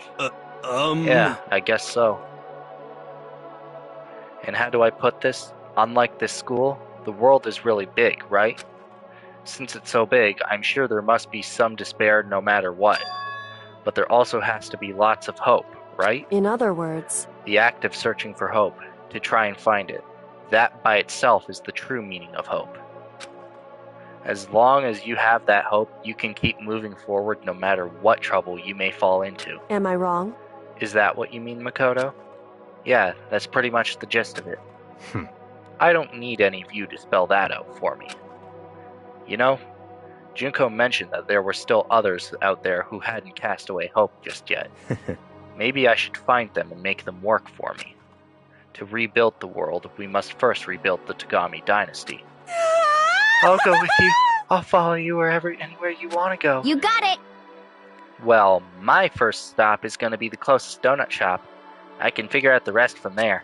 Hey! And what are you going to do if there are no more donut shops or donuts? Okay.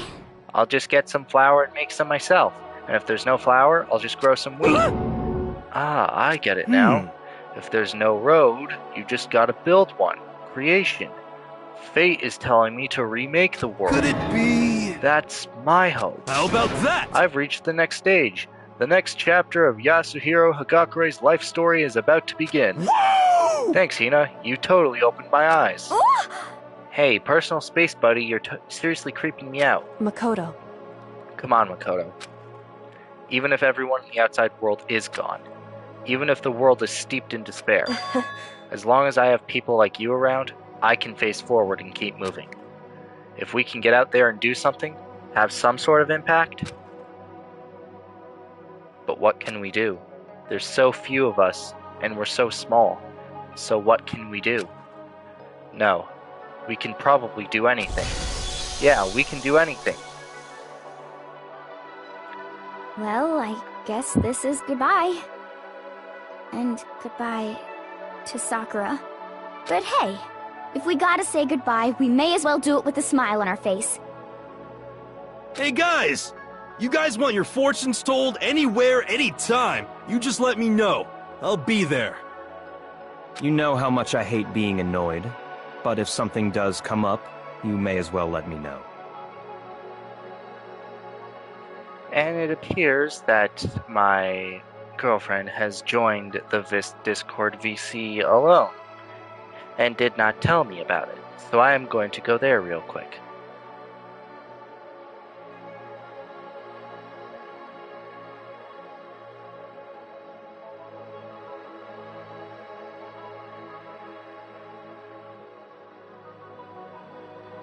You could have messaged me that you were here and I would have joined.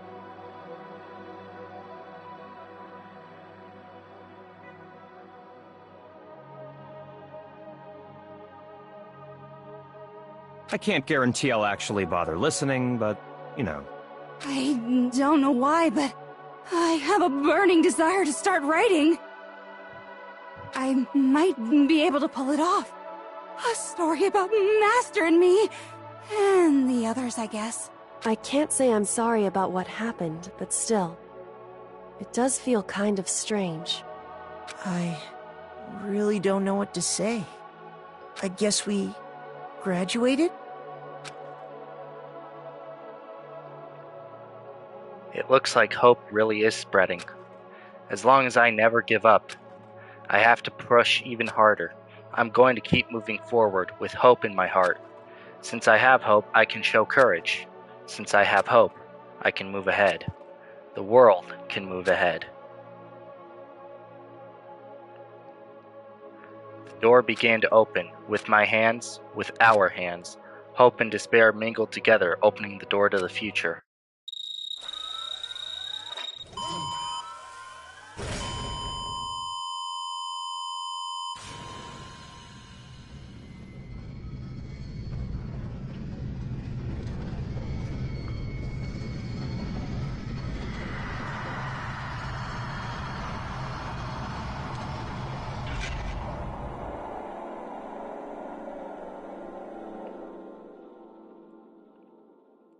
You still could have messaged me about it.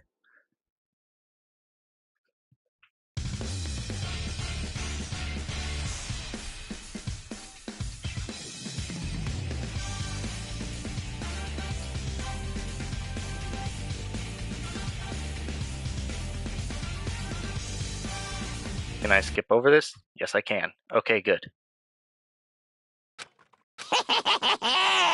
Interesting. Things are getting very interesting indeed. Wait. But we just killed the person that was controlling you. How the fuck are you still alive? Like I said at the beginning, I'm not a teddy bear. I am Monokuma. And I am this school's headmaster.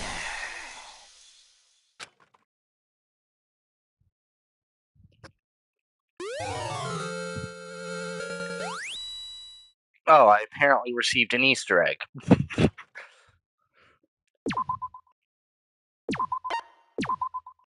Danganronpa.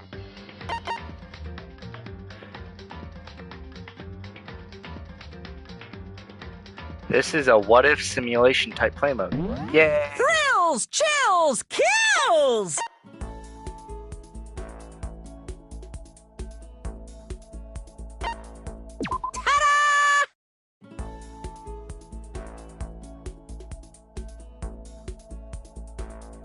Alright, we're just gonna skip over all this because we've read it twice already.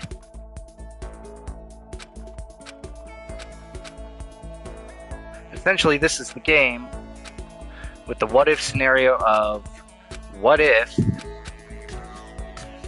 the killings never happened.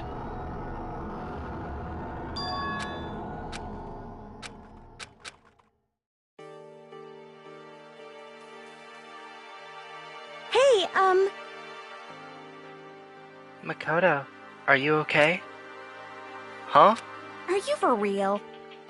Why, were you trying to escape into your own reality? It's not like any of us know what's going on either. Oh, I'm sorry.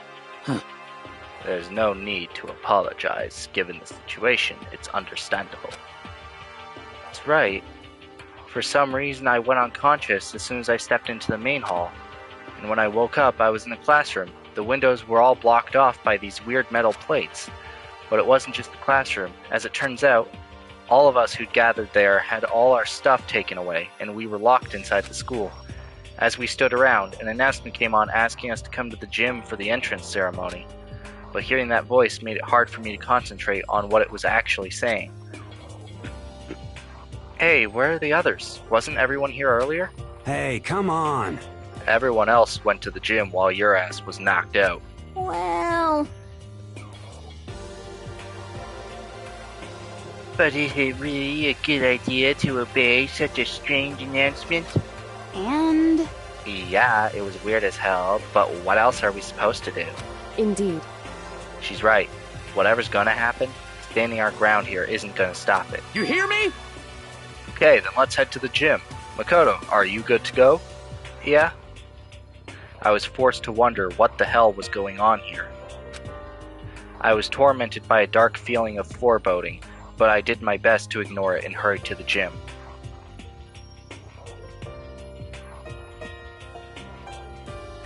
And as soon as I entered, a weirdly cheery voice echoed across the room. Hey there! Howdy! Hello! Is everyone here? Good! Then let's get things rolling!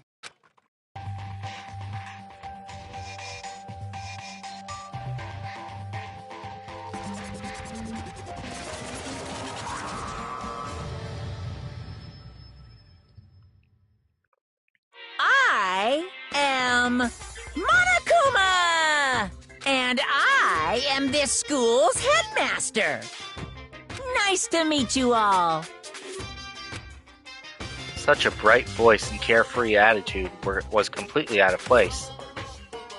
Listen up! Ah, can't do it. It just can't be done. Huh? This entrance ceremony was supposed to be your chance to make your big high school debut.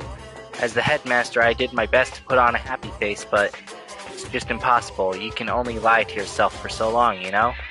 But if you can't do it, you can't do it. I've lost my confidence, my groove, and there's no getting it back. The hell? Why is he acting so depressed? I went from terrified to annoyed in no time flat.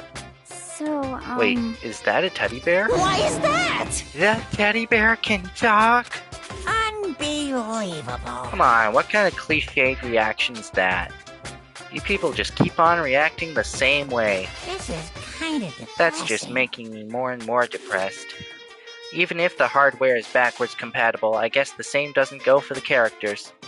Humans are so stupid, worse than any piece of software. I'm just getting lower and lower, and there's rock bottom. Here comes the Earth's core. This whole thing just feels sloppy as hell.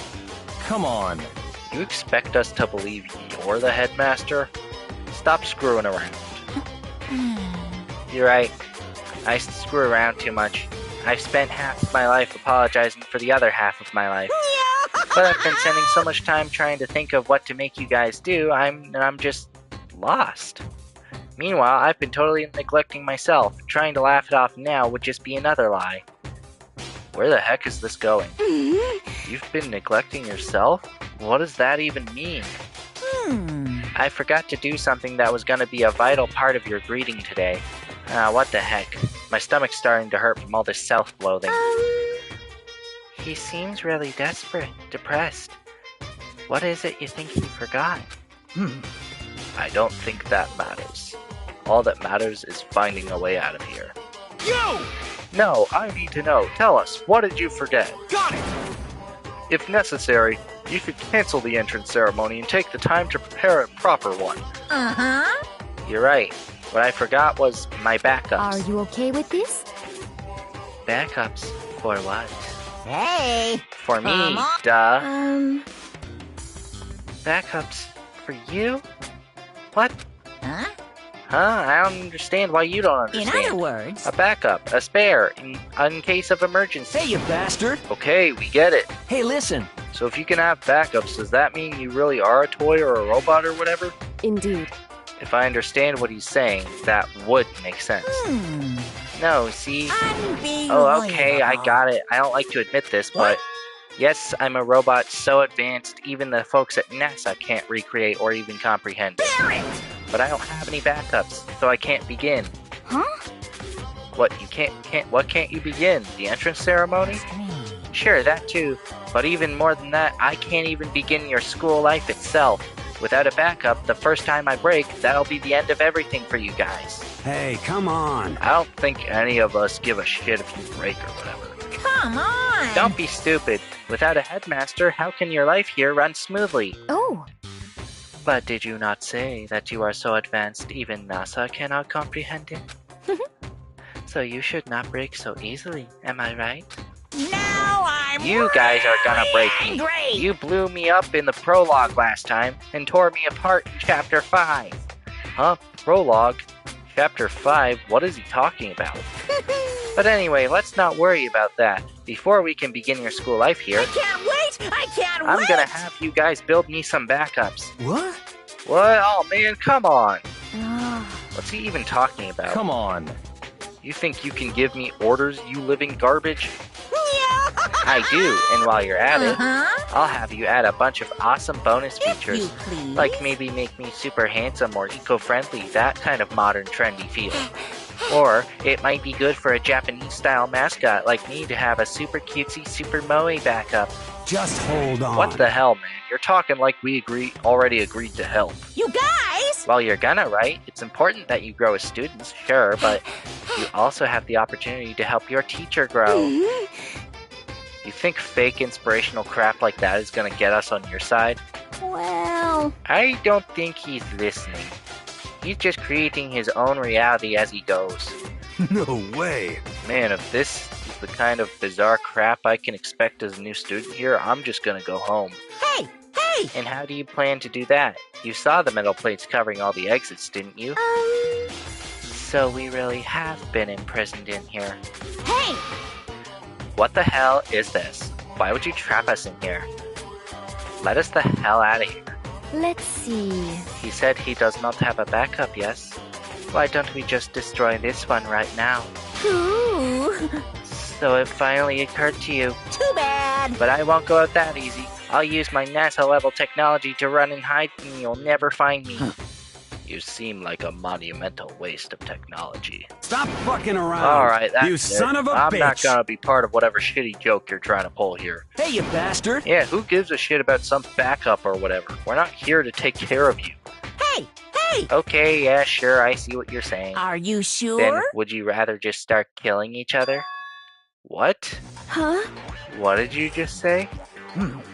I believe he said something about us killing each other. Killing? What are you talking about? That's supposed to be a joke, it's not funny. It's just stupid.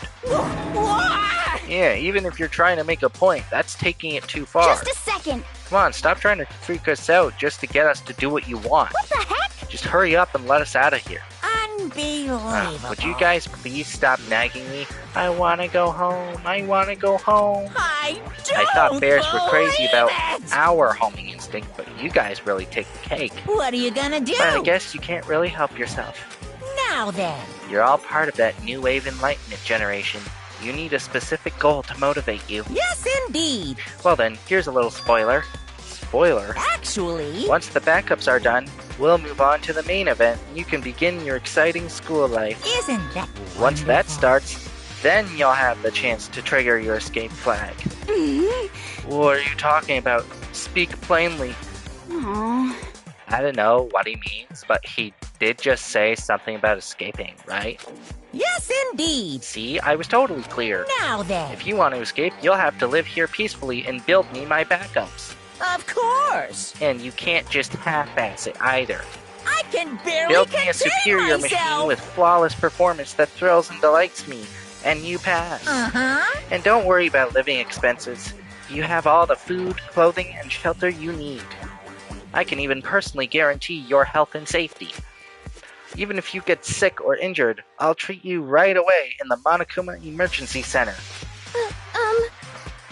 I don't think that's what we're worried about.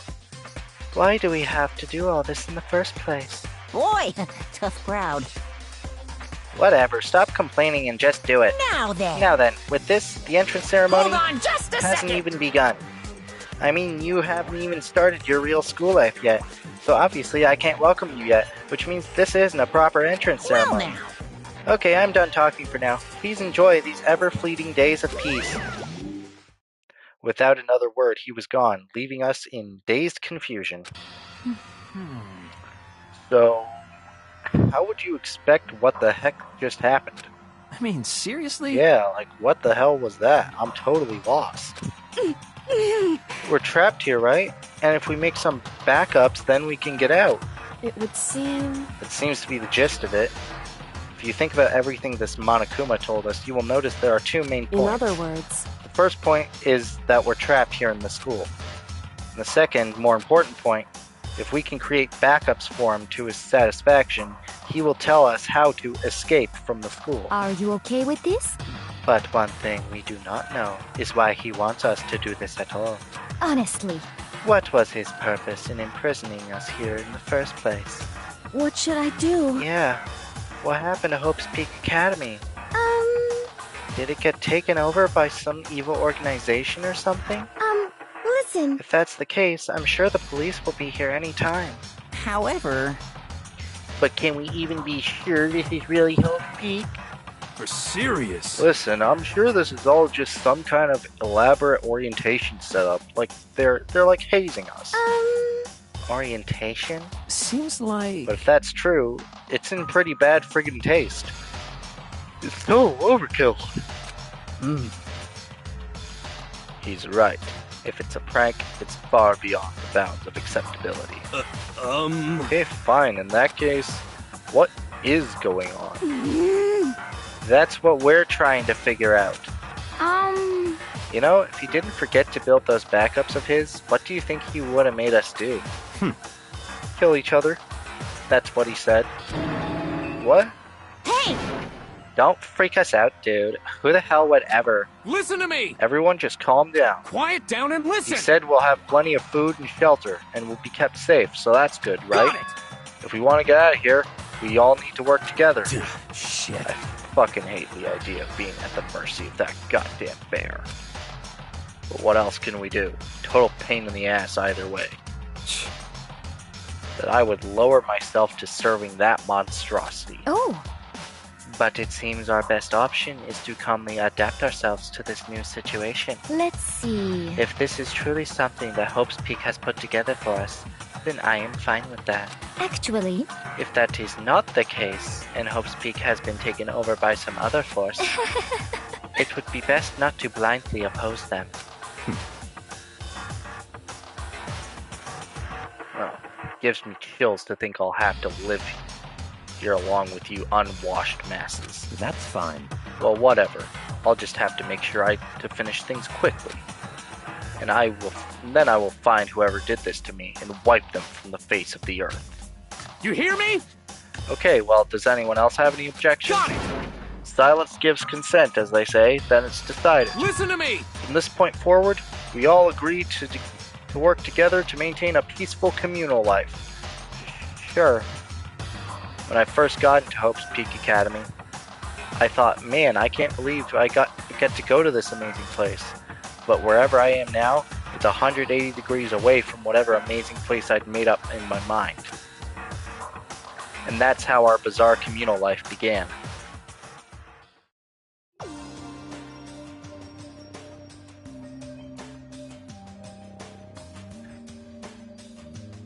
Once that was all done, we moved from the gym to the dining hall to talk about our future here. But... Hey, When he says we have to make him some backups, what exactly are we supposed to do? Actually... Yeah, he didn't explain any of the important bits. Did you call for me? That was just for convenience's sake. Well, now he's here? Sure, I could have explained everything in the gym, but if I'd gone on any longer, it would have been totally annoying, right? It would have been like, hey, hurry up and start already. I'm not sure I agree with that. Well now. So let me explain right now. I'm going to give you guys the next 50 days to make me a proper set of backups. What the hell? 50 days? That's like forever. Why so long? What? That's for convenience's sake too. You guys would totally slack off if you didn't have a time limit. Humans give in so easily to corruption. What? Okay, but what about this whole backup thing? You said you wanted a bunch of bonus features, but... So it would seem. But if it's super vague... Yes, indeed! I thought you might say that. From time to time, I'll give you a special concept. You can use that design to design the next backup. what? What? Can't we just make one and be done with it? Hey! Of course you can't just make one and be done with it. Who knows what kind of violence you guys might commit against poor old me. I need all the help I can get. Heck, just a second ago you were talking about how you should destroy me right now. I heard you. You wanna, what? Oh. Is this really necessary?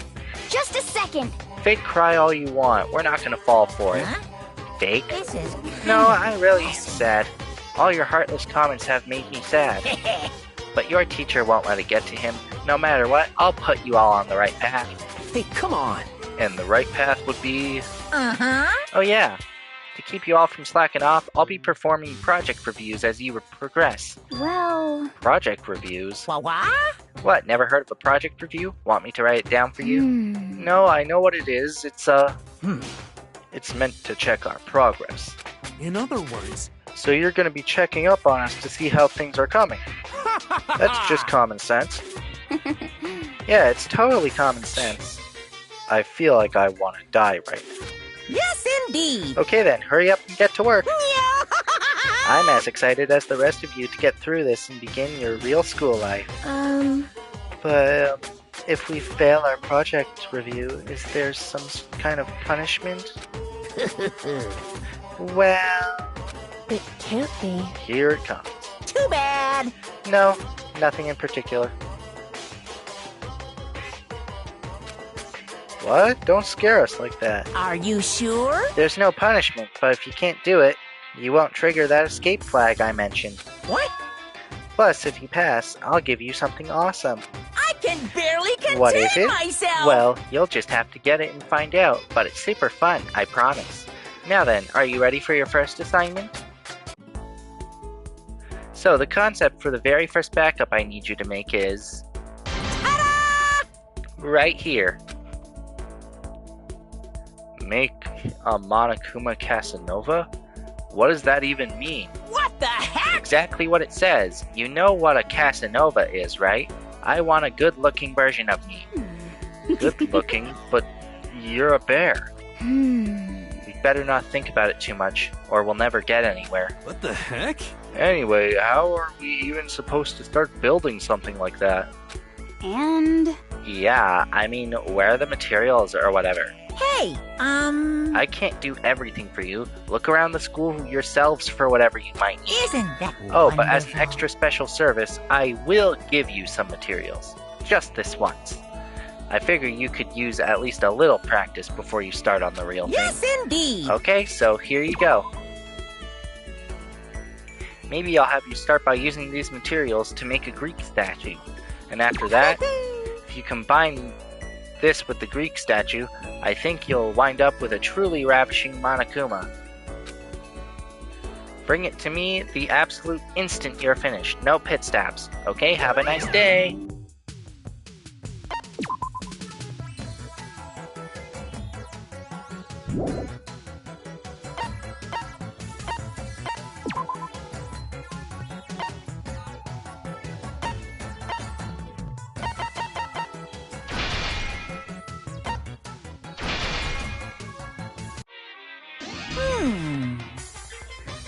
That Casanova's supposed to be good looking, right?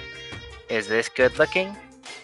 Subjective opinions aside, you created the backup and completed the assignment, so let me give you some tickets.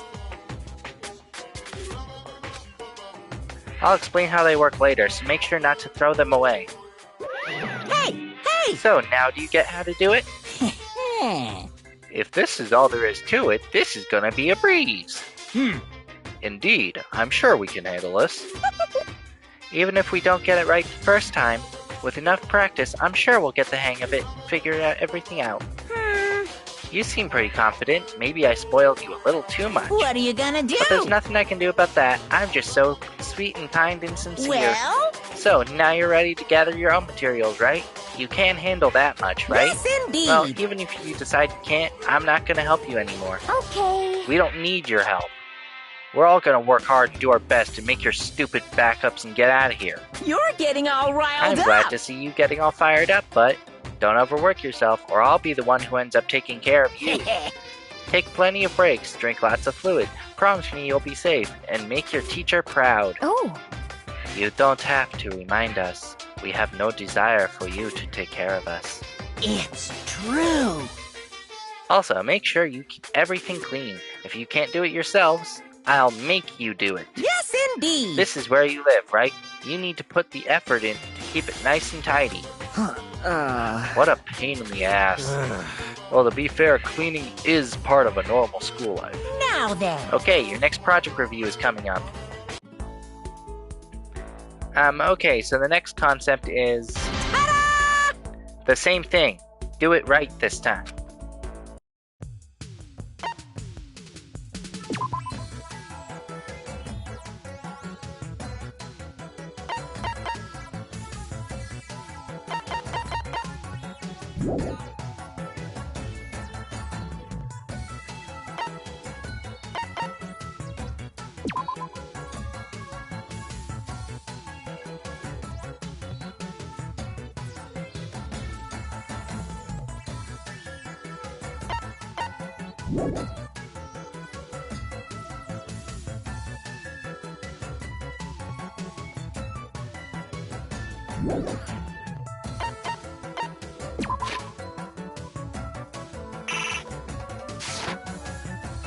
The fuck is this?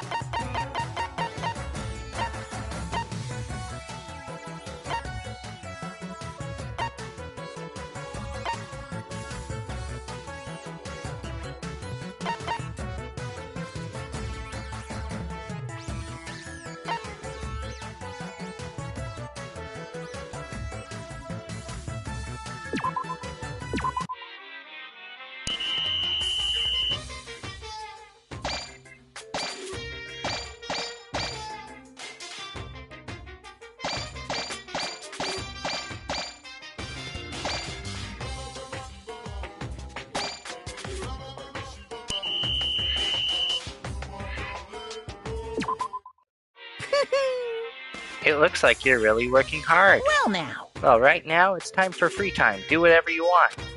Even a strange, childish little boy like you might stumble on some bittersweet love if you're lucky. Uh-huh. You can also use the trip tickets I gave you to go adventuring with your friends. Although spending all this time building your friendships and deepening your bonds, it might just make things that much harder later on, you know?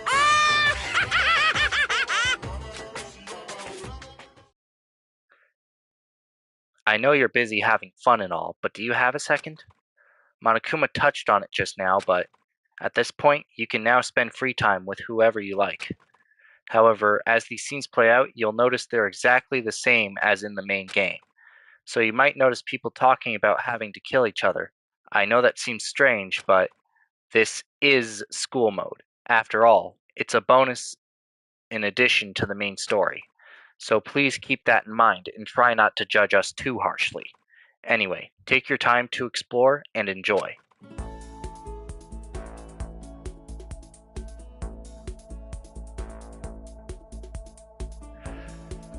Well, we figured out what this,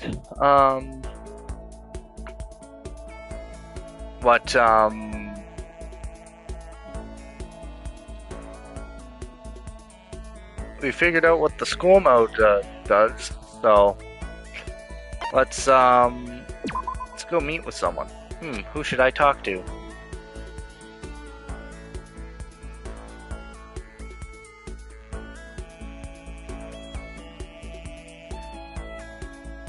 Why are you there?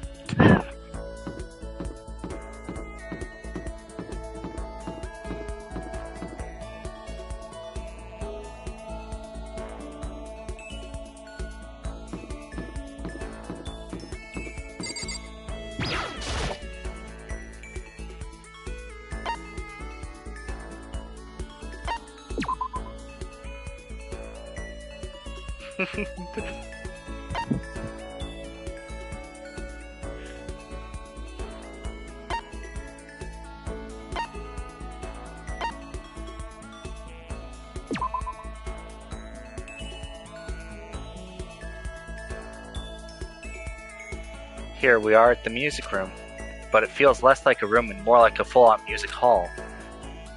It looks like nobody's here right now. What should we do? Let's see.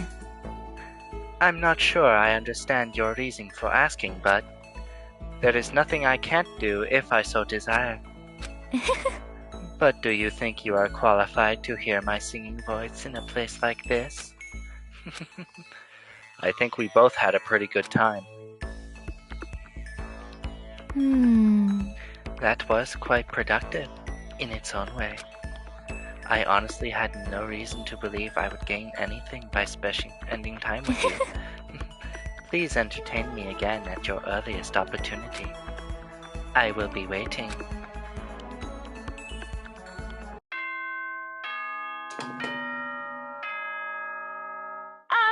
This... Okay then. Sweet dreams, everyone.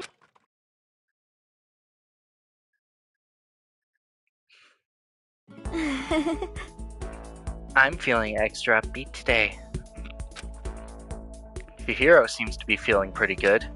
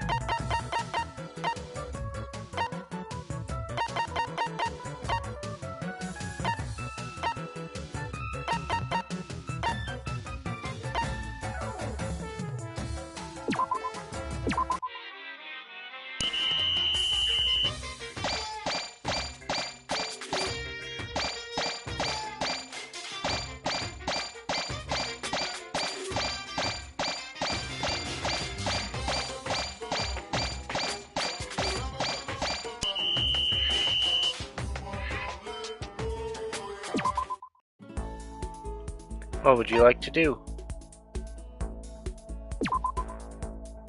Who should I talk to?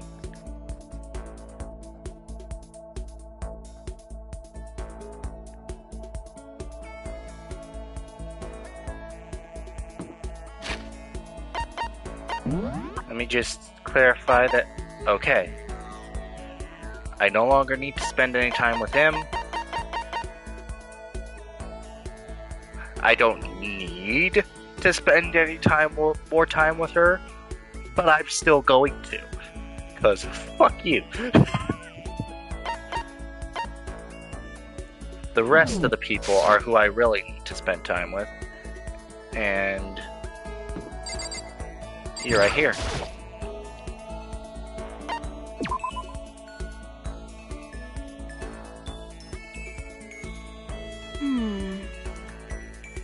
I don't mind hanging out, but you better keep me entertained.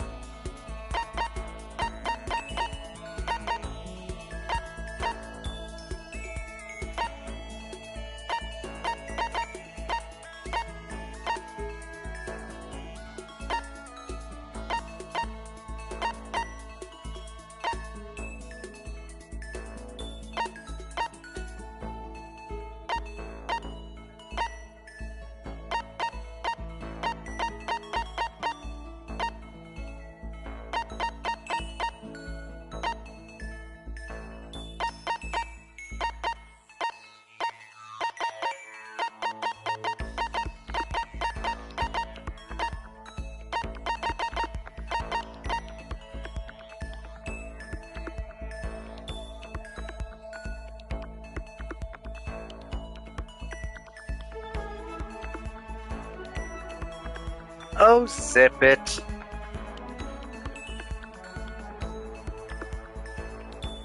Just zip it.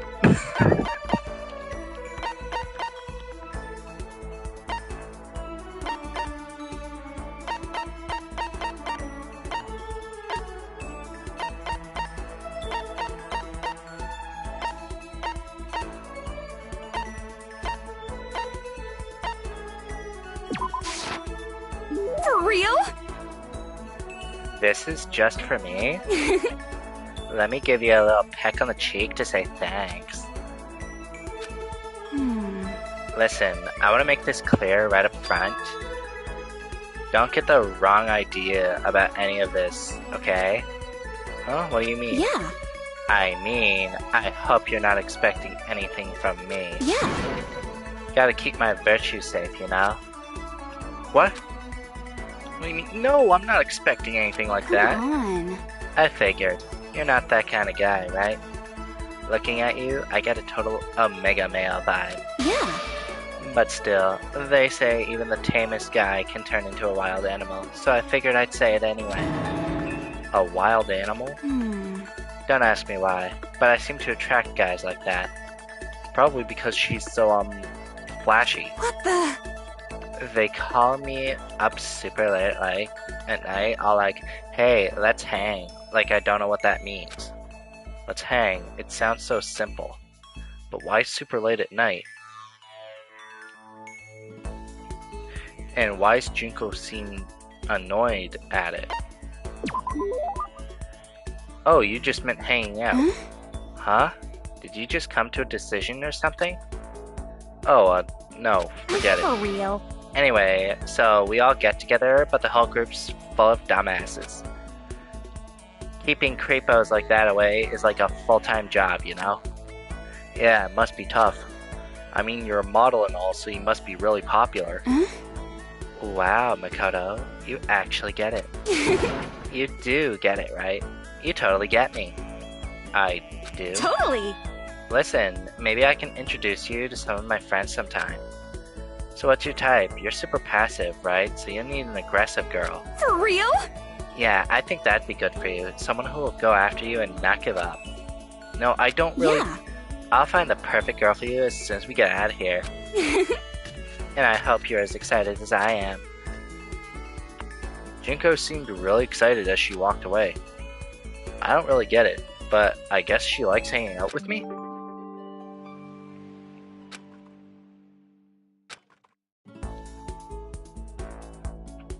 Once we were all done, I headed back to my room for a little while.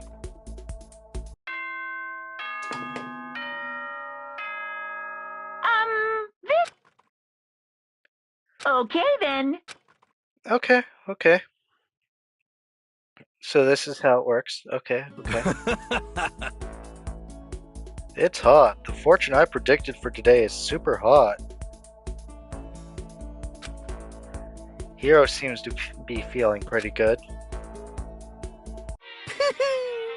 Isn't that wonderful? You're working your eager beaver butts off, huh? Let me give you something as a little reward.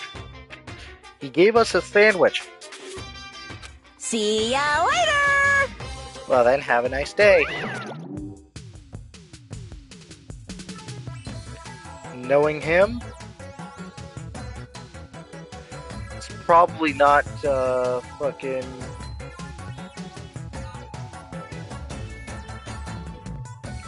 You know?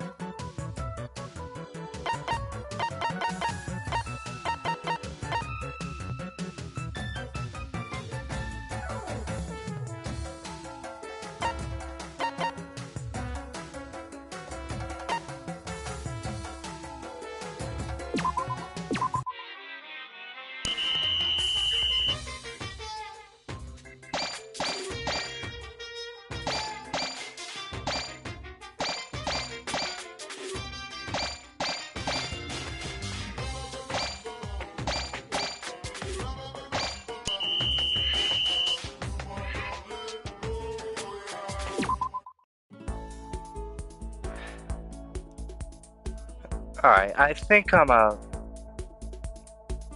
this is something that is gonna get really boring to fucking stream and shit, so... Alright. This anyway, so... We saw what this mode did. Okay. This is probably something that I'm gonna have to go and, do, on my own time and shit. So, yeah. But,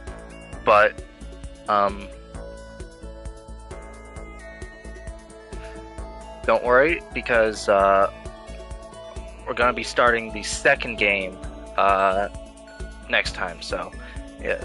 This marks the end of the first game for streaming and shit, so I hope you enjoyed the series. Hope you are enjoying this as much as I am. Thank you all for tuning in. Yeah. With that, have a McHappy Go Fucktastic day.